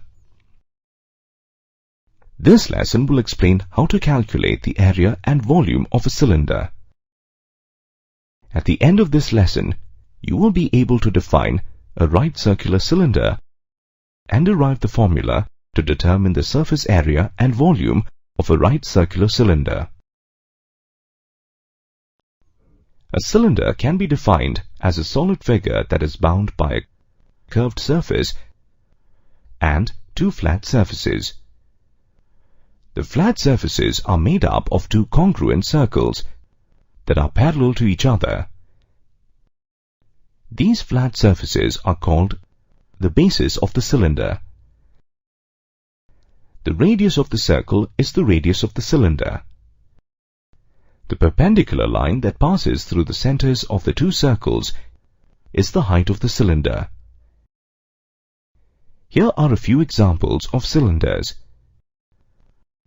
Some of the cylinders are straight, while some are slant. As you can see, in case of straight cylinders, the height is at right angles to the base. Such cylinders are known as right circular cylinders. In this lesson, we will focus only on right circular cylinders. So when we refer to a cylinder, it means a right circular cylinder. Here's Padma. She has made a money box for her kid brother. She wants to buy colored paper to cover the box. How much sheet will be needed to cover the box? If she knows the total surface area of the cylinder, she'll be able to estimate the number of sheets needed. Let's derive the formula to calculate the total surface area or TSA of the cylinder. The TSA of a cylinder can be calculated by adding the curved surface area or CSA and the area of the flat surfaces. Let us first determine the CSA. If we unfold the curved surface of a cylinder, it opens up to become a rectangular sheet. The CSA of a cylinder is equal to the area of this sheet. Area of a rectangle can be calculated as length multiplied by breadth. In this case, The length of the rectangular sheet is equal to the circumference of the base of the cylinder, which is equal to 2 pi r. The breadth of the rectangular sheet is equal to the height of the cylinder. Substituting 2 pi r as the length and h as the breadth of the rectangular sheet, we get the area of the sheet as 2 pi rh. Thus, the CSA of a cylinder can be generalized as 2 pi rh.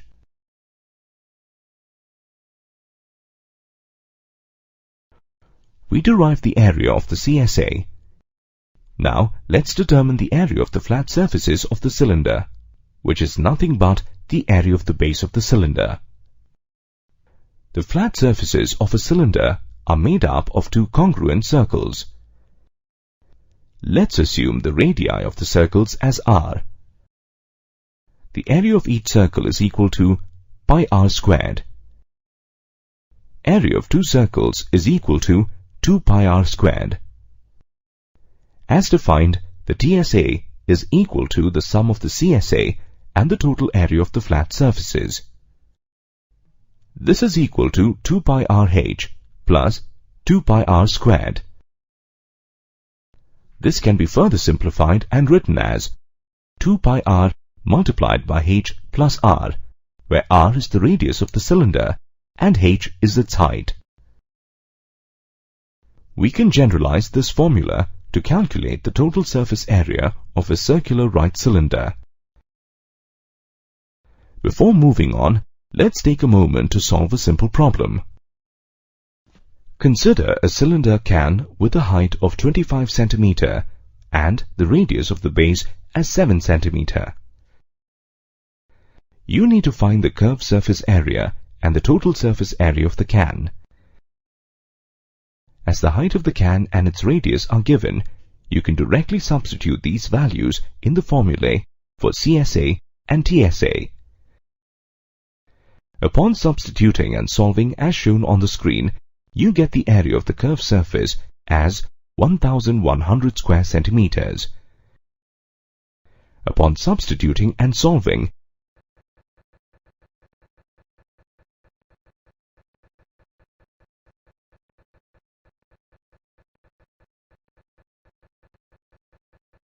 you get the total surface area of the cylindrical can as 1408 square centimeters. Let's consider a cylindrical soft drink can whose height is h and radius is r.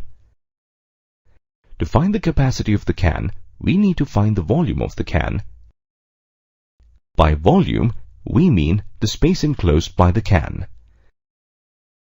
As the can is cylindrical in shape, we can calculate its volume by multiplying the area of its base with its height. The base area of the cylinder is the area of its circular base, which is equal to pi r squared. Therefore, the volume of the cylinder is equal to pi r squared h.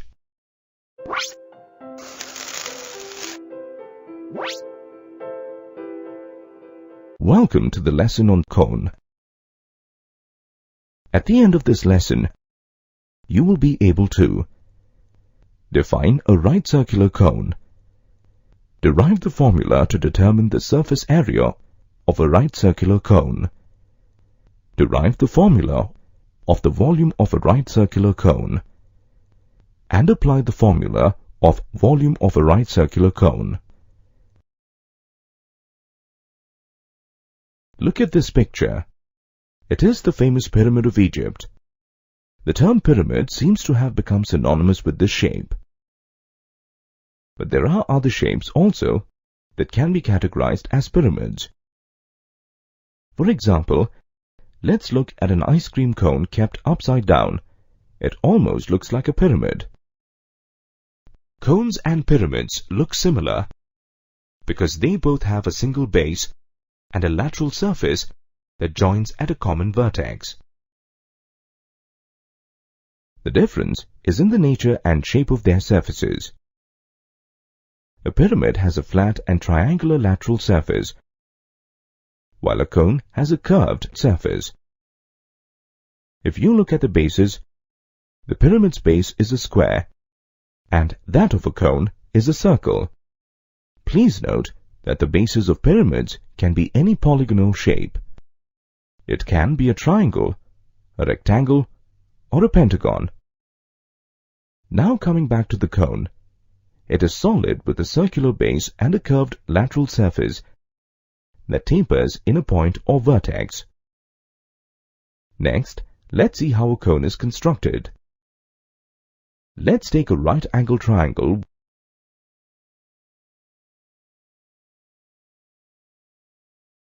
If the triangle is quickly rotated along one of its sides, we can see a figure being formed.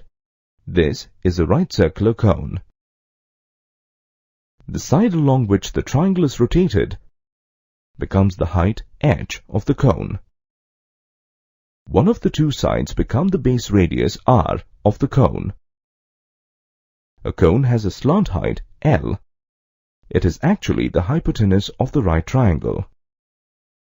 As you can see, the difference between the height and slant height is that the height is perpendicular to the base of the cone while the slant height is not. Using the Pythagoras theorem, we get the relation between L, R, and h as shown. Please note, if h is perpendicular, then the cone is called a right circular cone.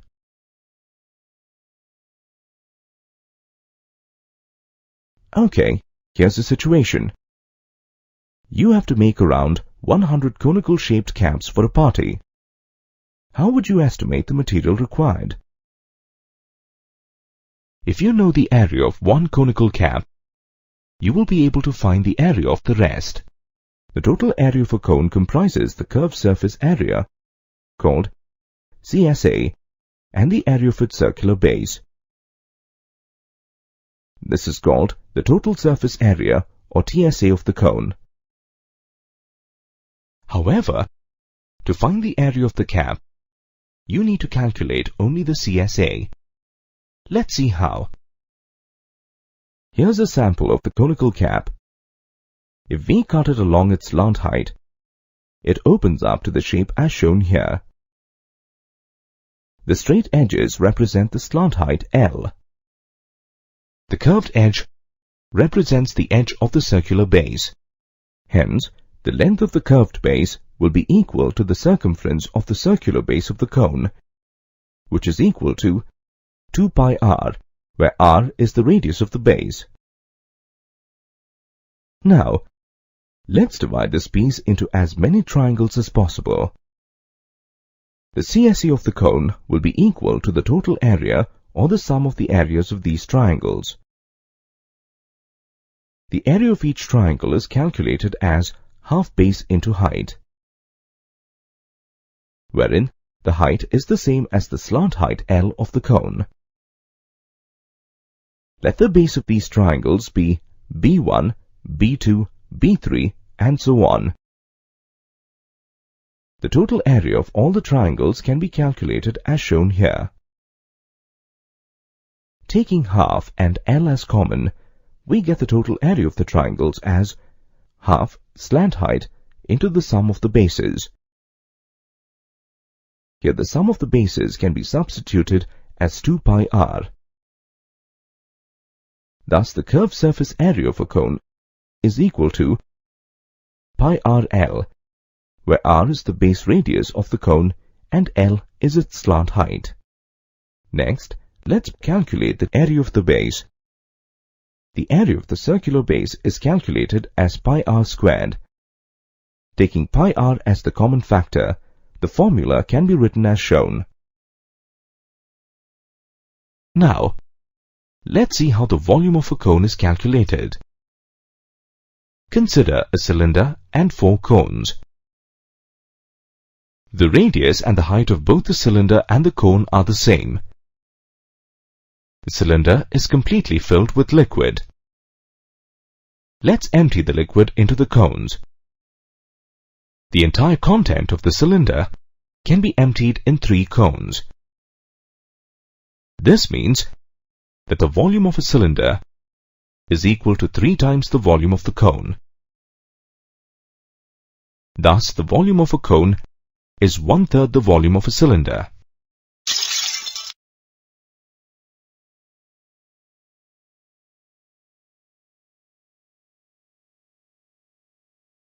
Hey, welcome to our world. We're all spheres. Our shape enables us to move effortlessly. And land easy. Is that why I'm kicked around?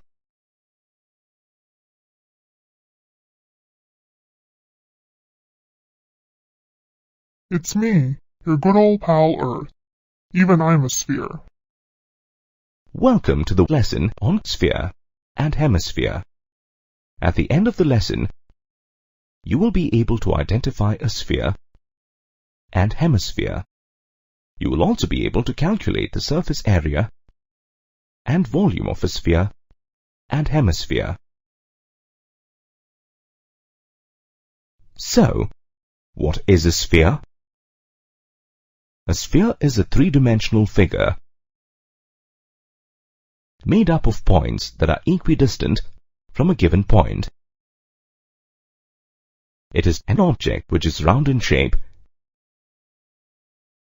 It does not have an edge or a vertex. The surface of a sphere is uniform and smooth. Before we learn the mathematical properties of a sphere, let's understand a few fundamentals.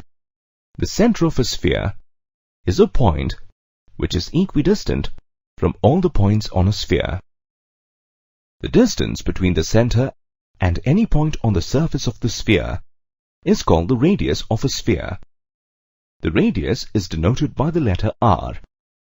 A line passing through the center and joining two points on the opposite sides of a sphere is called the diameter of the sphere. The diameter is equal to twice the radius. It is denoted by the letter d. Now let's learn about the surface area of a sphere. The surface area of a sphere is the total exposed area of the sphere. Let's understand this further. Observe the sphere carefully. Let's draw a line on the sphere from one point to another on the opposite side. We will paint from one side of the line to the other side. Now, the whole painted area of the sphere represents the surface area. An example that will help to easily visualize the surface area is an orange. If you peel off the skin of an orange, the area of the skin represents the surface area of the orange. Is there a way in which we can calculate the surface area of the sphere mathematically? Yes, we can find it by using the surface area formula. If we have a sphere of radius r, we can calculate the surface area by using the formula A is equal to 4 pi r squared. You can observe that the surface area is equal to the sum of areas of 4 circles having radius r. Next, we learn about the volume of a sphere. What do we mean by the volume of a sphere? The space occupied by the sphere in space is the volume of the sphere.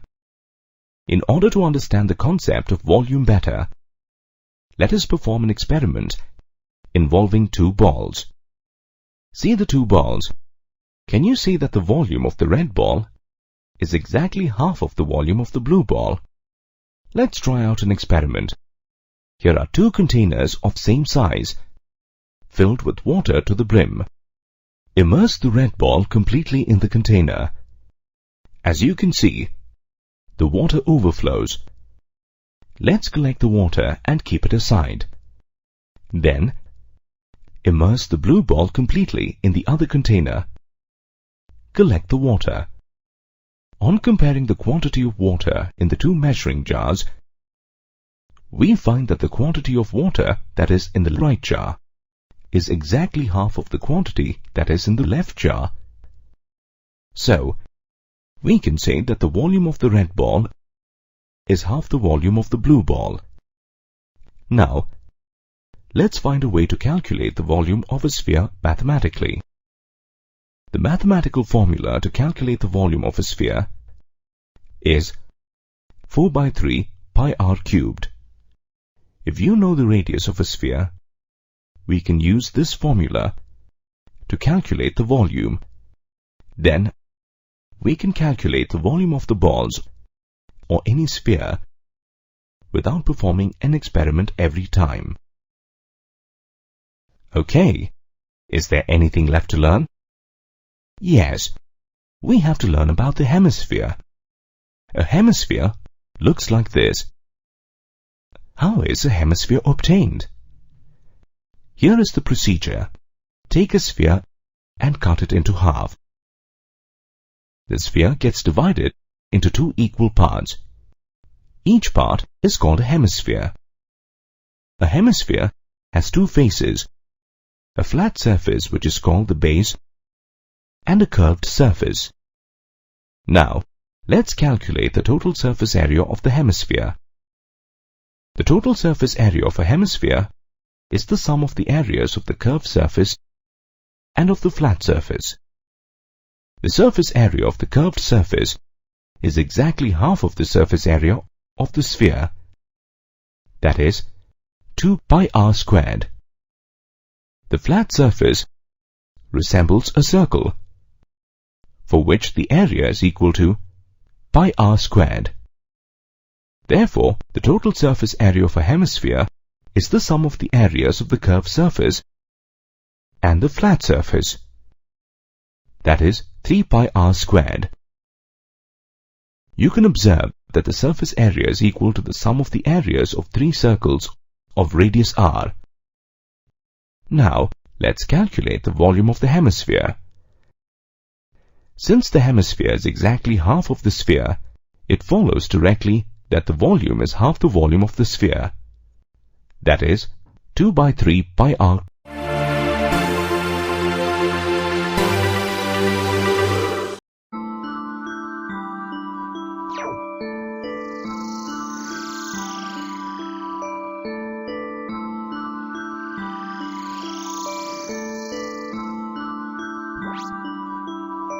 Welcome to the lesson on the collection and presentation of data.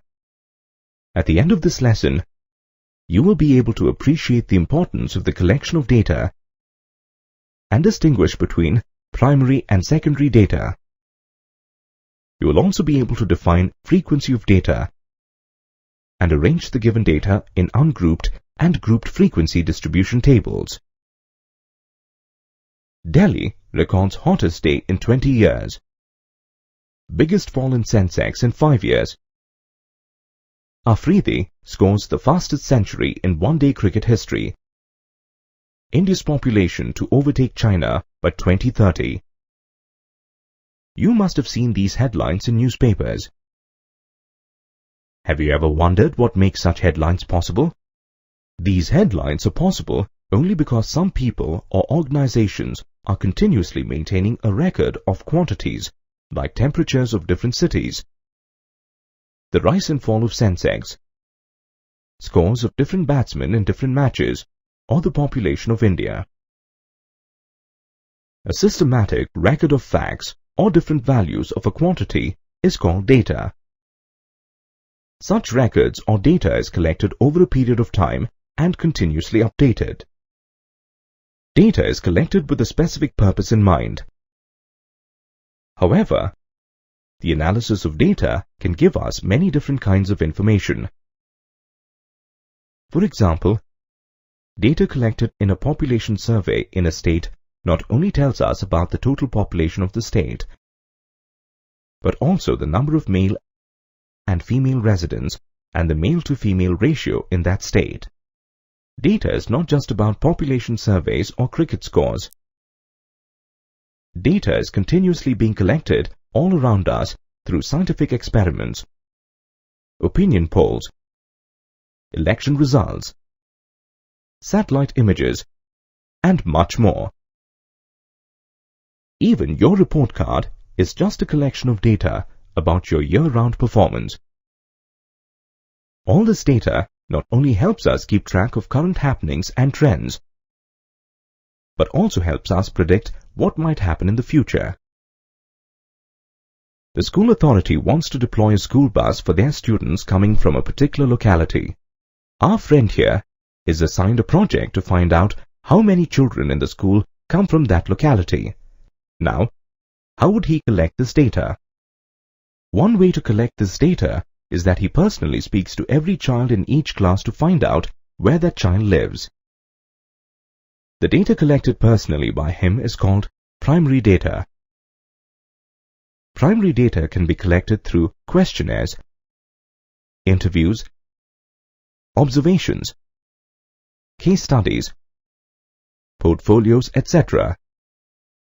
It is quite difficult and time-consuming.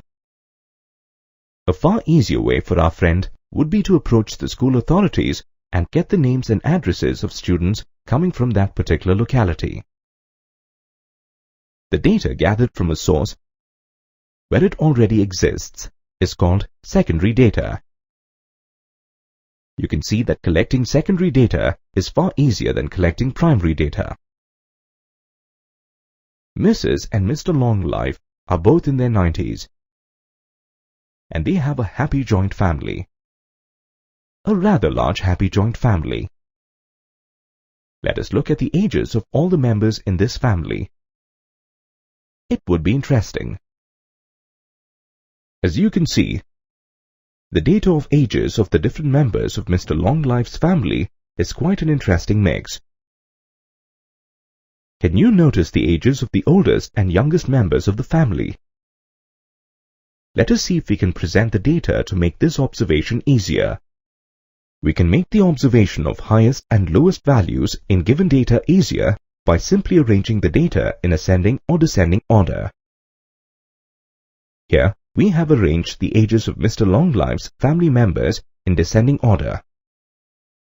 The highest and lowest values in the given data are of special importance.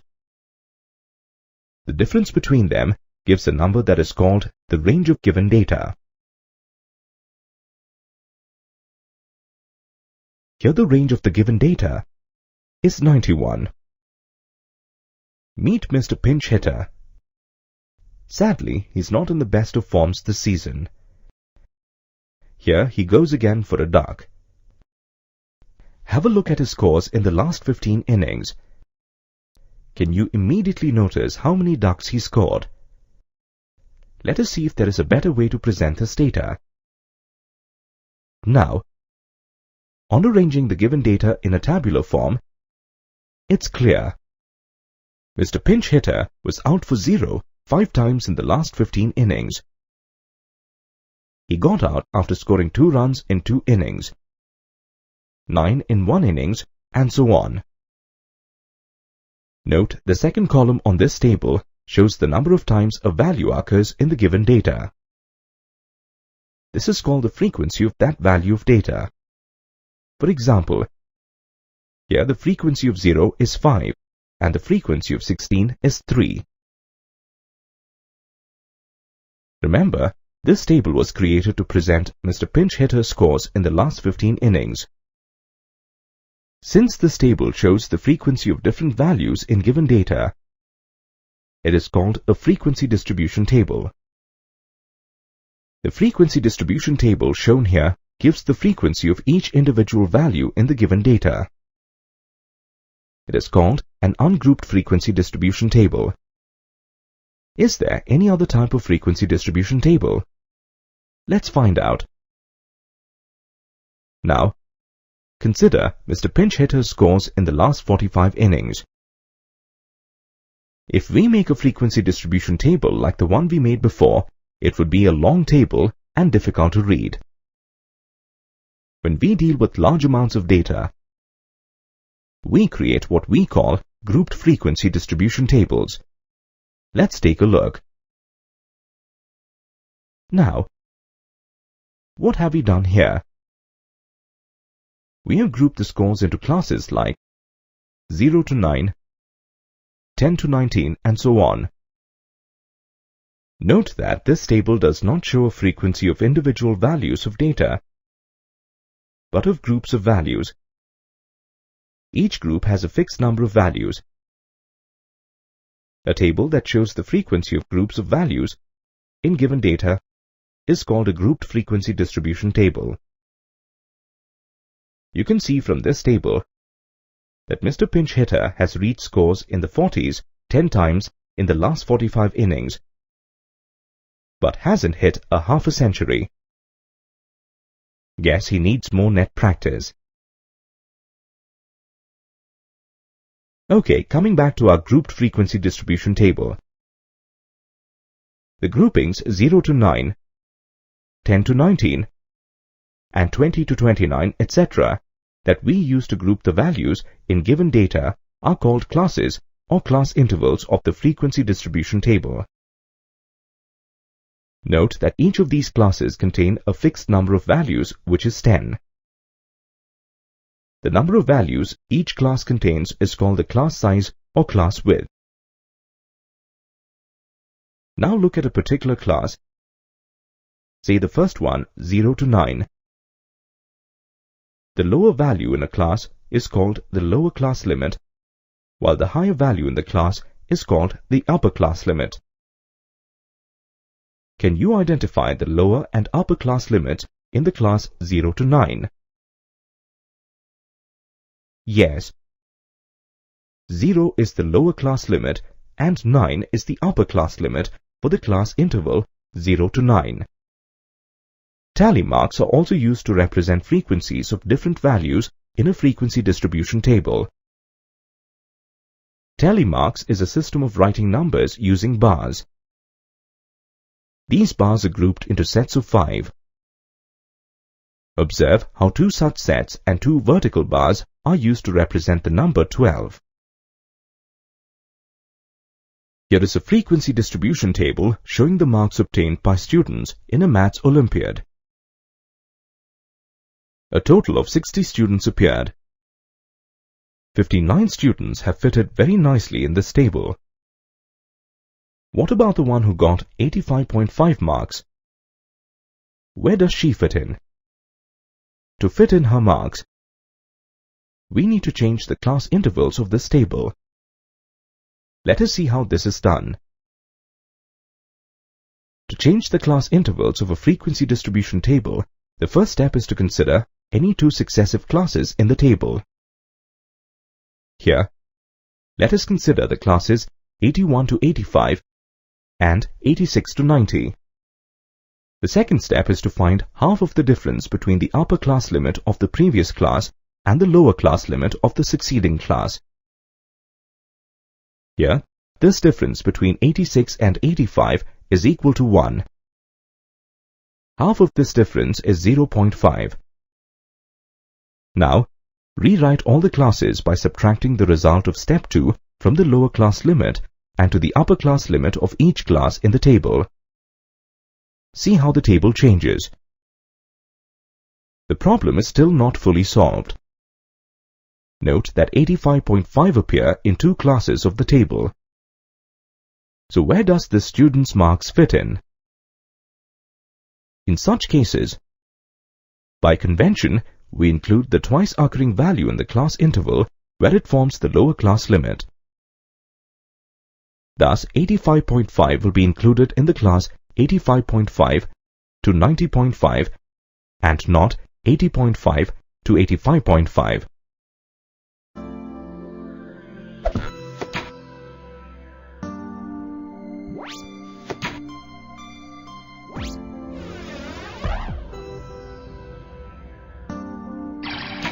Welcome to the lesson on the graphical representation of data. At the end of this lesson, you will be able to identify the purpose of representing data graphically and identify the different types of graphs that can be used to represent data. You will also be able to draw bar graphs, histograms, and frequency polygons to represent the given data. Mr. Shoestring is looking hassled. His boss wants a report of the monthly sales from last year. Mr. Shoestring has the data in a tabular format. It will take him some time to find the information asked by his boss. But his boss is in a real hurry. Let's help him with this task. You just have 10 seconds to spot the month in which maximum sales were made. Quite difficult, right? If the amount of numerical data is large, interpreting it quickly is difficult. Is there an easier and quicker way to interpret data? Yes, there is. Data can be represented as graphs for quick and easy interpretation. Look at these figures. It is the same data that Mr. Shoestring was struggling with. Identifying the month with the maximum sales can now be seen in a jiffy. Now, the figure we use to represent Mr. Shoestring's sales figures is called a bar graph. A bar graph uses bars or rectangles of the same width but different heights to represent different values of data. Let's see how a bar graph is drawn. Remember Mr. Pinch Hitter, our star batsman. He's going through a bad form. Here are the scores he made in his last 10 innings. Let's draw a bar graph to represent this data. We will use the x-axis and the y-axis to represent a variable and its different values. Here the variable is the number of innings and its value is the corresponding number of runs scored in each inning. We usually use the x-axis to represent the variable and the y-axis to represent its corresponding value. Next, we'll choose a comfortable scale to mark the data in the variables column on the x-axis. For convenience and symmetry, we mark 10 equidistant blocks to represent the 10 innings played by Mr. Pinch Hitter. Let's look at the maximum value in the values of the variable to decide on a suitable scale for the y-axis. Here the values of the variable are the runs scored and their maximum value is 49. Let's choose a scale of 1 unit equal to 5 runs and mark equidistant points on the y-axis to represent a maximum of 50 runs. Next, we'll draw bars for each innings on the x-axis representing the number of runs scored in it as per the scale chosen on y-axis. For example, in the first innings, the score was 16. So a bar corresponding to score of 16 on the y-axis is drawn. For the second innings, a bar corresponding to a score of 18 is drawn on the y-axis. Similarly, we draw the bars for the other innings. But notice that the score is 0 in the 6th and 9th innings, so no bar is drawn. This is the completed bar graph. Note that in the bar graph, the bars have equal gaps between them. The width of the bars does not matter, though we keep it constant for the sake of symmetry. The height of the bars represents the runs scored in each innings. Now, here's another collection of data. In this table, the marks obtained by 60 students in the Maths Olympiad are given. Can you recognize what kind of a table is this? This is a grouped frequency distribution table that has data grouped in continuous class intervals. How do we represent this data graphically? Let's find out. We start by drawing two axes, x and y, as we did while drawing a bar graph. We use the x-axis to represent the variable and the y-axis to represent its value. Here the variable is the marks obtained and its value is number of students. Next, we'll choose a scale to mark the class intervals in the marks column on the x-axis. Let's take 1 centimeter equal to 10 marks. Since there are 6 class intervals, we mark 6 equal lengths of 1 centimeter on the x-axis. Note that, since the class intervals are continuous, we will not leave any gap between them on the x-axis. Now, here is something interesting to note. The class intervals in the given table do not begin with 0. This is the reason we marked the class intervals slightly away from the 0 mark. To further indicate this, we make a small kink at the beginning of the x-axis. Always remember to do so when marking values on an axis that do not begin with 0. Next, we look at the maximum number of students to decide on a suitable scale for the y-axis. The maximum value is 16, so we can choose a scale of 1 centimeter is equal to 2 students and mark 10 such points on the y-axis to represent a maximum of 20 students. Next, we draw bars for each class interval on the x-axis representing the corresponding number of students indicated on the y-axis. For example, 6 students scored marks in the class interval 40.5 to 50.5. 14 students scored marks in the class interval 50.5 to 60.5 and so on. This is the completed graph. This kind of graphical representation of data is called a histogram. Note that the bars have no gaps between them. The width of the bars is proportional to the class intervals of data. Since the class intervals have the same width here, all bars have the same width. The heights of the bars represent the frequencies corresponding to the different class intervals. The area of each rectangle is also proportional to its corresponding frequency. Now the school has decided to give honor certificates to all the students who scored above 70.5 in the Maths Olympiad. To show how many students scored the required marks, the data table was modified as shown here. Let us see how a histogram representing this data looks like. You can see that the class intervals are not the same here. Whenever this happens, we need to apply a correction to the height of the rectangle of the unequal class interval. This is necessary so that the area of the rectangle and its height are still in proportion with its correct frequency. Here we have to adjust the height of a class interval with a width of 30 to other class intervals with a width of 10. The calculation is simple as shown here. Thus, the height of the class interval 70.5 and above will be 9.66 and not 29. Now, let's look at another interesting way of representing data. Consider the midpoints of the upper side of all the rectangles in this histogram and join them with a line.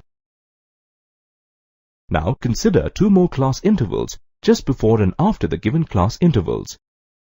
Note that we keep the class width constant. Now join the upper midpoint of the first rectangle to the midpoint of the new class interval marked before it. Similarly, join the upper midpoint of the last rectangle with the midpoint of the new class marked after it. What do you get? The figure we get is known as a frequency polygon, corresponding to the given data. The area of a histogram is equal to the area enclosed by its corresponding frequency polygon. Here is a table showing the charges of a courier company for packages with different weights. Let us try and draw a frequency polygon for this data. Let us try and draw the frequency polygon without drawing the corresponding histogram. For this, we have to find what we call class marks for each class interval of weight in the given table.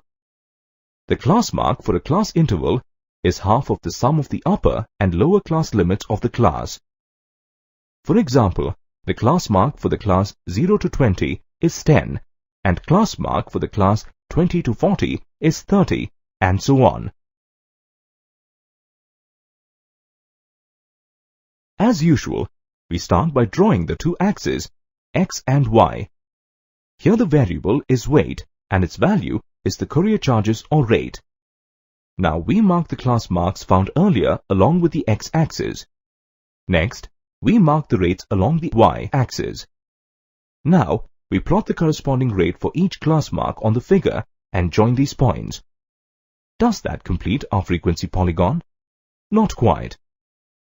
To complete the frequency polygon, we need to join it to the x-axis. For this, consider an imaginary class interval of -20 to 0 before the first class interval given in the table. Join the midpoint of this class interval, that is, -10 on the x-axis, to the beginning of the frequency polygon. Now, consider class interval of 100 to 120 after the last class interval given in the table. Join the midpoint of this class interval, that is, 110 on the x-axis, to the end of the frequency polygon. This completes the required frequency polygon.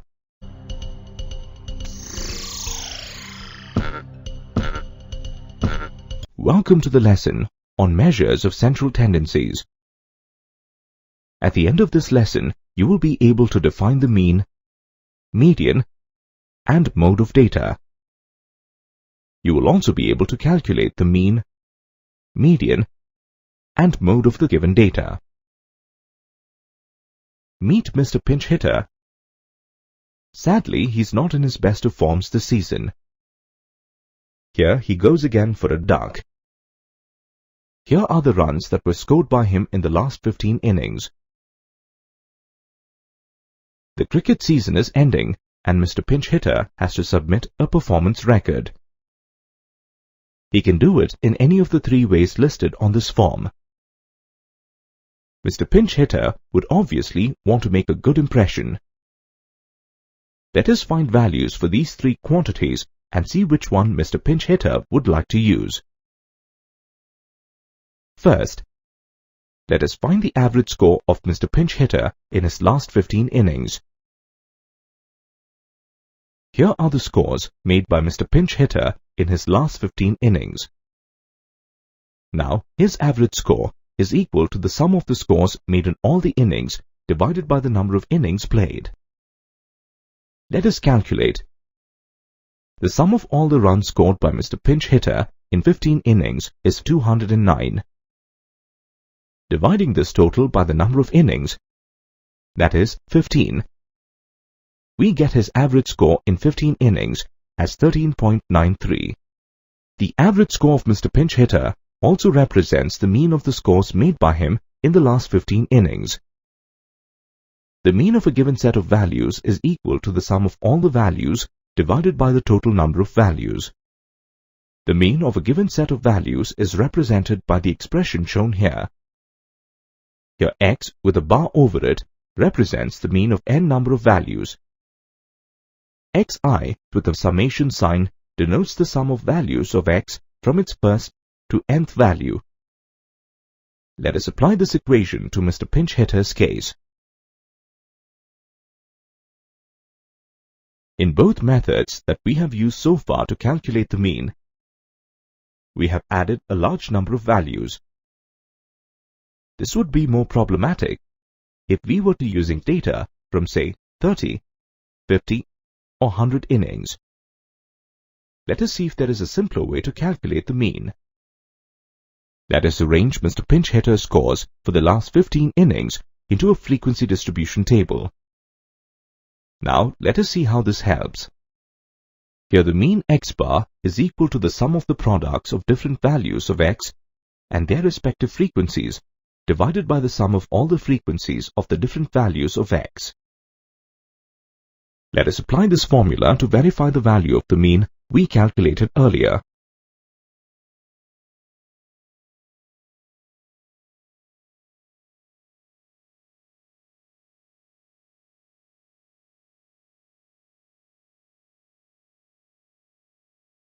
We see that the value of the mean agrees with the value we calculated earlier.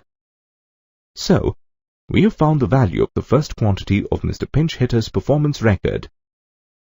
Now, let us find the value of the second quantity. Now, let us find the middle score of Mr. Pinch Hitter in his last 15 innings. To find the middle score, we arrange his scores over 15 innings into ascending order. Now, let us find the value that lies in the middle of these numbers. In this case, we see that this value is 9. The value that lies in the very center of a given set of values arranged in ascending or descending order is called the median of the given data. If the number of the given values is odd, as in this case 15, the median is given by the formula shown here. By the formula, the median of this group of values is the 8th value or the number 9. Now suppose we were considering Mr. Pinch Hitter's scores of only 14 innings. Let us see if the median remains the same. We see that there is no middle value here. How do we find the median in this case? If the number of the given values is even, as in this case 14, the median is the mean of the two middlemost values, which is given by the formula shown here. By the formula, the median of this group of values is the mean of the numbers at the 7th and 8th position of 5.5. So we found the values of the first two quantities. Now let us see how he fares with the third quantity. Now, let us find the number of runs that Mr. Pinch Hitter has scored the most number of times in his last 15 innings. Here are the scores made by Mr. Pinch Hitter in his last 15 innings. Is there a quick way to spot the runs scored most often? A frequency distribution table may help. Now, there is no confusion. Clearly, Mr. Pinch Hitter has scored a 0 the maximum number of times in his last 15 innings. The value that occurs the maximum number of times in a given set of values is called the mode of the given data. Here the mode is 0. Well, we have found the values for all the 3 quantities in Mr. Pinch Hitter's performance record. Which of these 3 values do you think he would like to use? Do you think that an average score would always give him the best value to present? Let's find out. Mean, median, and mode together are called the measures of central tendencies of data. They help us to better interpret data, but they are affected by the distribution of data and thus should be considered with other information. Now, suppose the scores of Mr. Pinch Hitter in the last 15 innings are as shown here. Which central tendency would he choose this time to project a good performance?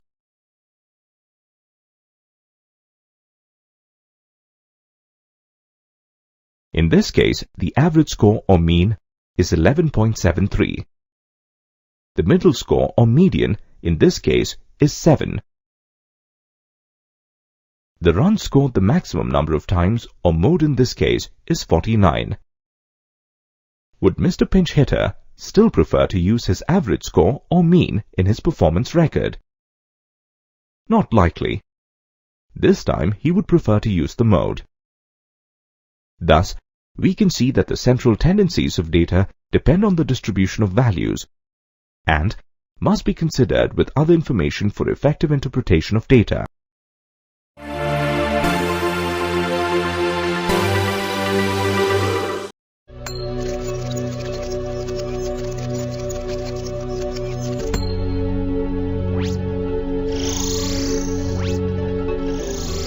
Welcome to the lesson on probability, an experimental approach. At the end of this lesson, you will be able to define probability and its terms: trial, event, experiment, and outcome. You will also be able to list the steps to measure the chance of occurrence of a particular outcome.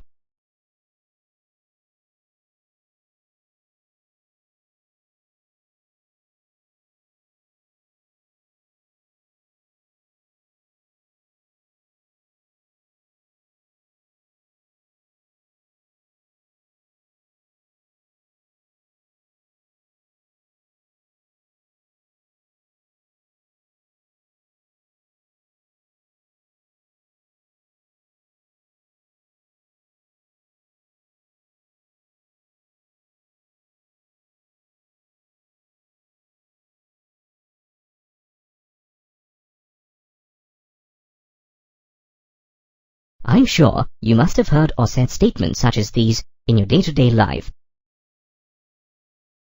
The words likely, maybe, chances are, probably, and hope used in these statements involve an element of uncertainty or chance. These words are all synonyms used to indicate the term probability, which is an integral part of our life. I'm Probby. Together, let's explore the world of probability. Let's look at this scenario.